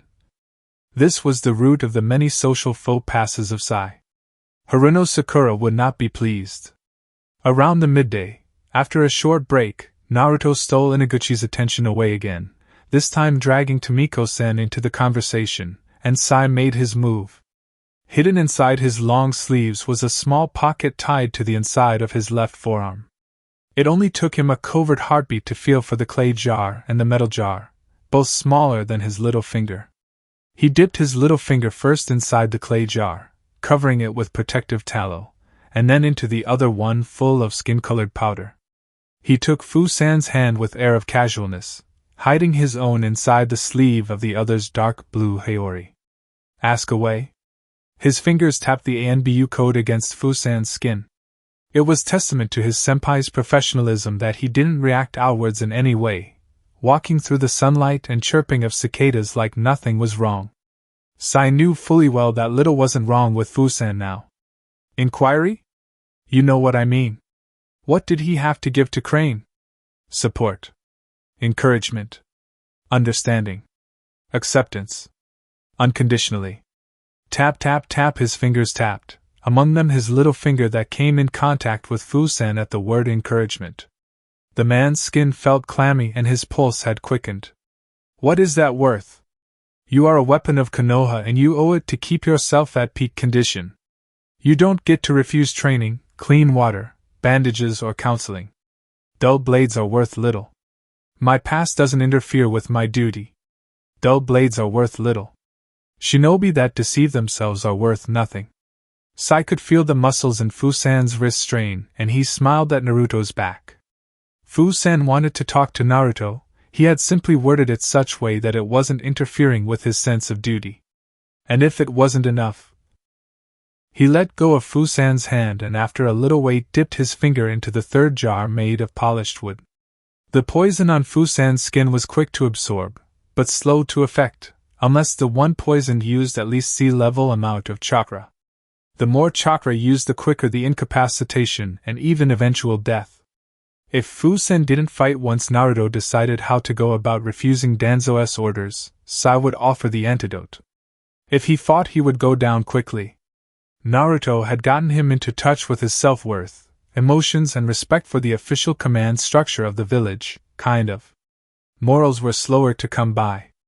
That was when Naruto doubled over, pressed his hands over his ears and shrieked like someone was cutting them to pieces, but there was no cause Sai could perceive. When Nakamura-fu had been only a 12-year-old genin, her teacher had given her a biwa string and an order to make a hole go through its whole length with only her chakra without breaking the string. It had taken her 2 years and 522 strings between missions, but when she was done, not only had she finally completed the most infuriating training exercise ever, but her chakra control was perfection incarnate. This mission is going to be a piece of cake, Yukimura-sensei told her. The nephew of our daimyo is a passionate chess player, and he will take part of a chess tournament that will be held in the capital of Tsuchi no Kuni. He wants you to assassinate one of his opponents, a jeweler called Masahiko Kyo. Here are details of the tournament. And he handed her a brochure. It was a beautiful day and sunlight shone through the big windows of Yukimura's house. Usually shinobi preferred small windows, but Yukimura appreciated aesthetics and the airy, sunlit room was truly beautiful, every piece of furniture arranged just so. And of course, Anyone trying to sneak and trough one of these windows was in for a world of pain. And in the middle of this elegance, Fu was sitting on a giant pillow that was shaped like ladybug, a pink ladybug that was forever winking an eye, and read through the brochure. It held all the necessary information about the tournament, its location, schedule of the players and the hotels the players would be booked into. Then she handed it back to Yukimura-sensei and tilted her head. He is willing to pay my wages to be rid of a competitor in a chess tournament. She was used to people wanting other people dead over silly, petty reasons, but this one took the cake.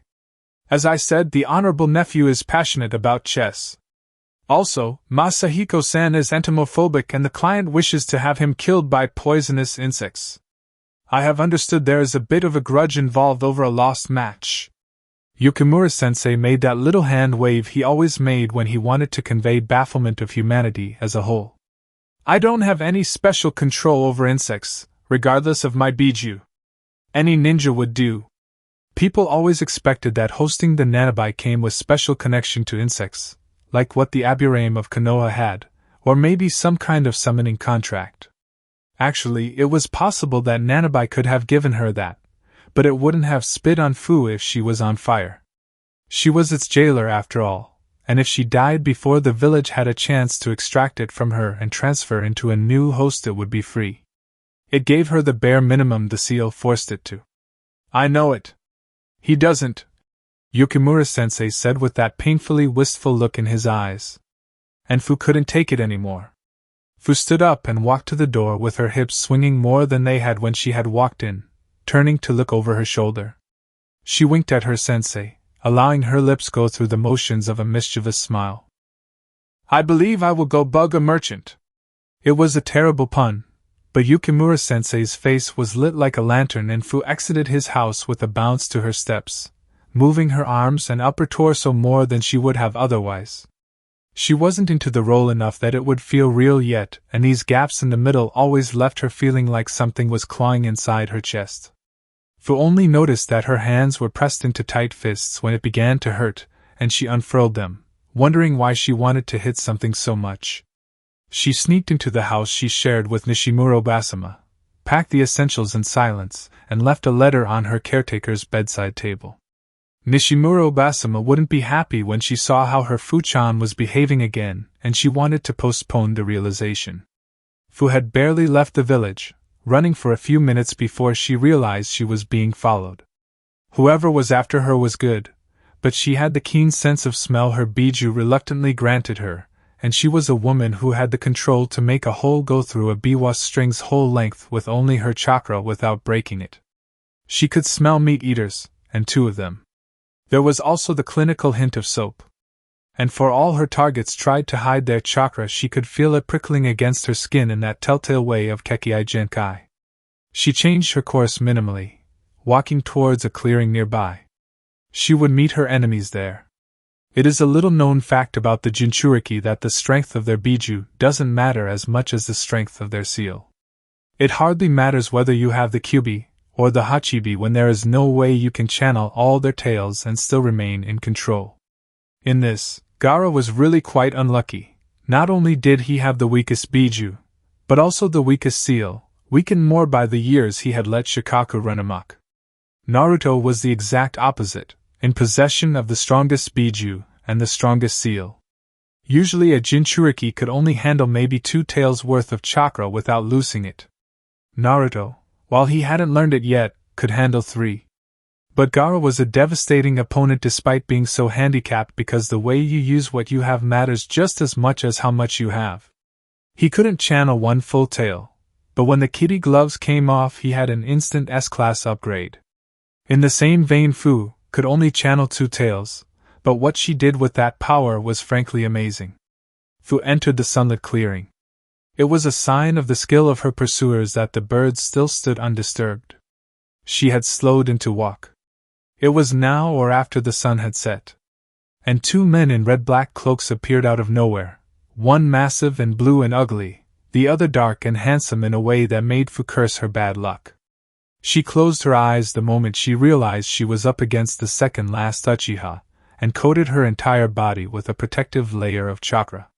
It wasn't a popular technique since it couldn't block even a barrage of kunai, and drew on half of the reserves of a regular jonin.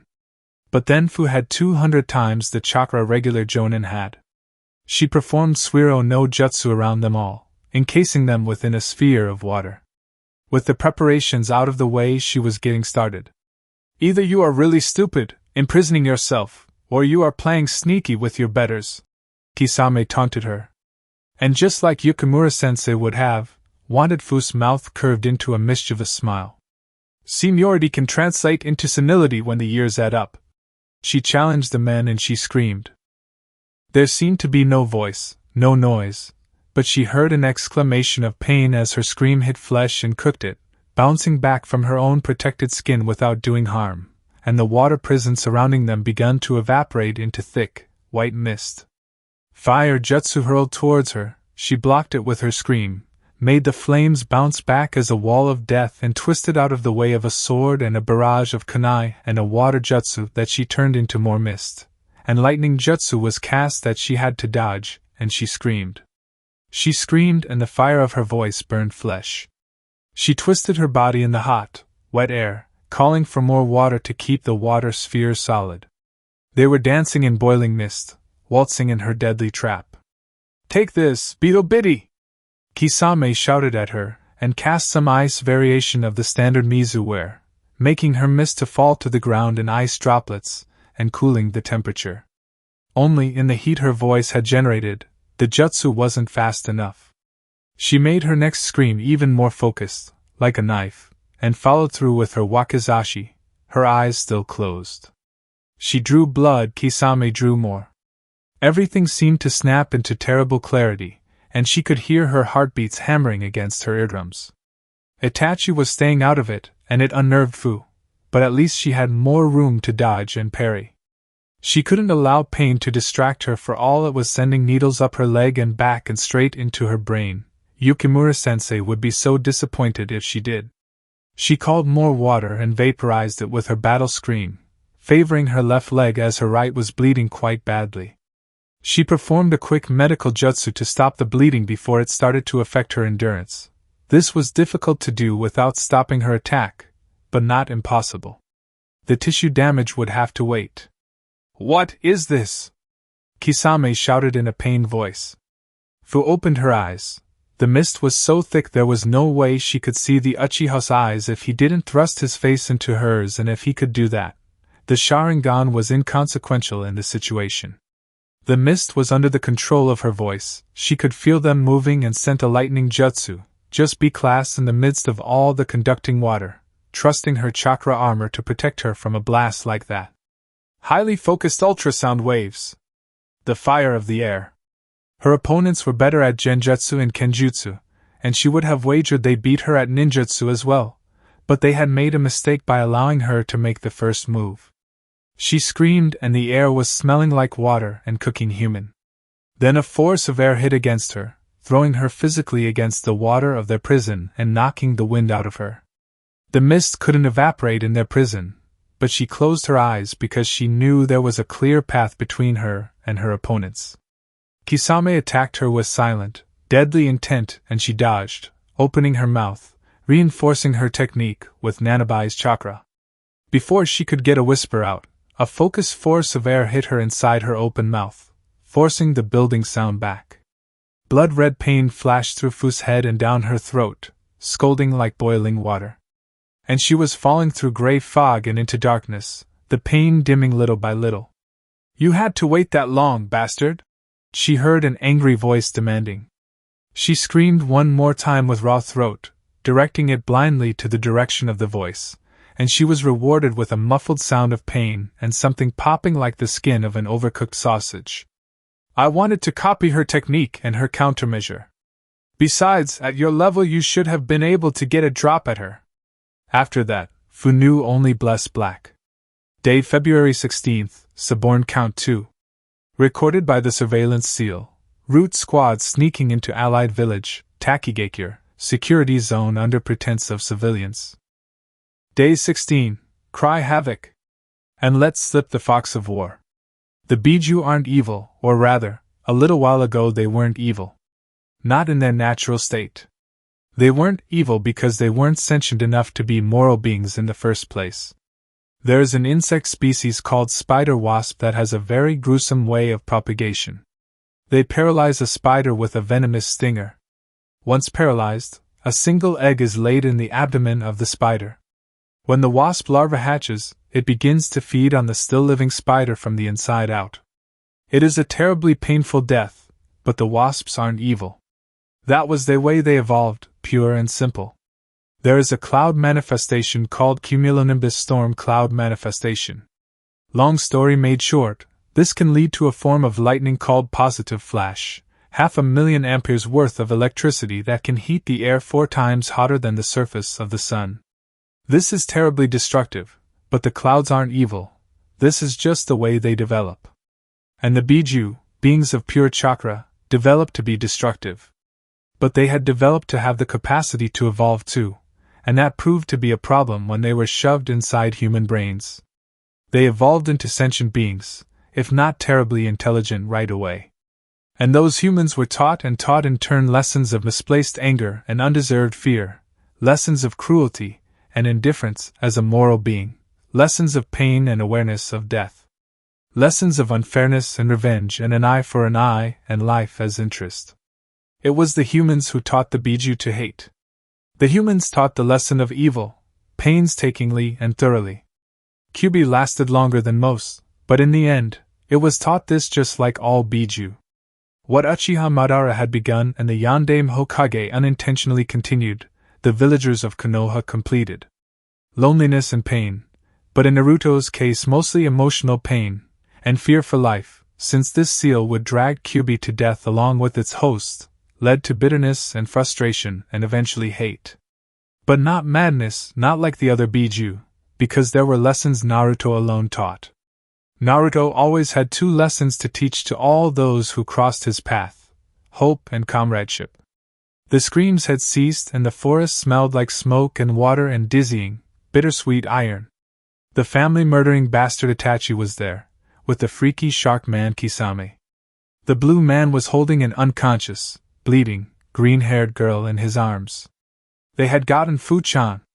Anger swirled at the bottom of Naruto's stomach like a whirlpool, boiling at bubbling towards his throat where it would unleash a scream of rage, towards his fingers where soft human fingernails would turn into talons.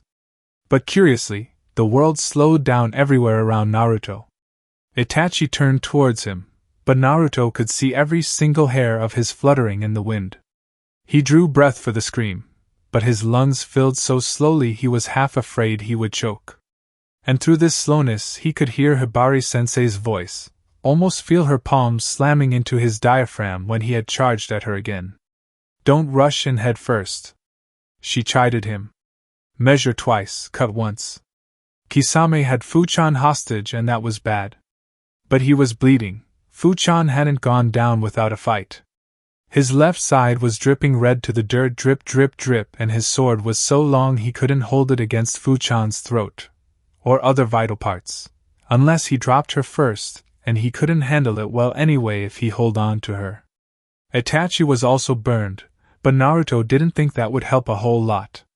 He remembered how Sasuke-kun had gone down when the missing Nin had just looked into his eyes. "Don't look at his face then. Look at his hands and legs. He is going to attack you with them."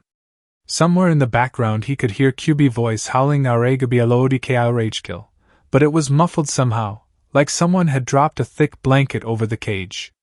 "First get Fu-chan free. He won't take you seriously, use that." "Thanks, Hibari-sensei," he crowed. The world was speeding up around him again, but it still wasn't full and quick, but he had a plan. He pulled chakra from the damned fox and circled the 2 missing Nin, trying to look like he was about to pounce them head first, giving it his best snarl, but then Nanfu threw a watertight blade jutsu at Itachi and dropped. Just like that. What had happened to him? Naruto didn't know, as no one had done anything before he started, so he could only hope the man would hang on. He made a Kage Bunshin and grabbed the man even as he sent a whole lot of other copies to attack Itachi and make a giant, orange Naruto curtain between the man's eyes and his own. His friends and Inaguchi-san were looking horrified at his handling of the IWA-style standoff, but Naruto only laughed as memories of sword thrusts blinked across his mind as his clones met a violent end one by one. Kisame laughed also. Decided to bat for the other team while we were away? It's your turn to catch now, he howled. Naruto hadn't known that one-upping people could taste so good, like the best Ichiraku miso ramen. He formed the Seo ram and thrust it upon the blue man. Hashigaki Kisame made a but ugly girl. He had a thin waist and big boobs, but his shoulders were still massive and his hips so small he looked half like a drag queen without the drag, half a triangle standing on its top. He had really pretty eyes with long eyelashes and a full, red mouth like a cherry, but his face was still big and angular, so the result was like putting a girly unicorn painting into heavy, dark wooden frames better suited for wood carvings. They plain didn't match. Girly pigtails crowned the terrifying spectacle. All movement had ceased, the only sounds were those of the wind blowing through the treetops. The air was electrified with horrified disbelief. Naruto didn't know it, but he was the first person ever to make an Uchiha want to dig his eyes off with a spoon. That it was Uchiha Itachi was fish cake on top of a bowl of ramen. Kisame couldn't feel his new memories very well with both Fuchan and his sword in hand, but he made a good attempt anyway. His eyes widened and his mouth twisted into a strange half-snarl of horror when he realized that, yes, it wasn't just an illusion, but real flesh. His legs twisted closer each other like to protect something that wasn't there anymore. Men were so scared and disturbed at the prospect of losing their family jewels, even if they were given something in the trade. Naruto, the Konoha poster child for the new family-friendly definition of borderline insane, didn't quite get what the big deal was, though he had to admit to himself, maybe it was because his hormones hadn't kicked in yet. But Kisame's body was slack with shock and Itachi wasn't moving a finger despite having dispelled the Naruto curtain. Shunshin and Kawarimi no Jutsu, just like Hibari-sensei had taught him, they came easily like beads on a necklace, one after the other, and Naruto was left standing with Fuchan in his arms, girly Kisame left holding a log. Don't mock the girl power. And Fuchan's ours now, so neener. So maybe this wasn't exactly what Hibari-sensei would have done. She was giving him this look in his head now, but it got the job done, right? A water jutsu Naruto hadn't even heard of before hurled through the air towards him, ripping water from everything in its path and leaving only sad, dust-dry husks of plants and insects in its wake and forming into a blade of ice. He dodged it, still cradling Fuchan in his arms, and barely had the time to hop out of the way of Itachi's sword. But he remembered to keep his eyes on his hands and feet, and unless the man felt like kneeling in front of him, he couldn't catch his eyes. Then sighing creatures, some unholy mixes between lions and dragons and monkeys, intercepted Kisame and Tomiko-chan jumped at Itachi, her katana a silvery line in the air. He scented blood and ink and sweat and aggression like gunpowder. Unceremoniously Naruto shoved Fuchan into Inaguchi-san's arms. His heartbeat was hammering against his eardrums. "Protect her with your life," he ordered. The man was staring at his chest, his face red like sunburn again, and Naruto realized the jutsu on him had dispelled. "But what? Weren't you? And weren't you going to?" the man asked meekly, but Naruto jumped into the fray again, whooping victoriously. Again the world around him was slowing down, but this time it was accompanied with the red, biting haze of Kyuubi's chakra and howling unmuffled. Kyuubi had no love for Naruto, for who would love their jailer and future executioner, but it understood the concept of us, and Nanabai was us like Fu was us to Naruto. It understood the concept of protecting the us. It understood, like Naruto understood, that Akatsuki intended to make an object out of it, and its kin, but it also understood not giving up in front of superior force because as long as there is life, there is hope.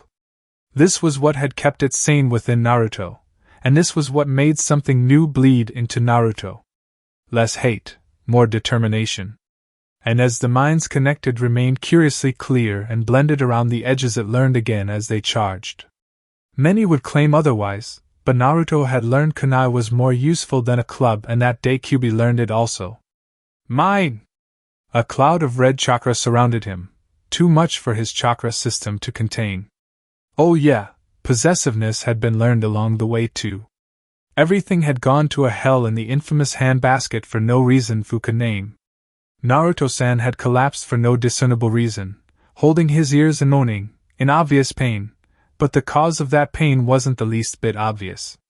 There was a strange ringing sensation in Fu's ears also, more felt than heard, like something only just beyond his hearing range, but what it was and why it caused Naruto-san such pain. He'd had more important things to worry about, like the man who had been assigned to escort them to the village and who had been looking one twitch of a finger away from attacking them. He had turned towards the man, his eyes wide, and he had whispered a horrified question, stepping close oh so carefully, kunai ready to be unsheathed and struck into the man's eyes. And then Naruto had begun to run. And there was no mistaking him for a civilian anymore. The Taki shinobi ran after Naruto-san, they ran after both, and then they had stumbled onto a clearing in a forest, too close to the village for Fu's comfort, and there stood Uchiha-san and Hoshigaki-san, the latter holding bleeding, unconscious Nakamura Fu. Naruto-san hadn't attacked them, but circled them, still in his female disguise and looking feral, feeling feral to Fu's senses. The Taki shinobi hadn't attacked anyone, his face turning from the Akatsuki agents to their team to the Akatsuki agents again, trying to decide who to attack now. He had attempted to attack the Taki shinobi, to remove one variable and eliminate a witness, when he had felt strange weakness spreading within. He hadn't felt it while he had been running, too distracted by his goal to pay attention to the chakra pathways of his body, but he knew what this meant. He had been poisoned. And so he attacked Uchiha-san instead, hoping to weaken him for the others, but the man dodged his water jutsu, best match against the man's fire-based jutsu, with almost insulting ease. And then the ground rose to fall into him and Fu was lying on his stomach, feeling nauseous. Have I given Danzō-sama a reason to doubt my loyalty or stability? He wondered dimly, soon followed by, who was the one to pick a moment like this to assassinate me? They have endangered the mission. And then bright neon orange arms grabbed him and hauled to safety mere second before a fire jutsu swept over the spot he had been lying in. He spat grass and dirt from his mouth and glared at Naruto-san, who was now carrying him away from the commencing fight. It was an uncomfortable journey, for while Naruto-san was strong enough to carry more than he weighed, Fu was much taller than the young shinobi. Soft-hearted. I cannot be saved now, but the mission can be salvaged, he hissed, closing his eyes against the world spiraling around him. The new recruits were always unnecessarily attached to the idea of protecting their comrades, but at least Naruto-san hadn't been the idiot to pick a moment like this to pick him off. He wasn't nearly ruthless enough to poison a teammate. For future reference, if you have to poison a squad mate on a mission, make sure it doesn't endanger the mission objective. Now go join the fight. He forced himself to speak. A last favor to Danzō-sama, last instructions to a kohai before his usefulness was spent. He was dropped to the ground like a sack of rice. Then he was shaken until he opened his eyes. And there he was, Kami damn it, not leaving him. I'm Naruto, boss told me to take care of you. And I'm not gonna poison anyone, the Kage Bunshin said, kneeling practically on top of him. They were out of the forest, under cloudless, blue sky. The sun was shining into his eyes and he narrowed them, irritated. Hang in there, we are gonna take care of you once the fight has been won. Naruto Bunshin grinned widely, a touch of worry behind the formidable-looking teeth. And that made Fu angry, made him promptly see a cubey kind of red. His blood was pounding in his ears from the poison, he told himself, pounding so hard he could barely hear the words spilling from his mouth. I have dignity, you know. I can die when it's required of me without making an unseemly spectacle of myself. I have always obeyed my orders, even before I joined the route. Yes, I bet you thought these things didn't happen in the official rank and file, did you? Well, surprise, you can any day be ordered to take a mission that will make you hate yourself and have someone like your precious Hibari-sensei forever remind you of it. And who even eats something as disgusting as spinach yogurt anyway? And she smoked, and her big dream was to be a housewife. There was nothing in her that should have attracted me. Part of Fu was flailing inside his head, trying desperately to close the floodgates, but nothing could stop the barrage of words now. You think what's inside you that makes you a monster? Wait until AUWCH! And Naruto-san did what he couldn't do for himself, shut him up. What's inside boss doesn't make him a monster! And don't make fun of other people's favorite food, the clone hissed. And all fight was drained from his tired, weakening body. Fu had forgotten it was a clone he was ranting at, a brainless construct. He rubbed his aching head, embarrassed, but grateful at the same time. This wasn't the real thing, no one would have to know he had lost it at long last. A giant explosion rocked the ground and acidic, poisonous, red chakra flared through the air, grating against his body like sandpaper. Fu had risen to a half-sitting position, but now he allowed himself drop back to the ground. There was no way even a blind and deaf ninja could miss the fight now. He could only hope that Nakamura-san would lose her life in the melee. Were you in love with someone? Naruto-bunshin asked with considerably less ire. Maybe it was because it was just a brainless construct who couldn't reveal the secret. Maybe it was because he was dying, but a knot loosened itself inside Fu's stomach. He could talk. It wouldn't change anything now, and that was freeing, in a way. Don't have to worry about consequences, he murmured. He was feeling sleepy. I was sent to Kumo to spy. I'm Yamanaka, I could use my family jutsu. I was a blacksmith there. I met Nagaki Mika. I had to seduce her to get access to the right people. I got her pregnant. And then I had to leave her. He had promised to marry her only 2 days before leaving, knowing full well he would have to leave. And he hated himself. To be an illegitimate child wasn't so bad in a hidden village. They followed their own, warped moral code, kunoichi even more than civilian women. Who could muster enough righteous anger over unintended consequences to make a fuss when anyone could be ordered into the same situation? But to be the illegitimate child of a spy, to be a mother of such a child? That was a horse of another color, as Hibari-san could well testify. And Hibari-san hated her father with the unforgiving intensity of a forest fire, carried the damning weight of knowledge on her shoulders every moment of every day, or at least she had. Fu glared at the boy who had given Hibari-san an absolution from her demons, hating himself for wanting the same absolution, hating the boy for daring to make him hope. I loved her! He spat. He had nicknamed the mission as spinach yogurt, laughing at the woman's expense, and then he had fallen in love with her. Mika's black, fiery eyes like still glowing embers, her beautiful smile and her food cravings when she had gotten pregnant that had made her normal cuisine look normal. He missed her, and she hated him. Tell her so and apologize, Naruto-bunshin ordered like it was the most natural thing in the world. Like that would help any. Fu whined. He was almost hoping the poison was quicker. First he had spilled his guts and now he was whining? If things took one more turn towards pathetic, it could be considered mercy killing. Maybe not, but you owe her an apology, and I'm gonna kick your ass from here to Konoha if you try to weasel out of it. Naruto-bunshin cracked his knuckles and glared at him. Fu felt his mouth twisting into a tired smirk. Let's make a deal. If I live, I will apologize to her. It was the ninja way to make empty promises, to renegade on deals for the mission, to give your word when you knew there was no way you could keep it. That's the spirit. Not like you want to die anyway, Naruto-bunshin declared and thumped his shoulder. Fu shrugged. Of course he didn't want to die, but what difference did it make? Danzō-sama had decreed that he would die, and not even the most bullheaded ninja in Konoha could change that. He wasn't as vocal about his beliefs as Hyuga had been, but just as unyielding. He had a fate. Not even normal fate, but a fate with a capital letter that meant he would have to be miserable and die a violent death for a village that could never appreciate what he had given up for it. Like Hyuga, he was an unmovable object. Like Hyuga, he had collided with an irresistible force. And just like that, soft, white, very beautiful hands shoved the bunshin away from him, and when the dimming world in Fu's eyes cleared a little, the first thing he saw was an ample, creamy white cleavage. His eyes bulged. I am here to rescue Naruto-kun, Pray to your gods that he is alright. Slug Sannin Senju Tsunade growled at him even as her healing chakra flowed through his body like warm milk and lightning, cleansing it inside and out.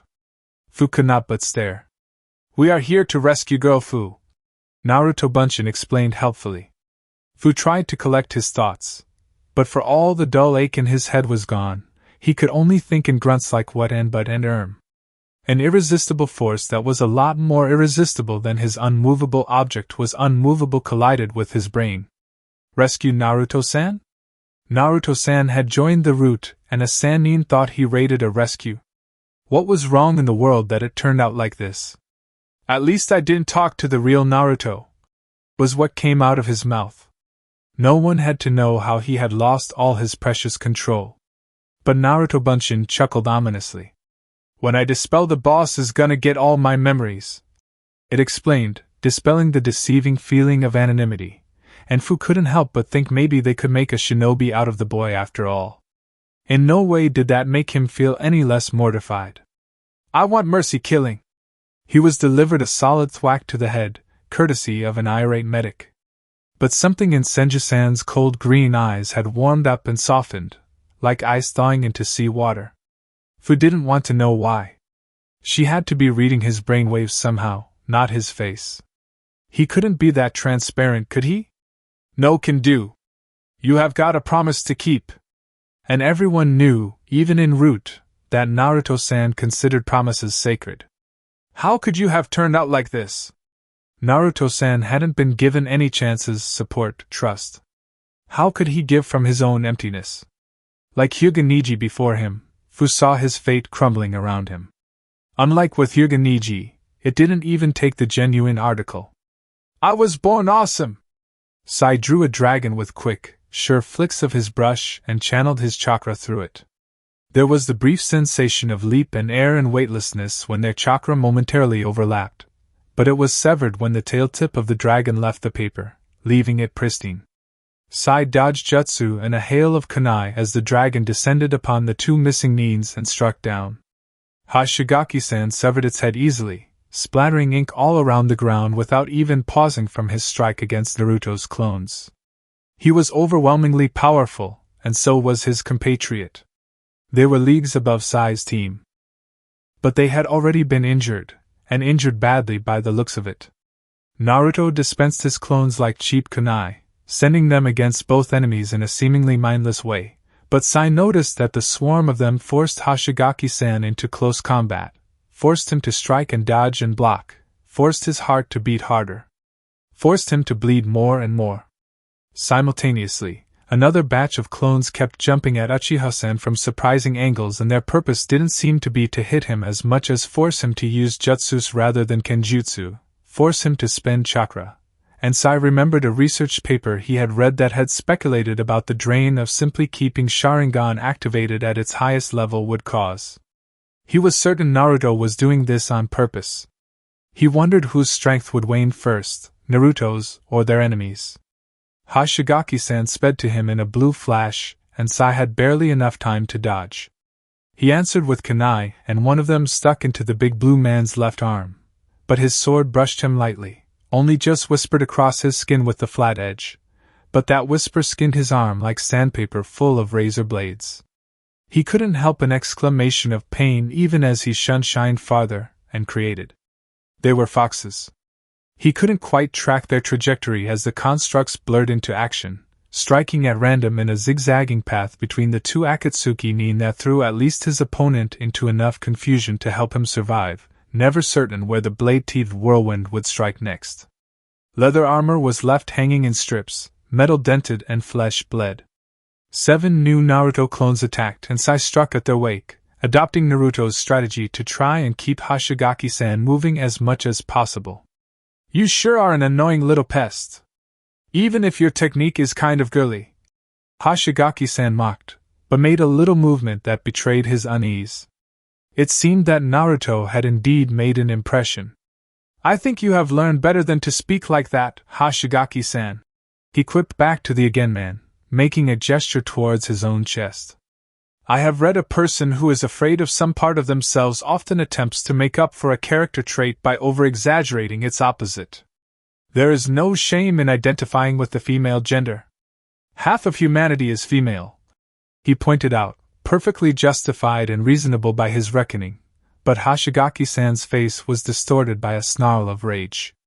He did something, a strike with his sword not even intended to connect, and probably some kind of lightning-based jutsu that didn't require use of hand signs. But Sai didn't have enough time to identify it before flashing. Sizzling pain stuck him to the stomach and hurled him back several feet. As the back of his head hit the ground with a thud that was painful, but dimmed by the pain the lightning had caused, Sai was grateful it hadn't hit him in the chest. That would have stopped his heart. He tried to sit up, but all his abdominal muscles refused to work. He managed to force himself into a half-sitting position by leaning into his left arm, the one that was bleeding because he needed his right arm to defend himself. Hoshigaki-san started a slow, mocking tread towards him, interrupted for a second when Tomiko-san's unconscious, hopefully unconscious, form was hurled between them into the woods. "This is not your day, unless we are talking about dying," Hoshigaki-san said, allowing his eyes follow Tomiko-san's boneless flight for a moment. Sai almost agreed with him, lamented that he had learned to live only to die, when something acidic and intangible and red exploded. Naruto howled as if in terrible pain. The red flash was Kyuubi's chakra that first exploded, then imploded and exploded again in a huge pillar towards the sky. The whisker marks on Naruto's cheeks had already widened and darkened, but now they became even more profound. His teeth looked terrible sharp, his fingernails were talons and his eyes were blood red, but what caught and held Sai's half-horrified, half-fascinated eyes were the tails. There had been 2 translucent chakra tails sprouting from Naruto's backside before, but now even more chakra churned there, condensing into a third one. Both Hoshigaki-san and Uchiha-san had turned towards him now, but Sai didn't fool himself into thinking Hoshigaki-san had forgotten about him. So he baited his time.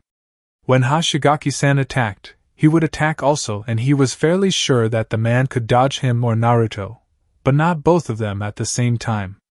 "Who are you and why are you helping me?" A painfully raspy voice broke the tension. Sai's head whipped towards the voice, where a green-haired, rumpled and bloody young girl was standing next to the man, Inaguchi-san, who had escorted them towards the village. Inaguchi-san looked nervous, girl Fu-san looked determined, and Sai was sure that the man had been carrying her towards the village when she woke up. Naruto's eyes softened. Sai didn't like the way he was looking at her. "I'm Uzumaki Naruto, and I'm helping you because I'm a Jinchuriki too, the Jinchuriki of Kyuubi no Yoko. We have got to have each other's backs since there are only 9 of us and the world is absolutely idiotic about us, and all kinds of sickos and stupid straw hats try to kidnap us. But never fear! We will prevail!"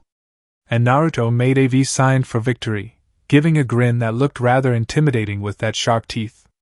"You are a Jinchuriki?" Fu-san whispered, straightening her back and looking Naruto into his red eyes. "Would you say that you are my brother?" Sai had once before seen a look like that, on the face of one of his targets. The man had been an opium addict, and Sai had gotten near to him under the pretense of being a dealer. The way he had looked at the poisoned opium, like a hungry dog given a steak, like a starving man delivered a dinner, and then told to wait for grace, it had revolted Sai even as numb as he had been then. The man would have done anything for his next pipe. But on the face of this girl, it only made him kind of sad. "Of course I'll be your brother. I can introduce you to Garakuen too. Don't worry about the tails, he's a lot better now," Naruto said. "But we gotta win this fight first." And those 4 sentences sated the hunger in the girl's sad eyes, made her mouth curve into something that Sai wasn't sure was a smile, but that made him still think of the relief he had seen in wounded men's faces when they were given painkillers. "Well, brother, if the day's going to hell in a handbasket, I want my share of the sandwiches." She cracked her knuckles and the end of her sentence gave way to a small, out-of-place giggle. "I don't have sandwiches, but I can make you ramen once this is over," Naruto promised happily. It was unnerving, the The way his happy face and the utter malice of his chakra contradicted each other. Sai didn't like getting mixed signals. How touching! We can deliver you into your fates together. Hoshigaki-san mocked them again. But Uchiha-san was looking towards where they had come from, looking contemplative. And then Hibari-sensei, a jonin he recognized as Naruto's previous sensei, Hataki-san, and a young Hyuga he was fairly sure was the clan's new prodigy, Niji, landed from the trees between the wounded and the Akatsuki ninja. Ha! Now you are in trouble. Hibari-sensei is made of awesome. Naruto crowed and applauded. His aura wasn't waning, however. Hibari-sensei is made of awesome? Aren't you forgetting someone? Hataki drawled lazily as he flipped the Hittite from his eye, revealing the Sharingan of his late teammate. And you too? Naruto allowed, waving a hand towards the man. What do you mean you too? Now the silver-haired man was beginning to sound annoyed. More teasing, Sai concluded, but why would Naruto try to put the man at ease in a situation like this? Alert was better. It appears that Naruto-san doesn't consider you to be hip and cool. Hyuga Niji deadpanned, and for some reason this made the copy Nin twitch. Fu-san was muffling her giggling with her fist now, and Sai thought she might be approaching hysteria. But the tables had been turned against their opponents now, and when a second later Senju Tsunade appeared from the bushes, dragging their Fu with her, and this could quickly get very confusing, the two of them in the same place, he thought the two Akatsuki agents might just up and leave. A ragtag bunch of treehuggers comes to rescue your target, and it seems that now you are in need of a rescue yourselves. How pitiful! The deriving words sounded from above them. On a sturdy branch of a very suffering-looking tree there stood a man with silver hair slicked back, purple eyes and a Hittite of Yugakyo with a slash across it. Even more prominent was the Jashin amulet and the red, three-bladed scythe at his back. Sai wondered if what he was feeling was frustration, and whether it was a natural reaction to the situation or not.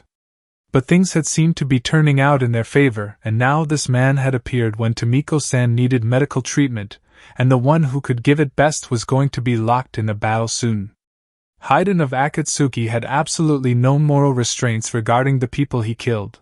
Slaughter was his religious calling, and he took pleasure in making his opponents' deaths as painful as possible. Sai was among the lower-level fighters here and already badly wounded. Yet the best he could muster was annoyance. Then Naruto opened his mouth. Hey, aren't you the guy with the evil bunny god? Day February 16th, Suborn Count 3. Recorded by the Surveillance Seal. Let's slip the Fox of War. Day 16, Bad Diplomacy. Hey, aren't you the guy with the evil bunny god? Silence. You could have heard a pin dropping into cotton wool. The silver-haired man's face kept twitching towards at least 5 separate emotions at once, and not managing a single one, his lips baring his teeth and gum, his eyes bulging, his one eyebrow going this way and the other that way, and the muscles of his left cheek pulling. Everybody's head kept turning from Naruto to Haiden to Naruto again like they were watching a tennis match. Only no match in the history of humankind could have inspired so horrified, disbelieving expressions. Only Uchiha Itachi looked still calm, and even his jaw had dropped a minuscule, little notch. Haiden of Akatsuki opened his mouth and everyone flinched, but closed it again without having said a word. Only Naruto was looking at him with a heated expression on his face. And what kind of moron worships a god that's called evil god? Anyway? That's a walking cliché, too evil to win. Besides, Shiva is a lot stronger god anyway. He's the standard of invincibility, might and terror, but he's a figure of honor, delight and brilliance too. And his priests don't go around wearing angsty pendants and black nail polish. You look like an Uchiha. And Hashino UK Kami's a great protector, and that's a lot better than someone who just kills a lot. My gods make the world work where you god just goes around killing puppies and shit. Think of those poor puppies. Bunny. Uchiha. Puppies. Haiden forced the words out, and his face transformed into a mask of rage, all blood draining from his lips so they paled into white with the slightest reddish shadows at the corners of his mouth, his red eyes gleaming maniacally. But what Naruto looked was his left cheek, the cheek that kept twitching and pulling his mouth. It was red, and even redder was the thin line and the single drop of blood. It was called a whiplash among the ninja. Even the best of them couldn't run in trees at pace that occasionally threatened to break the sound barrier without getting their bare skin cut by the tips of branches every once in a while. Those little cuts didn't even register, not when the people cut had accumulated pain threshold that allowed them to stand and fight with one leg broken in two places. And that was doubly more so for Haydn, whose favorite technique was to take advantage of his immortality by stabbing himself at vital organs and transferring the damage to his victims. It was just a little cut that barely even bled. Ox in first position for power, force and drive, whispered Hibari-sensei's voice in his ears, speaking softly of her vampire kinjutsu. The world and time stretched as Kyuubi's power filled him. Like in a dream, Haydn leaped from the branch he had stood on, swinging his scythe upwards. Naruto's knees bent, ready to jump as the scent of blood multiplied in his mind and the edges of his vision were washed in red. Dragon in second for power, and snake for healing, and dragon in fourth reverses the sign before it. Half boar and Jin for blood.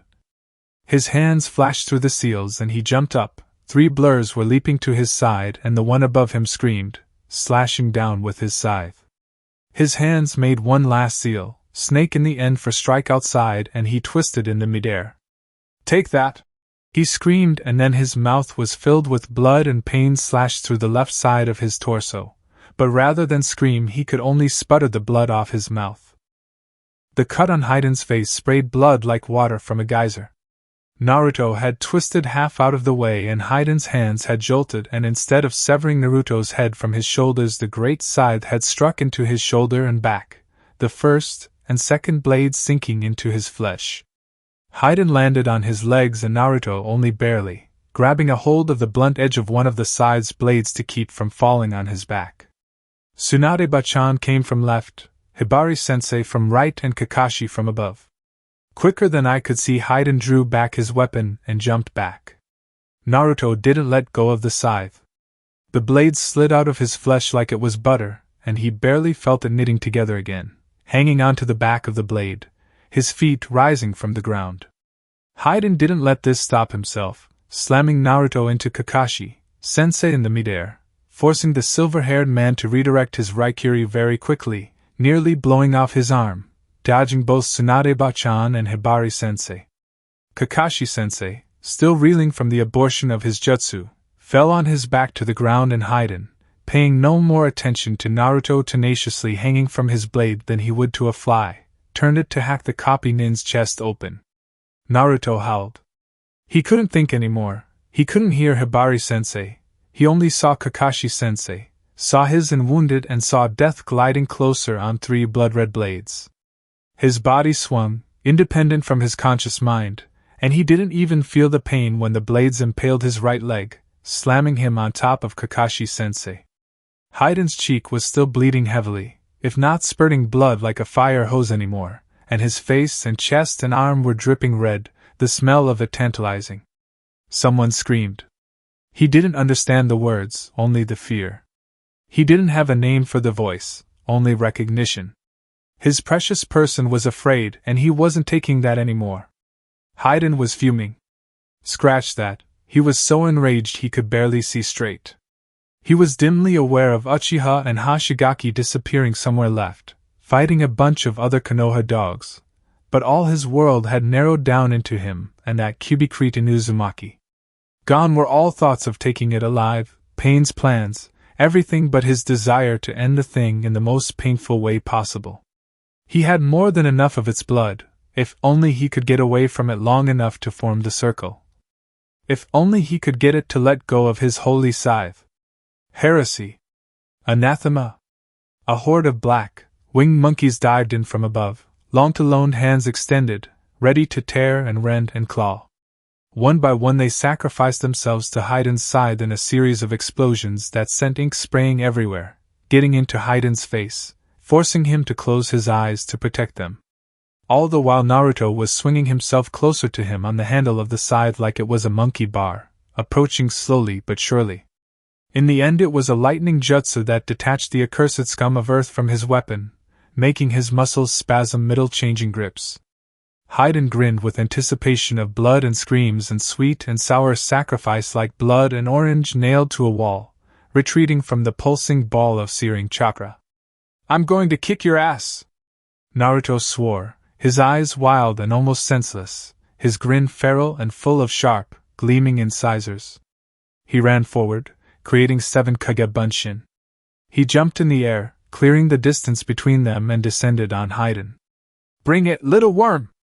Jashin-sama will feast upon your miserable soul, you heretic asshat! Haydn shouted. He threw his scythe out, mowing through several Kagebunshin. 4 survived to land and swarmed towards him. Naruto himself landed and held out his hand, charging a Rasengan with the help of one more clone. He could do them one-handed since improving his chakra control with Ibari-sensei, but it still went faster with 2 pairs of hands. Done, the swirling, crackling blue energy clicked into place, his fingers casting shadows across the forest's floor. His clone ran forward the bloody, still dribbling man, taking the Rasengan in his right hand, and he ran after it. Haydn swore, swinging his scythe and shearing through yet another clone.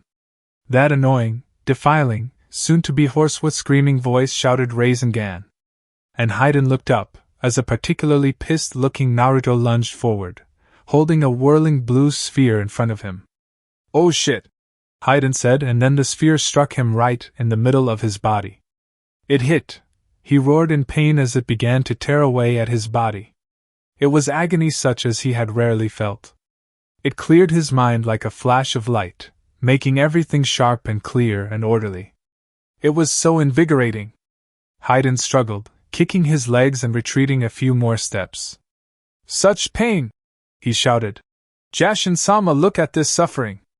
This gave even Naruto a pause. He halted mid-step and stared at the man as the second wave of ink monkeys attacked the Akatsuki agent who, despite his grievous wound, batted them away into nothingness like they were nothing from begin with. There was a gaping hole in Haydn's stomach, exposed organs bleeding and broken ribs sticking out. It looked like someone had just scooped out his flesh with an ice cream scoop, and a distant niggle of queasiness was starting to work its way through the haze in Naruto's mind. All this suffering!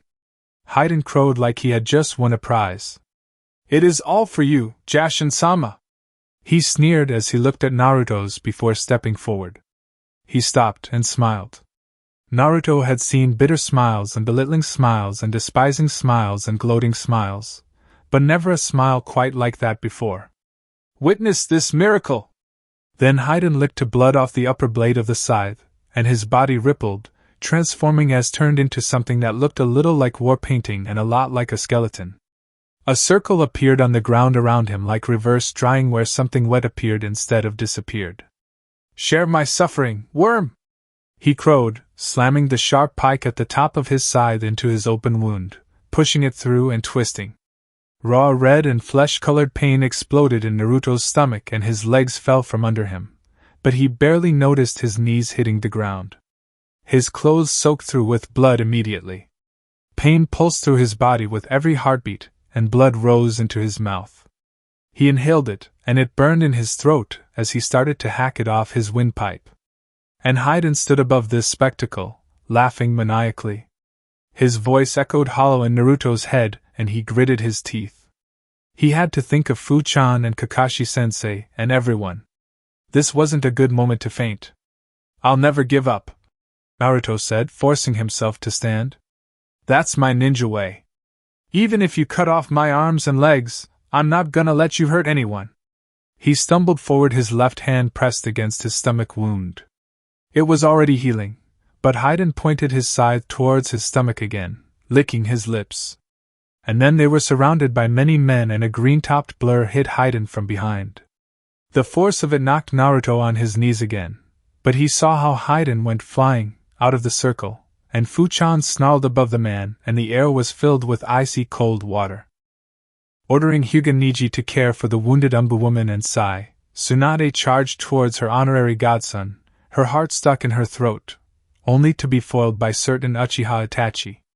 She dodged an almost lazy fire jutsu, considerably less lazy swing of the missing nin's katana, and attacked the man in turn, aiming a punch that would have made his chest cavity cave in and missed.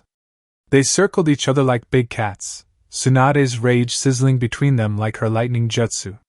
You unholy bastard of an odd-toed ungulate and a psychopath rattlesnake! Blood-sucking gallows fodder! Catch an inflammation of the gastrointestinal tract and die of diarrhea! She screamed and charged at him. Many years wasted in sake and gambling had gained her little but debts and regrets, but this was at least something, not having to lower herself to unimaginative four-letter words. Traitorous slime mold! Politician! Politician? There is no need to be uncivilized, Senju-san. The spawn of a syphilic swine clicked his tongue, raising an eyebrow that just screamed of inflated sense of superiority. Of all the Sannin Senju, Tsunade was the worst off against someone like Uchiha Itachi, not because she was any weaker than the others, but simply because her close-range taijutsu wasn't well matched against a middle to long-range fighter like the Uchiha, and her genjutsu techniques were no match to the Exumbu genjutsu specialist. Even then, she was a Sannin. She knew better than anyone else alive just how many ways human body could be taken apart, and above all she had what all too many ninja lacked those days of mass destruction jutsu melee. She had a good head on her shoulders. There were two types of anger.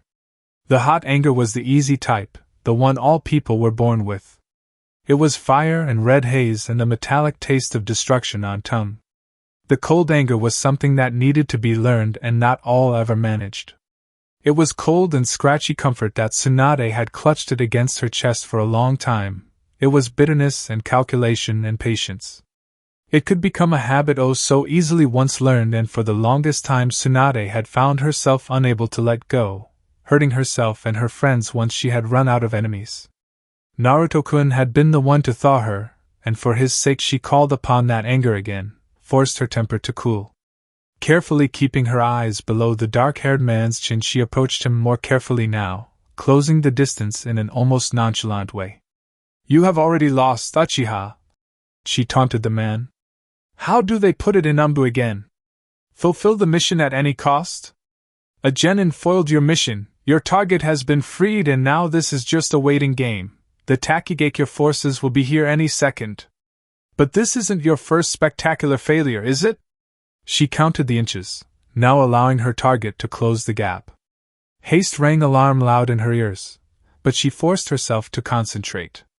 Many civilians didn't quite consider the Irionin to be real ninja, but their peers treated them with considerably more respect. They were killers first and healers second, after all, but even their comrades tended to forget there was more to the medical profession than the body. Tsunade was also an expert in the field of psychological profiling. Your perfect control is what you take most pride in, isn't it? No mission too difficult, no demand impossible to meet, yet you dropped the ball so completely your only way out was a mass murder of your own family. You wished to test your limits? You were a bloody failure as son, a brother and a shinobi of Konoha, and you failed subtlety forever. But above all you fail at knowing yourself, forced to rely on such a shameful crutch to reassure yourself of your own worth. What is that Tsukiyomi of yours but overcompensation for your failure to control even your own self? The Uchiha's mouth twitched into a momentary snarl of fury, and that was when Tsunade attacked, the moment between 1 second and the other when the turncoat's control went the way of her words. Her lighting jutsu flared into burning white life at the tips of her fingers, not aimed to the spine, to disable, but to the here, to straight kill. Ventricular fibrillation, a condition in which there is uncoordinated contraction of the cardiac muscle of the ventricles in the heart, a cause of cardiac arrest and sudden cardiac death. A hulking blue body was thrust between them, and maybe Tsunade would have been the one to end the legend of Uchiha Itachi, or maybe she wouldn't have, but now they would never find out, for Hoshigaki Kisame to the current to his right side, howling in sudden, sharp pain. A dirty white clay something that slightly resembled a giant amoeba clung to the shark man's face like a leech. Hibari-san jumped forward and immediately followed with a lunge, then pulled the rear leg up into forward recovery. But she was foiled when Hoshigaki-san parried her thrust blindly while tearing into the clay creature with his left hand. But his massive sword wasn't meant to be handled single-handedly, and Hibari-san quickly forced him to retreat, aided by Kakashi-san attacking the Akatsuki shinobi from behind. Uchiha and Tsunade locked eyes, cold fury to match cold fury, and there was an acknowledgement and reluctant respect. Steel clang against steel, and the chirping of birds filled her ears. Somewhere far to her left she could hear Naruto's roar, and her anger was getting hot around the edges at an alarming rate. But this fight was already decided, and they both knew it. "It seems that it would be prudent to retreat now, Kisame-san," the Uchiha intoned coldly. In a flicker they were both gone, and the next moment the clearing was filled with men and women in black and green, wearing the Hittite with the two lines that formed a stylized waterfall. Hyuga Niji wasn't familiar with chakra healing techniques, but like all well-rounded shinobi he had learned basic healing. It is a foolish man who beats his enemy in a battle and then dies of infected wounds because he never learned to dress them properly. He didn't waste much time cleaning Sai-san and Tomiko-san's wounds, only checked that they weren't in danger of bleeding out and moved Tomiko-san on her side so she wouldn't choke on her tongue. The battle was still going on after all. "Go help Naruto, Oni Eyes," Sai-san commanded him, and Niji could feel the corner of his left eye twitch. But the order had merit. As much as Niji hated to obey it, Tsunade-sama had the situation with the traitorous Uchiha under control, while Kakashi-san and Okubo-san were easily holding their own against the blue-skinned man. While Uzumaki-san was facing an enraged, demented Jashin worshipper whom he had just compared to Uchiha, and whose god he had just compared to a bunny. Niji, run like the hounds of the underworld, had been at his heels. He had already activated his Byakugan, but a blind man could have found Uzumaki-san. He was still running towards the fight, and it was such a small distance, yet it seemed to take him forever as Uzumaki-san fell on his knees. But Niji wasn't the only one approaching the fight of the Konoha Genin and the Akatsuki missing nin. The green-haired Takigakure Jinchuriki, Nakamura Fu, Shunsign behind Haiden, along with 7 Jonin, and knocked Haiden off his circle, making Uzumaki-san topple over in the process. Fine, red binds of chakra between him and Haiden snapping like hair. Byakugan was no Sharingan, but Niji was very observant, and he could see with startling clarity as Nakamura-san's hands flashed through with a jutsu, the flicking of nail polish on her nails distracting Niji just enough that he couldn't make out what kind of jutsu it was before the air was filled with icy droplets. It was water, and it was liquid in air, but whenever it touched something, be that Haiden, tree or ground, the drops instantly turned into ice, supercooled water. Haiden was quickly covered in a layer of ice that cracked at his joints when he moved, attacking Nakamura-san, but Uzumaki-san was shrouded by a cloud of white mist as the ice on him vaporized. Nakamura-san was fighting Haiden now, with Uzumaki-san as backup, and the Taki shinobi were just standing there. To the men's credit, they seemed to be searching for an opening that wouldn't leave either of the Jinchuriki in the line of fire, but their inefficiency was beginning to annoy Niji. He performed Shunshin, appearing on Haiden's left side the second after Uzumaki-san left the spot, and the scythe had swung out of the way. Haiden of Akatsuki may have been stronger, crueler, in possession of a devastating technique and bearing far greater chakra reserves, but he had already lost a lot of blood and spent much of his chakra. He also wasn't smarter than Niji, and certainly he hadn't honed his taijutsu into such perfection that the Konoha Genin's was. Niji quickly, effortlessly, flawlessly struck the swinging scythe to the side with a katen to the blunt side of its blade, and his arm blurred like a striking viper when he gave the black and bone white man one gentle touch to the temple, channeling chakra through his fingers. The missing nin's whole body spasmed once and fell to the ground. "You might want to request more competent backup the next time, Nakamura-san, as the ones provided to you are obviously subpar," he sated, making the men grit their teeth and glare at his back. He kept an eye on them in case they might want to strike him, but that didn't happen. The angry expressions melted into surprise when Haiden stayed down. It was an odd scene after that. Uzumaki-san, bloody, resolute and unyielding, stared at the crumpled form of the man lying on the grass. A green-haired girl, less bloody and ragged yet appearing to be in more pain, was leaning her hands on her knees and gasping great gulps of breath, staring at the missing nin. There were 11 men around them, all rooted to the ground and staring him and Haiden in an endless circle, like they couldn't quite believe their eyes. "Well, that was anticlimactic," Nakamura-san said. And the broken body at Niji's feet began to cackle madly. "You fuckers think this will stop me? I will give you all to Jashin-sama!" he shouted. Niji could barely believe it. After his strike, nothing should be left of the man's brain but mush, and yet he lived. Yet he spoke. He even tried to move, but could only twitch on the ground. "You are gonna die," Uzumaki-san declared and dropped on his knees next to the man. The red glow of Kyuubi's chakra had already diminished into a barely visible, by normal eyes. Niji still felt like he was looking straight into the sun when he watched Naruto, and he couldn't not watch with his Byakugan active aura. But now it flared again, and the blonde Jinchuriki pushed his balled fists against Haiden's back between his shoulder blades. His chakra wasn't fire, but it was so concentrated and corroding it might as well have been. It sank into the madly laughing man's body like water into sand, making the body spasm wildly. But the man's frankly creepy delight at his predicament didn't wane any. "I'm immortal, you fools! It doesn't matter what you do, I won't die!" He gloated and took a sharp breath as yet another wave of red washed through him. That was when Nakamura-san stepped forward, mouth thinned into a grim line. "Others have claimed that before. It's all a matter of degree," she said with cold voice, but the look she gave Uzumaki-san was very warm, and obviously made her compatriots uneasy. "Do you mind me butting in, big brother?" she asked. Maybe they had a reason to be nervous. Niji knew exactly how contagious the hyper-positive blonde shinobi was, and he doubted Takigakure was ready for him. People usually weren't. "Not at all, Fuchan," Uzumaki-san said and moved backwards, still in a crouch. Nakamura-san stood above Haiden like a specter of death. "We Jinchuriki must have each other's backs in this hostile world, but we will prevail," she declared, and then her hands flashed through a complicated set of hand signs. At first it didn't seem like much. Blue blobs of water condensed in the air around the cloud-cloaked man and fell on the messy, upturned ground with quiet splats. Then more and more of those appeared, quicker, and now Haiden stopped laughing in favor of groaning.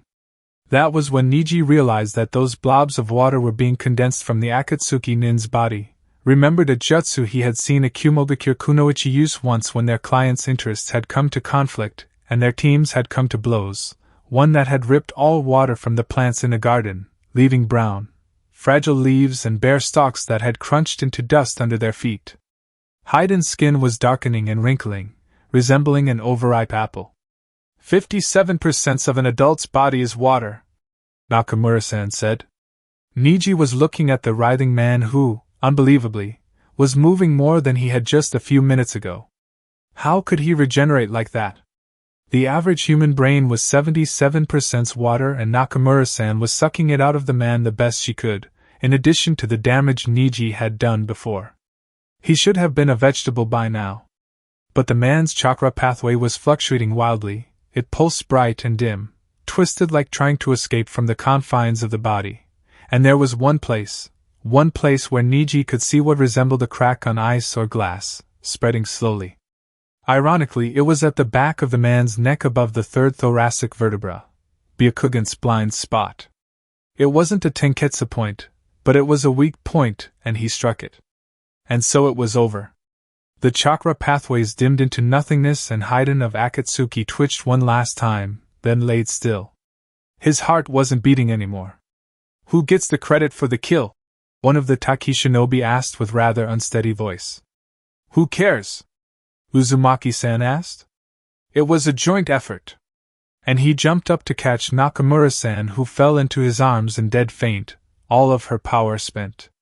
And Uzumaki-san carried Nakamura-san to Tsunade-sama, who complained about reckless use of chakra when already injured, but healed her. Uzumaki-san insisted on cooking ramen for Nakamura-san, and Tsunade-sama was politely but firmly invited to the village to answer some questions, along with Okubo-san and Kakashi-san. Niji was almost sure the only reason they weren't all invited was because they didn't want Uzumaki-san inside their walls and preferred to keep injured and vulnerable people he valued near him as a reminder of how futile rash actions would be now. Uzumaki-san's root comrades were witnessing the unfolding events with much incredulity. The Taki shinobi left to guard them with even more incredulity.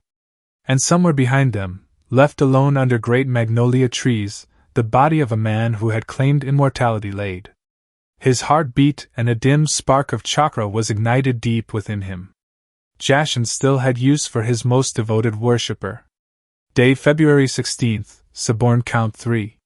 Recorded by the Surveillance Seal, Akatsuki was defeated. Nakamura-fu was rescued. Everybody kicked ass. Days 16 to 18, Instant Unreality, only add water. It was a nice day. The weather was great, sunny with just enough breeze to not be too hot. The forest clearing they were having a make-friends picnic at was great too, not as epic as the forest surrounding Konoha, but a lot more relaxing with less heavy canopy, golden light everywhere, soft grass and dry moss to sit on and nothing that tried to kill them. Sure, the place was a little torn up, the grass had been upturned here and there, and the occasional sapling cut down, and then there was the smell of blood lingering in the air, but it was the second most relaxing former battle site Naruto had ever been at. The Great Naruto Bridge to the first place, and it wasn't just because it carried his name. Really. Naruto had made a fire, and he was cooking his whole emergency ramen supply over it. Fu-chan hadn't ever eaten ramen before because her caretaker said a woman was supposed to cook from the scratch and her sensei said ramen wasn't nutritious enough, which had shocked him greatly. What kind of barbaric place was this? He had to rectify the situation immediately. You have a strong, distinct personality. How did you get it? Fu-chan asked him. I didn't get it. I was born with it. Being born with it was one way to get it, but he wasn't going to nitpick. They were sitting around the fire, Fu-chan on his left side and Sai on his right. The Taki shinobi were sitting several steps behind Fu-chan, a glaring wall of black and green and earthly brown tones, and Naruto's friends were sitting on the opposite side behind Sai's back, Manfu and Tomiko-chan, who looked kind of out of it, resting and trying to not aggravate their injuries, and Niji-san, looking back at the Taki shinobi with haughty white eyes. He was sitting so his back wasn't turned on anyone except that one guy in the trees. Naruto bet he had been embarrassed when he had waved at him.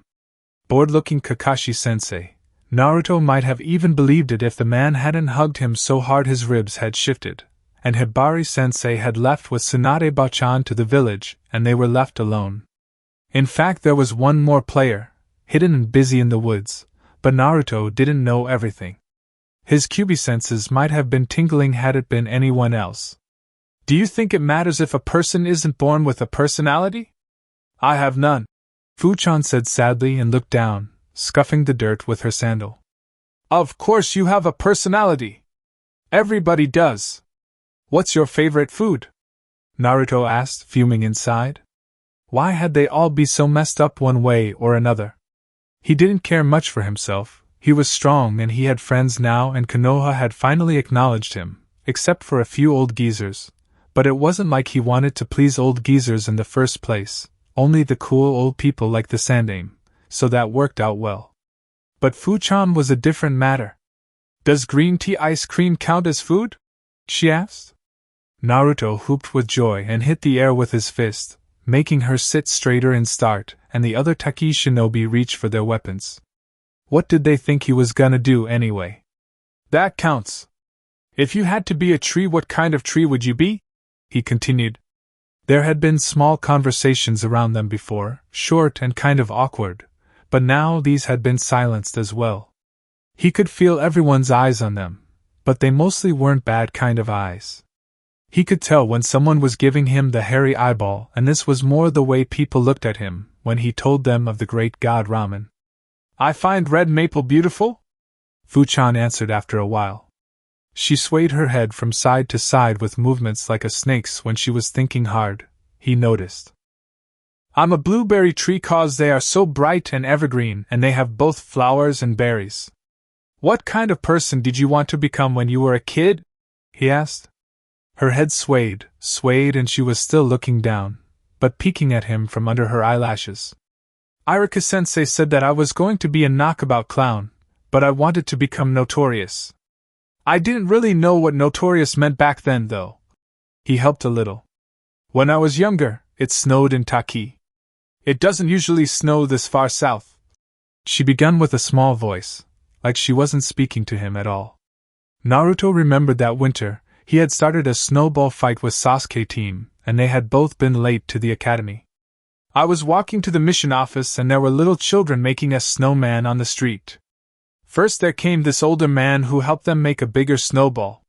When I walked back from the office he had gone and a retired kunoichi was helping the children to lift another on top of the first one.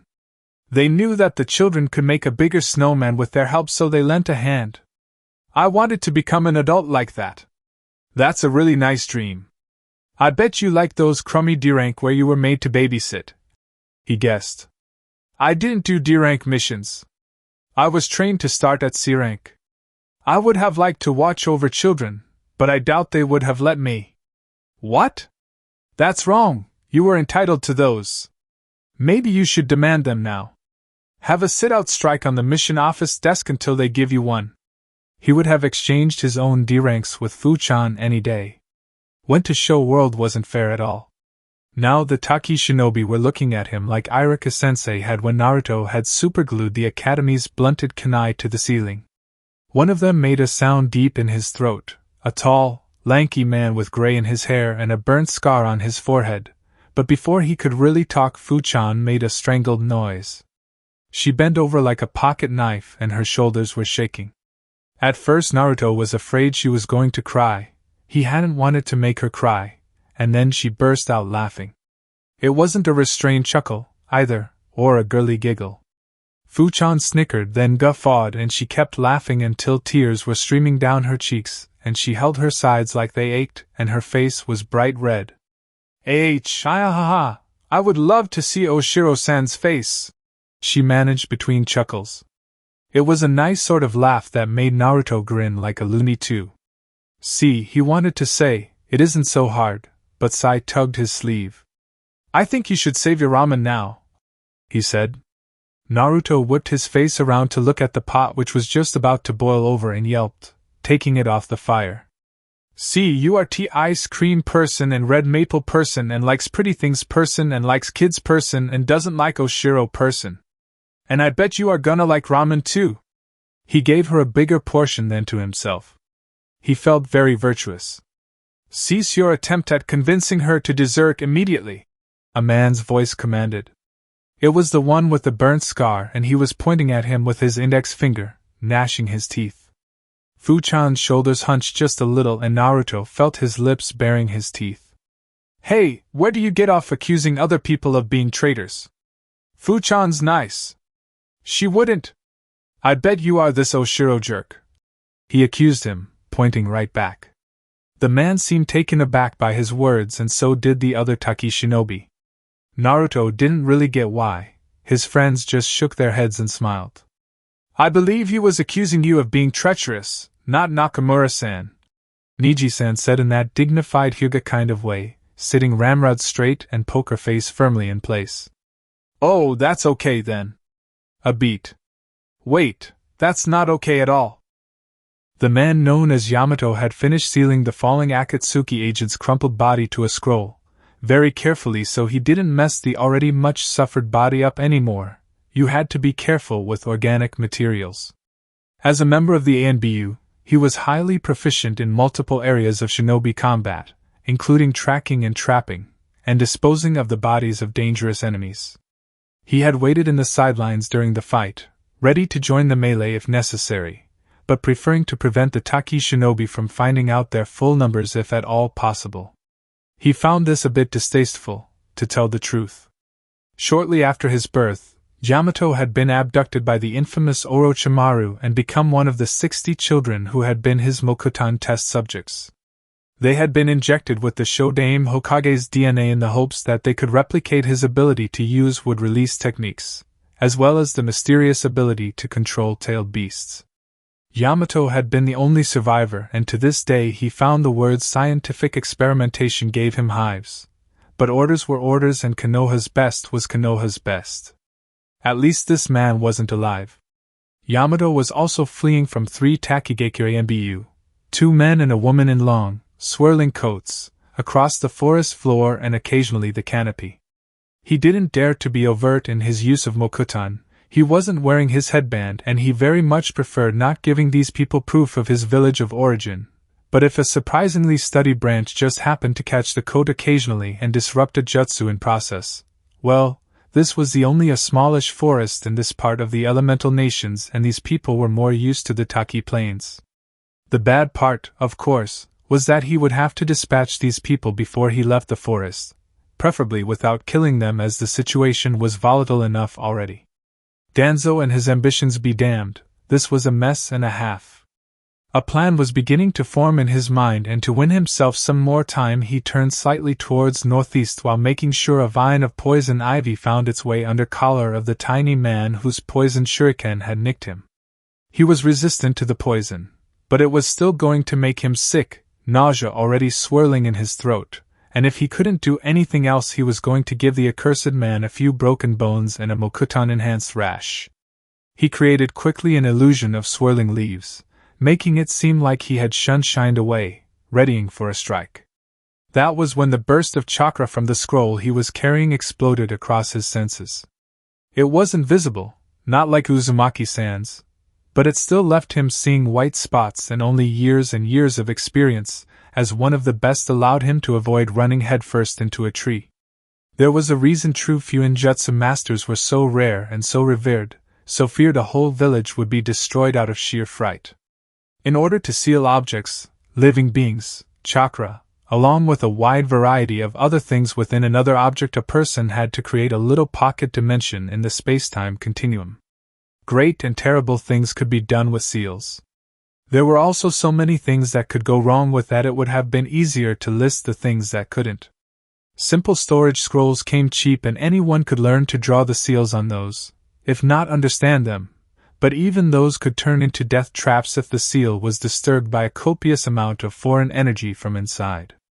Yamato threw the scroll away, coincidentally towards the Taki Nbu chasing him, and they scattered like leaves in the wind.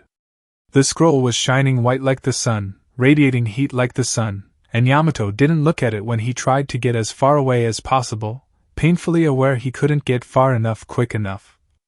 And the white light dimmed just before a pink flash, and it was all over. Maybe it wasn't quite pink, closer to sickly magenta like rotting red fruit, but still definitely pinkish. Yamato dared to stop and look behind. The Taki Nbu were still standing there, a long ways to the other direction, staring at an empty circle in the forest. It wasn't a big circle, maybe a meter in radius, but its edge was sharp as though it had been cut to the forest floor with a blade razor sharp, and there wasn't anything alive inside it.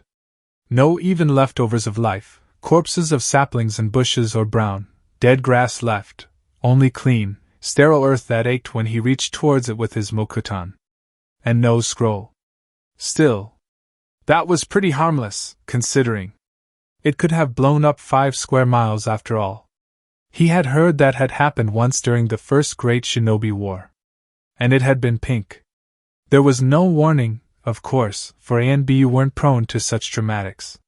His hands were already flicking and one of his pursuers, a woman with a bird mask of some sort, sent a water jutsu after him, a dozen of razor-sharp water whips. Yamato simply shifted the liquid in the labyrinth of her ears a bit, and the woman dropped like a rock, her up and down no longer up and down. But he was sweating like a pig and trembling slightly from the poison, and the chase was on again. 2 very angry men after him, and he hadn't even gotten the scroll for his troubles. Yamato couldn't help but think how that had not been his day. The woman who was called Tomiko was leaning against a tree, regulating her breath to battle the nausea the concussion caused her. Maybe it was the concussion that clouded her mind so, though she didn't really believe it, that this scene seemed almost normal and genuinely domestic. Naruto-san and Nakamura-san eating ramen and complaining about inconsequential things and ignoring the big, obvious issues their newfound friendship would create. Her compatriot was sitting next to him, looking at Naruto-san with an expression bordering wondrous, if you knew how to read the man. Nothing made much sense anymore. In a world where Senju Tsunade-sama herself had bothered to mount a rescue, the assassin in training had somehow managed to overlook the fact he had been supposed to assassinate someone, and Tomiko recalled a joke from before, that she hadn't thought of for the longest time, No time for such frivolous pursuits as sense of humor. Taijutsu screws with your body. Genjutsu screws with your mind. Ninjutsu screws with the reality. Carnations are easy to grow. They like full sun and a rich, well-drained soil. Just water them during dry periods, once or twice per week or so, Naruto-san babbled. So they had graduated from favorite colors, orange and green respectively, to hobbies now? All this picture lacked was a pinky promise. Maybe it was the concussion, maybe it was Naruto-san, maybe she was just worn threadbare. But Tomiko threw her head back, closed her eyes, and with the tiniest of whimpers surrendered. Uzumaki Naruto screws with the reality. It felt good, so good that she was scared, for no ninja could go into a battle remembering how good it was to let go, surely. Heavy warmth spread into her limbs, and she dimly remembered this was what being drunk had felt once, when she had sneaked out with Kushina and Yugao long time ago. She also felt naked, like all her clothes had instantly vanished, and shamed somehow, like she had been caught at betraying someone. She felt like an onion which had been peeled layer by layer until nothing was left. She didn't know whether to laugh or cry. Of course she did neither. Years and years of suppressing all emotions and refusing to show those few she couldn't entirely push back and forget kept her breathing regulated, and her face immovable like stone. She could feel Fusan's eyes and she refused to meet them.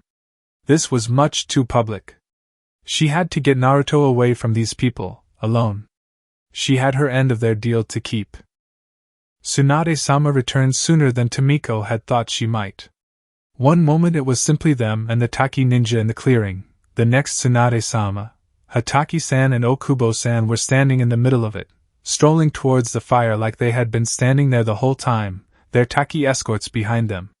She made a note to keep her wits better the next time she received a concussion, and stood up.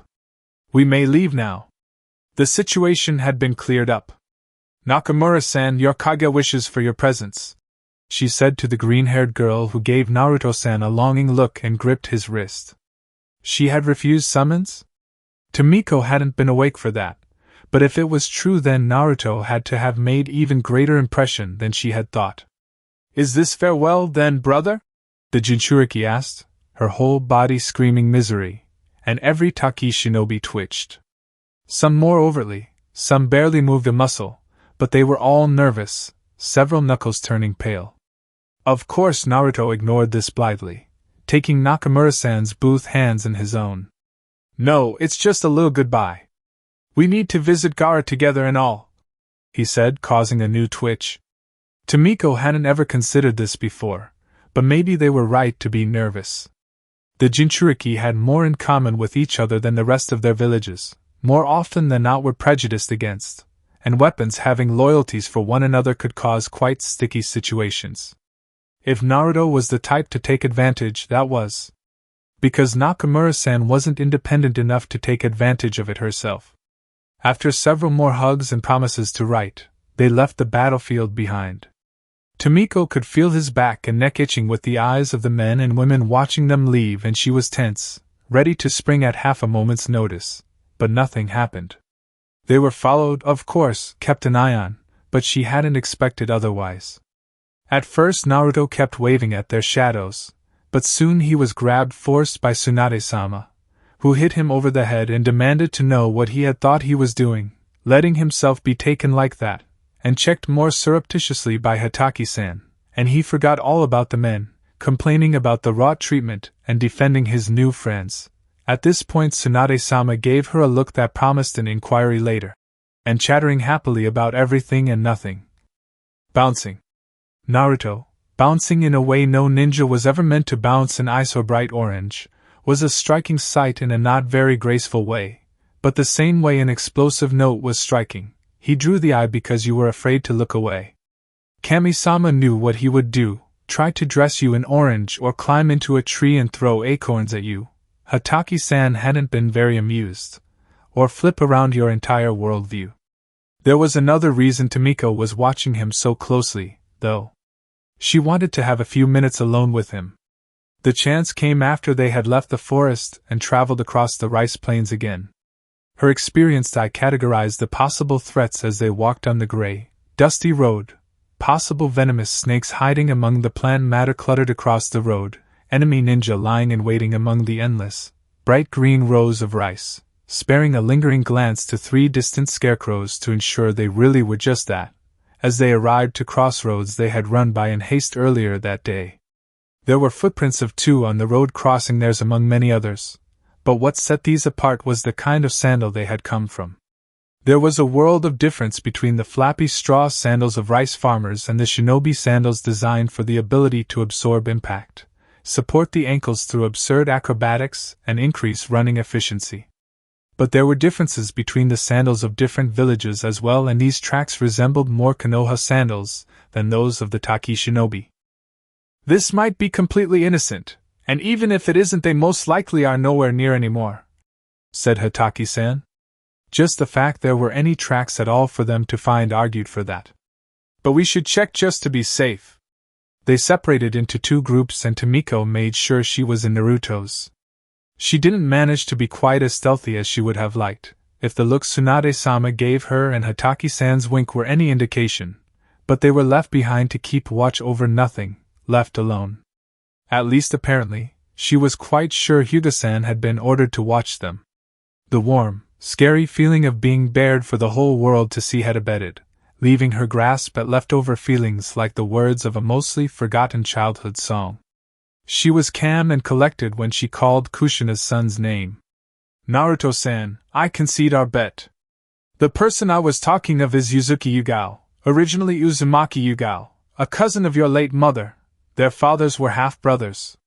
We were all from the village of Izushiogaku, that is no more. That was good, to the point and conclusive.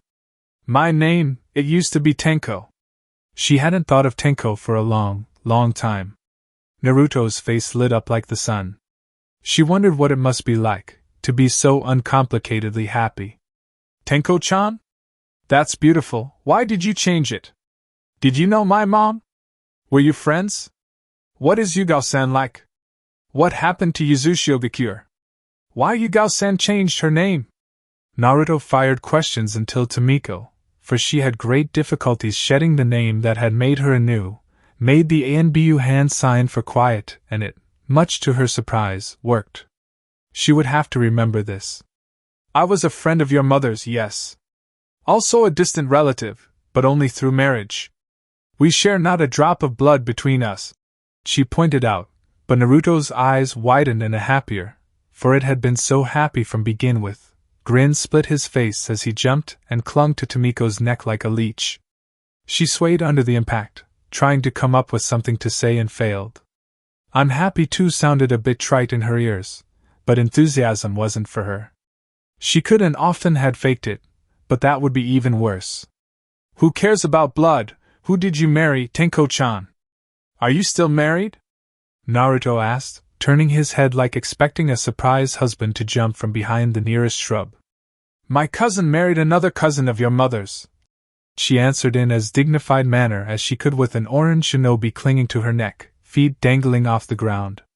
It had been a first cousin of hers and a second cousin twice removed of Kushina's if she remembered right, but she didn't believe he would care of that detail. She wondered where she should keep her hands. So you are my cousin too? Naruto declared. Again Tomiko had nothing to say, so to avoid potentially uncomfortable silence she pushed him back to the ground and returned to the original questions. I don't know what Yugao is like nowadays, for I haven't had a conversation with her for 7 years. She used to be kind and quiet, but she could also carry a grudge stubbornly. Yuzushiogaku was destroyed during the Second Great Shinobi War. The clan Uzumaki, the most renowned of the village's ninja clans, was very knowledgeable of Fuinjutsu. So much it earned them renown and fear worldwide, so much it led to their destruction. Your destruction. You are from there too? Naruto complained, frowning. She closed her eyes in sudden ghost pain, more than half forgotten already. I know. Junichi Tenko, she tasted the name in her mind, Kunoichi from Yuzushiogaku. It didn't feel very real. Her emotions were distant, frayed like she was, all she had once felt for the village of her birth and Kushina expertly numbed. And still she prayed Naruto wouldn't ask again why Yugao had changed her name. It was a vain hope that he wouldn't realize, but she still didn't want to be the one to voice it. It was close to the nightly hours when they reached the gates of Konoha the second day after leaving Takigaku's protected zone. The trees seemed to have a tint of red and orange in the rays of setting sun, like it was in autumn already, and the Hokage monument, what his face would one day grace, believe it, towered over the quieting village. "Yeah, it's good to be home," Naruto shouted and stretched his muscles, popping his shoulders. "Do we have time to have ramen before we go to the base?" he asked Hibari-sensei, making his best puppy dog eyes, ready to plead and whine until she relented. But Hibari-sensei stopped in her tracks and frowned, and so did everyone else. "Naruto-kun, we aren't going to the base. You are going to your home. Haven't you been listening at all?" she asked. He pondered that for a while. They had been talking about how the evil overlord Danzo had gotten his just desserts, but they hadn't said anything about not letting him complete his training. The main gate marked the entrance to Konoha. They were marked with a giant character for fire, red against green and brick red wood of the gates and the Great Wall. Once the customer had been guided through the maze of little paths and roads, the final stretch of it was wide and well kept, modern, and the village beyond the gates seemed so open and inviting. The great gates were only ever closed during war or when the Hokage declared martial law, but they were still far from vulnerable, and Hibari-sensei had told Naruto that the two Chunin one could see at the gates were only there for the sake of appearances. He turned his head, trying to see the mystery guards, but they were better at hiding than the Taki shinobi had been. "But it was the best training I ever got. I learned more about chakra control than in my whole time in the academy and Team 7, and Hibari-sensei has wicked jutsu. And yeah, Danzo was a dick, but he is gone now. Can't I just complete my training with her? And Sai needs training too," he argued in distracted manner. He pointed at his partner in not crime, who looked absurdly pleased to be dragged into the argument. People usually just preferred to back away. "You have the capacity to be happy anywhere, don't you?" Tsunade-bachan muttered and then grumbled something about evil mind control powers. Naruto kind of hoped he had those. It would be so cool. He could use them on Kyuubi and make it cough more chakra or something and not go on gloomily and dumbly about how he was an insect and stuff. But he could be generous about it. He had kicked S-class missing Nin ass, and that was too cool for words. One step closer to his ultimate goal, second to none. "I would like to keep training with Naruto in whatever capacity training can be arranged," Sai said and gave Kakashi-sensei a meaningful look. Maybe it wasn't such a bad thing the secrecy was over after all. Now he could introduce Sai to everyone. "I can't take a fourth student to train, it would mess up my training schedule," Kakashi-sensei protested, his eyes on his small, orange book as he walked past them towards the gates. Naruto glared daggers at his back. "You have a schedule?" he challenged, and then, though something, genuinely bemused. "You have been training us? When?" Sai laughed. It sounded kind of creepy, but he was trying, honest, and it drowned Kakashi-sensei's yelp of protest. The two Chunin, a red-headed Inuzuka with his black dog at his feet and a woman in too big green coat who smelled like kikai, bowed their heads respectively for Tsunade as the group walked in. Naruto inhaled deeply. It was good to be home. No other place smelled like Konoha, the right brands of sword oil and mink oil for leather, and the delicious smells of street kitchens. He missed Fuchan though. It was nice to meet other people like him, and he hadn't even needed to give her the kick of good sense to the behind. He hoped she managed to squeeze that babysitting mission out of her village administration. "I'm gonna go meet with Sakura-chan and Sasuke first thing tomorrow. Wanna come with me, Sai?" he asked, extending his hand. "That reminds me, I must talk with my cousin. Though I doubt anything has happened at all. Hinataheim is the sensible sort," Niji muttered under his breath. Day April 18th, Suborn Count 4. Recorded by the Surveillance Seal, Uzumaki Family History. Everything is happily over? Epilogue, all that ends well. Sandaime Hokage Sarutobi Hiruzen leaned back in his chair and closed his eyes. Due to the importance of public appearance, as Hokage he couldn't break down in public. But his nerves had been strung high ever since he had sent Naruto to Root, It had gotten even worse after he had realized that maniac Danzo had sent the boy to assassinate the Jinchuriki, a village that was, if not exactly allied with Konoha, then at least not an active enemy. When Naruto had bounced into his office like nothing had happened, talking a blue streak of Fuchan and Hibari-sensei, and Sai and the most awesome training ever, it was all he could do to not cry out of sheer relief. He had apologized. The Hokage didn't owe an apology to any of his shinobi, but Sarutobi had owed one to Naruto. True to precedent, Naruto had forgiven as easily as he breathed. So this is over at last. And your report on Naruto's advancement is most satisfactory, he said and opened his eyes. Okubo Hibari stood in front of him. A lesser woman might have fidgeted or at least stood tense before the leader she had participated in criminal conspiracy against, but Okubo-san seemed calm, at peace with herself. She had the bearing of a woman who had accepted any consequences. He wasn't an easy student, but he was the most motivated I have ever taught, Okubo-san agreed. She squinted her eyes a bit in the bright light of setting sun hitting the tower's uppermost windows. They had been strategically placed so that the sun would shine in the eyes of the person standing in front of his desk both early morning and late evening. He seems to have reached adequate skill level that I might tell him of his father. Give him his true heritage, Sarutobi said, and it was a test. Okubo-san hadn't so far volunteered any information on Naruto's parentage, and he was quite sure Danzo hadn't shared such sensitive information with his underlings. But the portrait of the yondaime was hanging on the wall of this very office, and when Okubo-san first arrived it had caught her eye. He remembered that look, her narrowed eyes and thin mouth. She had peered at it from behind the pile of papers she had carried, then looked at him and looked almost sheepish.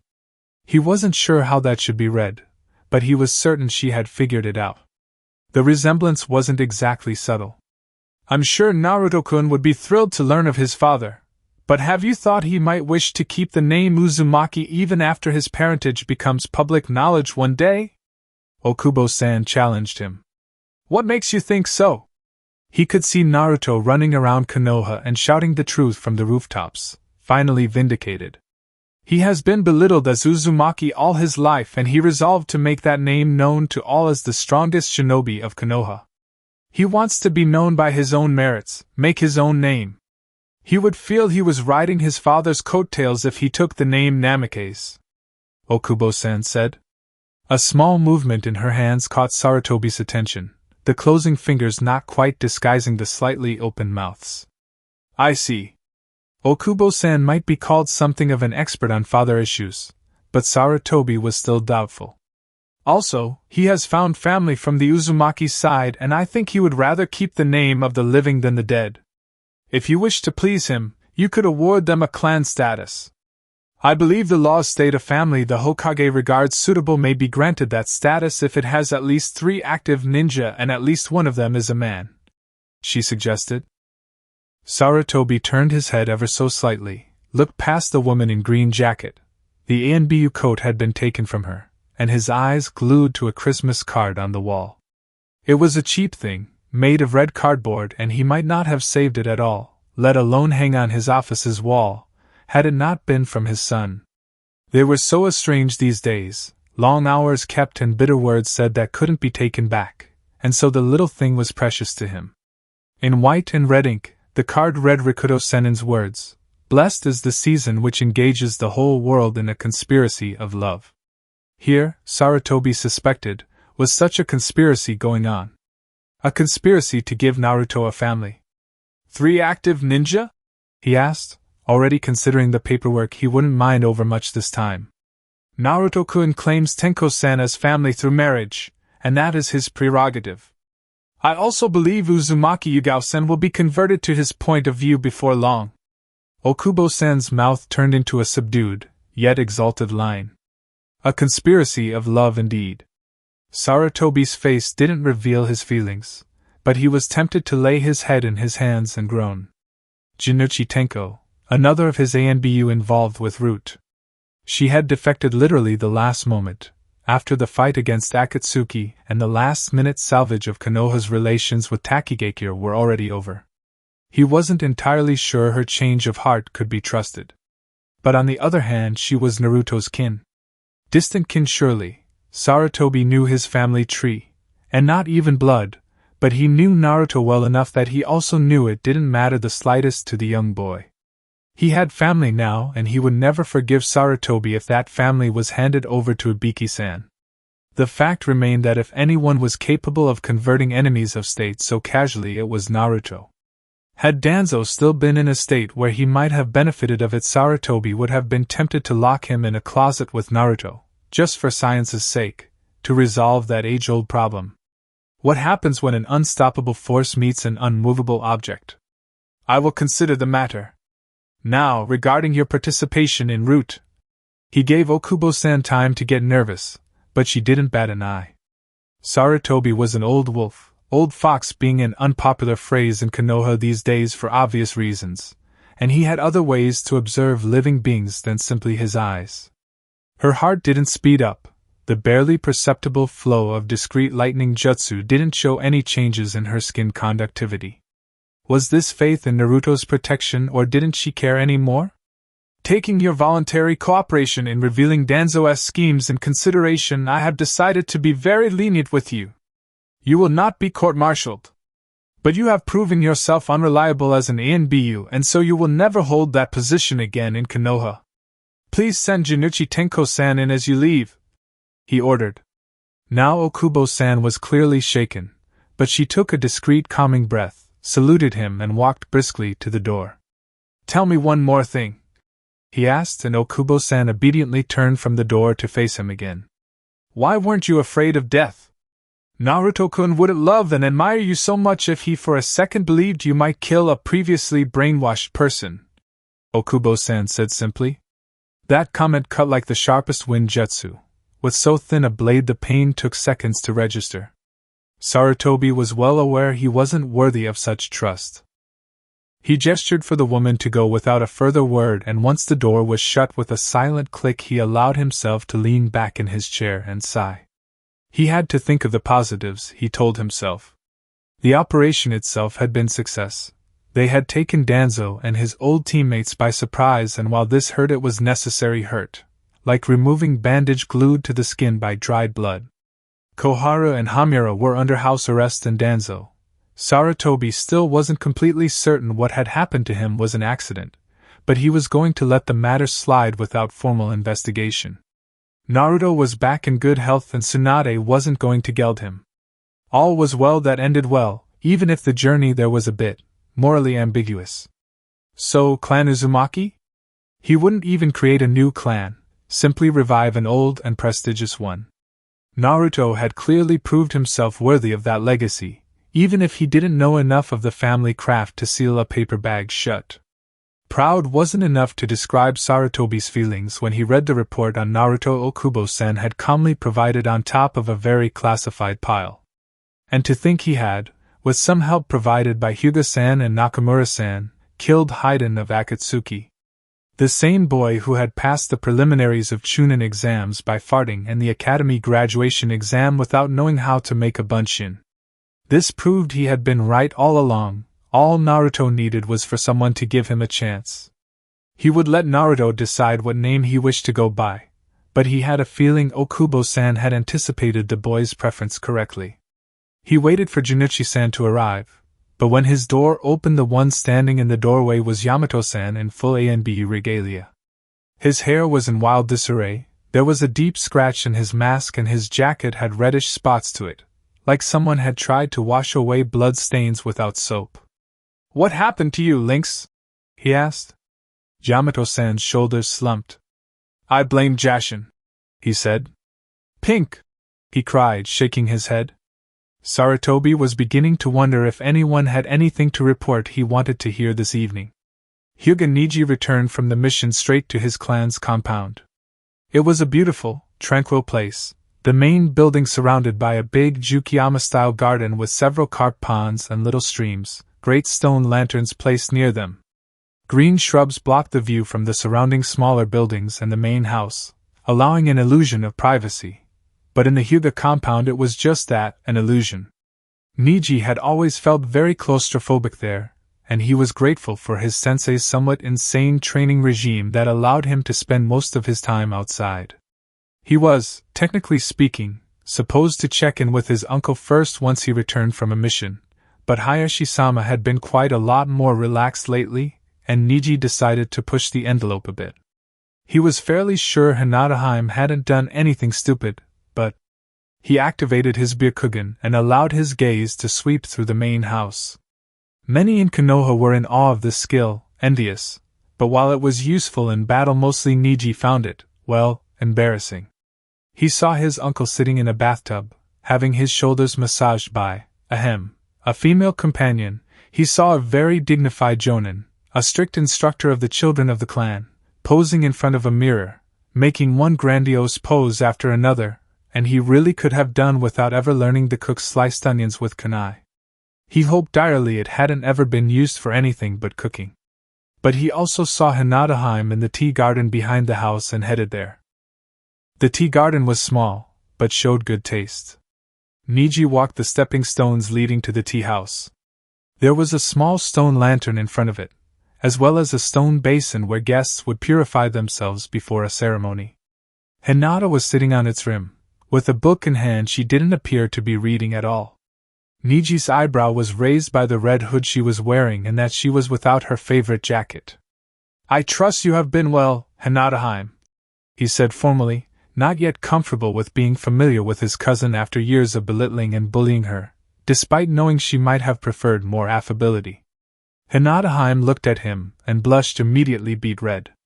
Hinata was sitting in a tea garden, minding her own business, and what business she had to mind.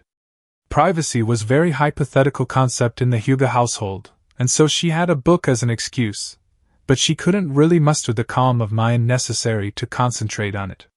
Her mind dwelt on their ill-fated trip to the Hokage Tower's cells, and she felt like the world's biggest pushover. She had known it wasn't a good idea, but Sasuke-san had been so decisive, and she had been so worried for Naruto-kun, she had simply gone along with it anyway. To top the misery off, they had found out nothing new concerning Naruto-kun's whereabouts. So of course when she thought things couldn't get any worse, Niji walked to her and asked, "I trust you have been well, Hinata." "I trust you." The words echoed in her ears, "I trust you." And what Hinata couldn't help remembering. Sasuke-san marched to the door of the cell. Sakura-san bent down to frisk the keys from the fallen guard, and Anbu. Hinata could barely believe Kiba's off-the-wall plan had really allowed them to defeat an Anbu, and gave Sasuke-san the keys. He only grunted as a response and opened the door. It was a sturdy metal door, lavishly decorated by complicated seals barely visible in the dim light, and Hinata had second thoughts as to whether or not opening it was wise. She had seen Shimura Danzo often, though never spoken with the man, and she knew that while he was a fragile-looking old man, crippled bravely defending Konoha, the way he moved wasn't that of a harmless old man. The eyes of the Hyuga were very, very sharp. Maybe this isn't," she tried to say, but the darkness around them swallowed her voice until it was barely more than the timid peep of a mouse. The lock let out a terrible screech, and the hinge was even worse as Sasuke-san slammed the door open. The cell was small, 6 by 6 feet. The walls were bare and there was no furniture, only a mattress on the floor without any bedclothes. There was one light bulb in the ceiling, no lampshade at all, but behind a heavy metal grill. As the walls were chalked white, the cell was actually quite bright. Much too bright to comfortably sleep in, and Hinata was sure that was entirely intentional. The only spot of color in this sparseness was the man sitting on the mattress and raising one regal eyebrow, bruised and heavily bandaged, but resolute in demeanor. "I see I have visitors," the man said dryly as he rose on his feet. He winced in pain, and it was real, but his muscles were tensed in the way the preludes in attack. Hinata took a ready stance and calmed her breath. Naruto-kun was depending on her now. The door was open. There was nothing to do but to see this through. "Where is Naruto?" Sasuke-san spat the words out. He was fairly simmering with rage. Hinata couldn't see his face, but as she discreetly activated her Byakugan, layering a genjutsu over herself just as Kurenai-sensei had taught her, she could see chakra spark at the bottom of his eyeballs. He had activated his Sharingan. Where did you send him to? What have you done to him? Sakura-san asked. Hinata winced and bit her lower lip, remembering what father had told her of dealing with the council members. One should never show how interested they were. That was only going to raise the price. She gave Sakura-san as discreet a tug as she could and made a hand sign for silence, at such an angle that Shimura-san shouldn't be able to see it. Sakura-san paid her no attention.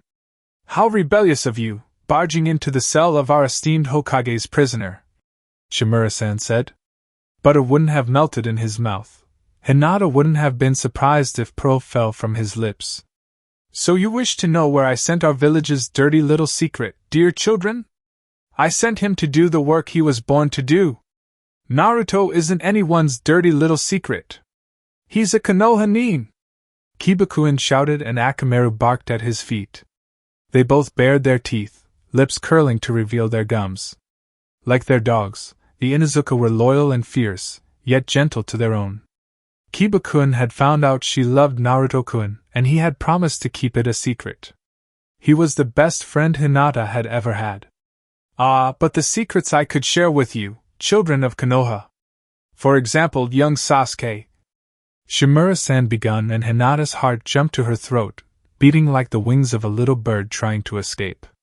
She didn't know how and she didn't know why, but she was absolutely, undeniably, completely sure that what Shimura-san was going to say could only lead to a catastrophe, and she must stop him, in any way she could. But what could she do? What would Naruto-kun do? Shimura-san raised his hand, slowly, dramatically, and haste one now, the hare beat the tortoise. Quickly, efficiently, unnoticed by Kibakuin and Sakura-san and Sasuke-san because she was standing behind them, unnoticed by Shimura-san who was looking Sasuke-san with hunger in his eyes, Hinata called genjutsu upon herself. She knew Naruto-kun better than anyone, so she believed, for she had spent countless hours following him from the shadows, watching, trying to gather her courage to talk with him. The body was easy, her face, her hair, the shape of her shoulders, the way the clothes hung from her body, flat, muscled chest, the way he stood, the way he held his head proudly high. The way his mouth curled when he didn't like something, between snarl and pout. His smell, sandy from the practice fields with a hint of sweat, metal and ramen and a hint of blood. It was hard, but then, she was a student of the best genjutsu mistress in Konoha. Hinata remembered Naruto-kun's chakra, the boisterous, overflowing tingle of it, the merest, tiniest tint of red and heat beneath, like water from hot spring. Danzo, she said with Naruto-kun's voice, she said as Naruto-kun would have said. No family name. No honorific. No respect. They all whirled around, leaving their backs vulnerable to Shimura-san. But Shimura-san only stared at her, his hand frozen in the air. Naruto, where did you come from? Kiba-kun was the first to find his tongue. Before Hinata could even begin to think of an answer, Shimura-san's mouth twisted into an ugly grimace. You! He shouted. I should have just had you assassinated as the threat to this village that you are and been done with it. You grew without discipline, without purpose, you were ruined courtesy of the old fool. Do you have any idea what you have done? We are tools for the good of the village, nothing less and nothing more. Spit was running down from the corner of his mouth, and he was waving his arms in wide circles. Tools have nothing to fight for, nothing they feel passionate about. You are truly a sad, sad person if that is what you aspire to be, Hinata said because she felt it was what Naruto-kun would have said. She felt his ghostly hands around herself, felt him holding her up, lending her courage. She believed in his nindo and one day the entire continent would, of this she had no doubts. We have no right to dreams and ideals of our own. Soldiers only carry out the dreams of their betters. The interests of the village should be placed above all else, even ethics and morals. Especially ethics and morals. Those lead to weakness and weakness leads to destruction. You have suborned my people whom I painstakingly crafted into ideal tools for the best of Ko. Shimura-san said no more. He clutched his chest and his voice shimmered away into nothing but moans. His outburst, so violent, and so different from his manner up to that point, had startled Hinata's companions, so she was the one who stood in front of them now. She had the ringside seat to witnessing Shimura-san's mouth foam like the muzzle of a rabid dog. Oh, so slowly he fell on his knees and then to the ground. Hinata allowed the genjutsu to fade with a startled, wet sob, biting her finger to keep the laugh inside. Life was great and terrible. Death had only one card to play, but death was part of life and life played with full deck and marked cards. It always had an ace up its sleeve, one more tragicomedy to play out. In his cell, Shimura Danzo died of an apoplectic fit. Okay, I didn't expect that. Is he even alive anymore? Sakura-san asked. Hinata's Byakugan was still active and she could have told her that no, he wasn't. No, he isn't. I must compliment your technique, young Hyuga. A voice without any feature that might have set it apart from any voice in a crowd called behind them. They all whirled around. The ANBU in a rooster mask stood behind them. Hinata-san sealed her Byakugan immediately, but she could see his appreciative face in a flash. She wondered what her father would do once he found out about this all. A perfectly natural death, impossible to prove otherwise after the fact. You are rather young to partake in political assassination, but then, your parents weren't that much older, Uchiha-san, Inuzuka-san. I believe Inuzuka-san distracted the mark by strip tease while Uchiha Fugaku slipped poison into his drink. He waxed on, without any obvious sign of intending to detain them now that the element of surprise was no longer on their side. It was rather clever of you to not unmask me. I would be required to turn you over to Ibiki-san if you had. He went on. They all shivered. Hinata didn't tell him she had, even for a fleeting moment. She wondered about the look of satisfaction on his face then. I didn't see you, and you will never reveal to anyone I was beaten by a bunch of genin, the man said and then picked the keys from Sakura-san's lax hand. They wasted no time, Sakura-san running first and the rest of them after her, towards the sewers. I so didn't need to find that out about my mom. Kibakuin moaned as he climbed back in. I have been well. Hinata stuttered, not able to meet Niji's face. Niji felt his mood darken at once. One didn't need to be a trained shinobi to realize something had happened. It hadn't been too disastrous as Hinata was still here, out in the open and not locked into her room by her father, but then again, it might just be that she hadn't been found out yet. Hinata, please. I realize my past actions might make it hard for you to trust me, but I am on your side. I need to know what has happened so I can protect you better. And so he would know exactly what he was punishing the last Uchiha for, and how severely. Yuzuki Yugao, proud ANBU of Kanohigaku no Sato, was cooking. She wasn't a good cook by any standards, but as a single woman, and how remembering the happy time before those accursed Chunin exams stung, she had to feed herself or starve. She gathered the minced carrots, onions and green bell pepper in the skillet on top of the pork and stirred. She had thought of Uzumaki Naruto when she had chosen to make yakisoba that night. Not that she had invited the young boy for a dinner, or ever intended to issue such an invitation. She didn't deserve to do so. She had been so angry and stupid. The devastation Kyubi had left behind had been crushing. The chakra had burned away the forest, and the old oak trees, hundreds of years old, had flown like matchsticks in the wind. The ground shook and great chasms opened, swallowing the defenders of the village, and several parts of the great wall crumbled. It had been fire and storm, chaos and death as men and women had thrown their lives away to stall the great beast at least a little, at least half a second, so the one who came after them might earn another, just a little more time for the yondaime to arrive. Then, miraculously, it had been over. Yugao, thrown aside by a careless swish of a great tail, not even worth an afterthought, had wandered towards the place she had last seen the yondaime, only to happen upon a red-haired body.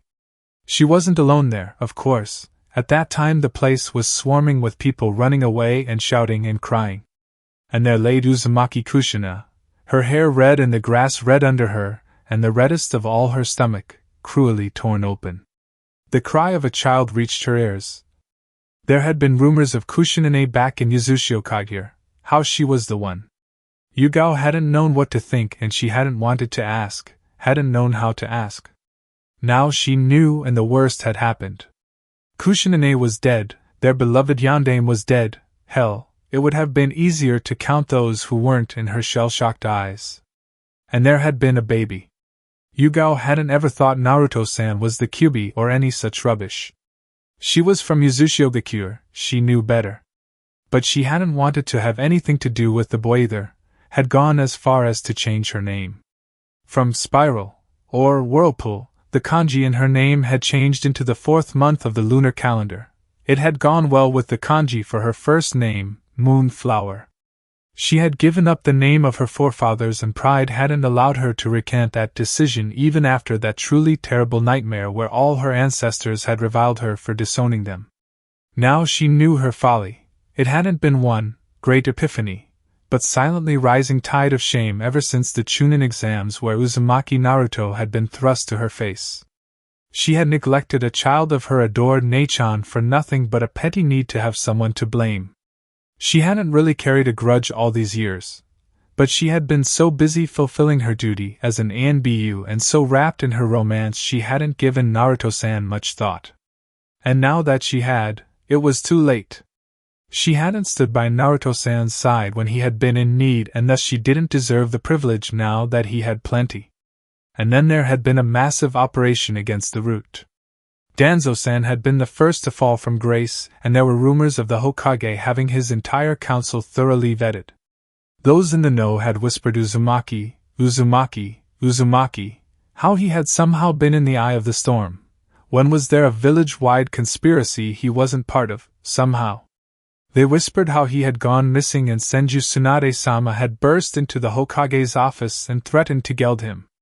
Yugao had been beside herself with worry, trying to scavenge what little pieces of information she could get her hands on, and this evening Naruto-san had finally returned. I only needed to know he would be alright. She told the bowl of ramen she was cooking. Predictably it didn't answer her. Talking to inanimate objects was bad, but if they started talking back then you were in trouble.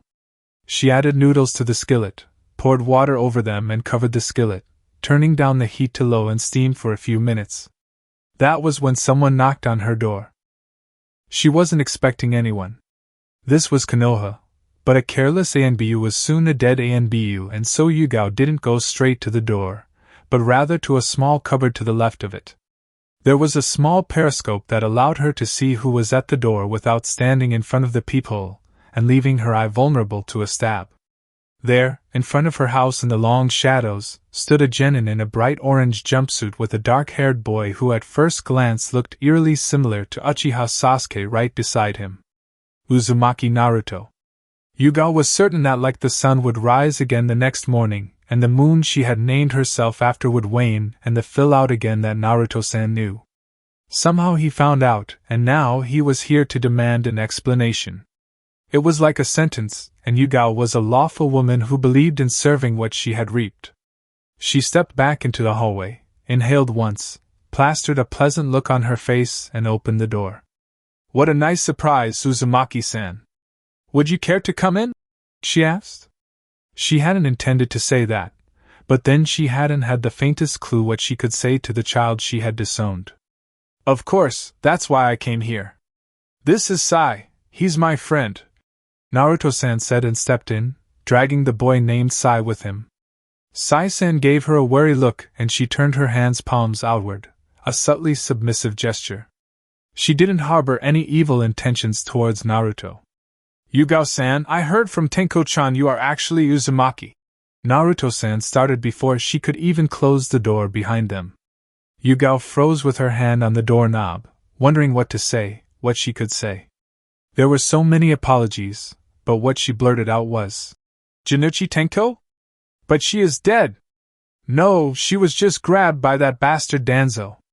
She went by Tomiko for years, I think, but she is alright now. She promised to pay you a visit. Naruto fidgeted, scraping the carpet with his feet. He hadn't even taken his sandals off yet. So, are you my cousin? His blue eyes were shining. Yugao looked into those eyes and she realized they were shining not from happiness, but because of tears held back. There was a grim determination frozen in Naruto-san's silly grin, and suddenly Yugao realized just how much courage this must have taken, to come and knock to the door of the woman who had made very clear she wanted nothing to do with him. But she did, oh how she did now. Without thinking about what she was doing, she gathered Naruto-san into her arms. Questions about Tenko could wait, this couldn't. Yes, I am so terribly sorry I have been such a disappointment as a relative, Uzumaki-san. I hope you will find it in your heart to forgive me one day, she pleaded. Naruto shuddered in her arms, and then something changed. She couldn't see it, but she could feel. It was like the sun was shining after a rainy day. Naruto stepped back and clasped his hands behind his back as he made the introductions. That's great! I'm Uzumaki Naruto. My likes are my friends and Hibari-sensei and Kakashi-sensei, gardening and Sakura-chan and ramen. My dislikes are idiot people who judge others for something that isn't their fault, brainwashing masterminds and idiot parents who get women pregnant, and then leave them to raise their children alone in a hostile village and the time it takes for instant ramen to cook, and my dream is to become the greatest Hokage ever and protect everyone in Konoha. Yugao was taken aback by this info dump, and she fleetingly wondered why the fathers of illegitimate children would annoy Naruto-san so, but what truly shook her to the core, what made her feel both better and yet a complete heel. That's it. You just forgive me like I did nothing? Though that had been the problem, hadn't it? She had done exactly nothing for so many years. Naruto looked up at her, frowning yet not angry. Well, you are really sorry now, aren't you? I could carry grudge and sulk a few years, I guess, but then I couldn't be family with you, so I would only hurt myself. Hate is like that. It never does any good to anyone. Yugao remembered Sabako no Gaara. She had been one of those dispatched to follow the obviously unstable Suna Genin while he stayed in Konoha, and she could proudly attest Gaara had never disappeared on her watch. Not all could claim the same. She remembered those green eyes, hungry and rabid and hurting. Eyes that hadn't learned hate only hurt in the long run like vinegar poured on open wound. She hadn't known why a boy so young would have eyes like those back then, but in hindsight. We didn't deserve you, but I'm glad we have you anyway, she said. Naruto-san seemed taken aback by this, and Sai-san muttered something about a compliment plan and desensitization. But before she could ask, a girl's voice hollered from the street outside. Uzumaki Naruto, you utter jerk! Shouted one Haruno Sakura and ran straight into Yugao's house without asking for permission, tackling Naruto with a flying hug so he fell against Yugao and would have fallen on the floor if she hadn't caught him. Sakura-chan, Naruto-san mumbled as Haruno-san fisted the front of his jumpsuit and burrowed her head against his shoulder. You utter jerk, you disappear for days and we have to hear from Kakashi-sensei you are back because you can't come to us, oh no, and why didn't you tell us about Kyubi? Did you really think we could ever hate you? You inconsiderate ass, never make us worry so again! She shouted and peppered him with feeble, ineffective hits to the chest. Haruno-san's hands were shaking badly. Naruto-san looked like someone had hit him over the head with a hammer. Sasakura-chan? Why you know about? He stuttered, red as a tomato. Yes, we do now. Niji-san figured the truth out, said Uchiha Sasuke, who entered her house in a much more dignified manner, greeting her briefly and taking his shoes off. You are our teammate, didn't you think we would worry when you disappeared like that? Kami-sama knows some feeble old grandmother could have beaten you to death with a spatula. His voice was drier than Suna's desert. Naruto-san sputtered, now in anger, but before he could say a word Yugao laughed. It was years of pain she had clutched close to her chest now released. Only when Naruto-san touched her face did she realize she was crying, and she didn't care a whit. What is that smell? Haruno-san asked. It was then that Yugao remembered the dinner she had left simmering under a cover. My yakisoba. She managed to sob. Naruto-san was distraught over ramen being burned, and Yugao laughed some more. The people of Konoha had poured vinegar on their wounds far too long. Now it was finally time to heal. What happened to them ever after? Nakamura Fu. In the end, Fu was allowed to take that trip with Naruto. It was kind of a long story, but it boiled down on her Kage having it with parental complaints. Fu attempted the sit-out strike, without actually sitting on the desk, in the mission office, and much to her surprise she was indulged, either out of sheer surprise, or because the issue wasn't important enough to antagonize the precious living weapon over, or both. It was ironic that once she had decided to do her own thing she managed to get the approval of both Yukimura-sensei and Nishimuro-basama. Her teacher thought her childish cheerfulness a good sign, and her caretaker found her feminine interest in children appropriate. Encouraged, Fu decided to continue this in between serious missions as long as she could get away with it. It turned out to be for 2 months and 7 D ranks. The children didn't complain, but the parents were petrified. The Takigakure Parents Association drowned the village administration with complaints and petitions until the Kage bribed Fu to give up D ranks by allowing her to journey to Sunagakure, under her teacher's surveillance. Gaara was bemused when Naruto dragged Fu to him for introductions, but they ended up getting along quite well. Naruto and Yukimura-sensei got along well enough, much to Fu's relief. Tomiko/Junichi Tenko. Tenko had been declared MIA and later killed 7 years earlier, so re-entering her into the village registry was a bureaucratic nightmare. She got away with, technically speaking, having gone missing with a slap to the wrist, thanks to Sarutobi still feeling guilty over his actions regarding Naruto and Naruto's support of her, but she was on parole for a year. She didn't mind. She changed her name to Uzumaki, got reacquainted with Uzumaki Yugao, and attended counseling under the supervision of Senju Tsunade. Yamanaka Fu. Fu was given parole, along with Junichi Tenko, Okubo Hibari, and Sai. After his parole was over, he journeyed to Kumogakure to apologize to Nagaki Mika and the son he had never known. His son, Nagaki Hiro, turned out to be a blacksmith's apprentice instead of an aspiring shinobi. This was as much as he found out before Mika chased him away from her home with shuriken, kunai, a frying pan, ninja wire, creative use of genjutsu, and expletives that would have turned Heiden's ears blue. Fu ended up making 6 trips to Kumo. The first 2 times Mika tried to kill him, the third to geld him. The fourth she yelled at him, the fifth she first yelled and then slept with him. This led to her becoming pregnant, again, and when Fu attempted to apologize for the 6th time, she held him at sword point and demanded he make an honest woman out of her. He was more than glad to do so. Mika finally accepted apology number 27. Sai. When Uzumaki Naruto introduced Sai to his teammates, he managed to insult them both by calling Sakura ugly and Sasuke dull. His first attempt at friendly banter was an epic fail. He occasionally trained with Team Kakashi, and those occasions got pretty regular once Naruto learned that he only had to sing Hibari-sensei's praises for Kakashi to get annoyed and determined to outdo her, at least for that day.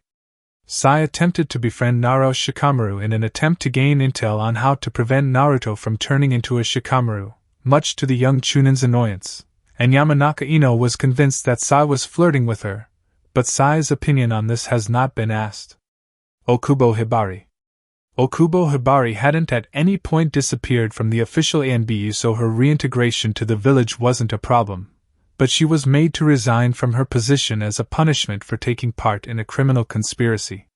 This made her feel rather naked and disjointed, but she braved the village without her mask and befriended Yumino Irika, who she bonded with over Naruto and his training. She still trained her former Kohai in between missions and gleefully helped him to goad Hatake Kakashi and Jiraiya once she realized the effect she had on them. At Yamanaka Fu's wedding, she decided to give up her grudge on her father and never think of the man again. This was easier said than done, but over the course of next 3 years she got over the issue. She became a Jonin sensei, since by teaching Naruto and Sai she had learned she enjoyed training the youth. The Mori clan tried to assassinate her once they learned of her existence, but the attempt was unsuccessful, and she wasn't above rubbing it to their faces by mailing the 3 Jonin Hittite back to IWA. In the IWA bingo book she goes by the name Okubo, the evil counterpart, and it amuses her greatly. Hyuga Niji.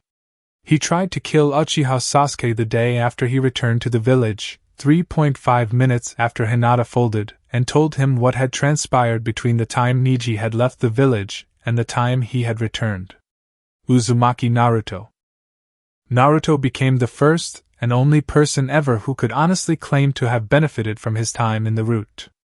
His chakra control was better, though he was still very much in awe of Fu-chan after she told him of the biwa string exercise. He had learned a cool forbidden vampire technique to make bombs, and Hibari-sensei's voice in his head proved to be much more useful than Kyubi's ever. Even better, he was his bright, optimistic self, a fact that hasn't ceased to intrigue Marino Ibiki.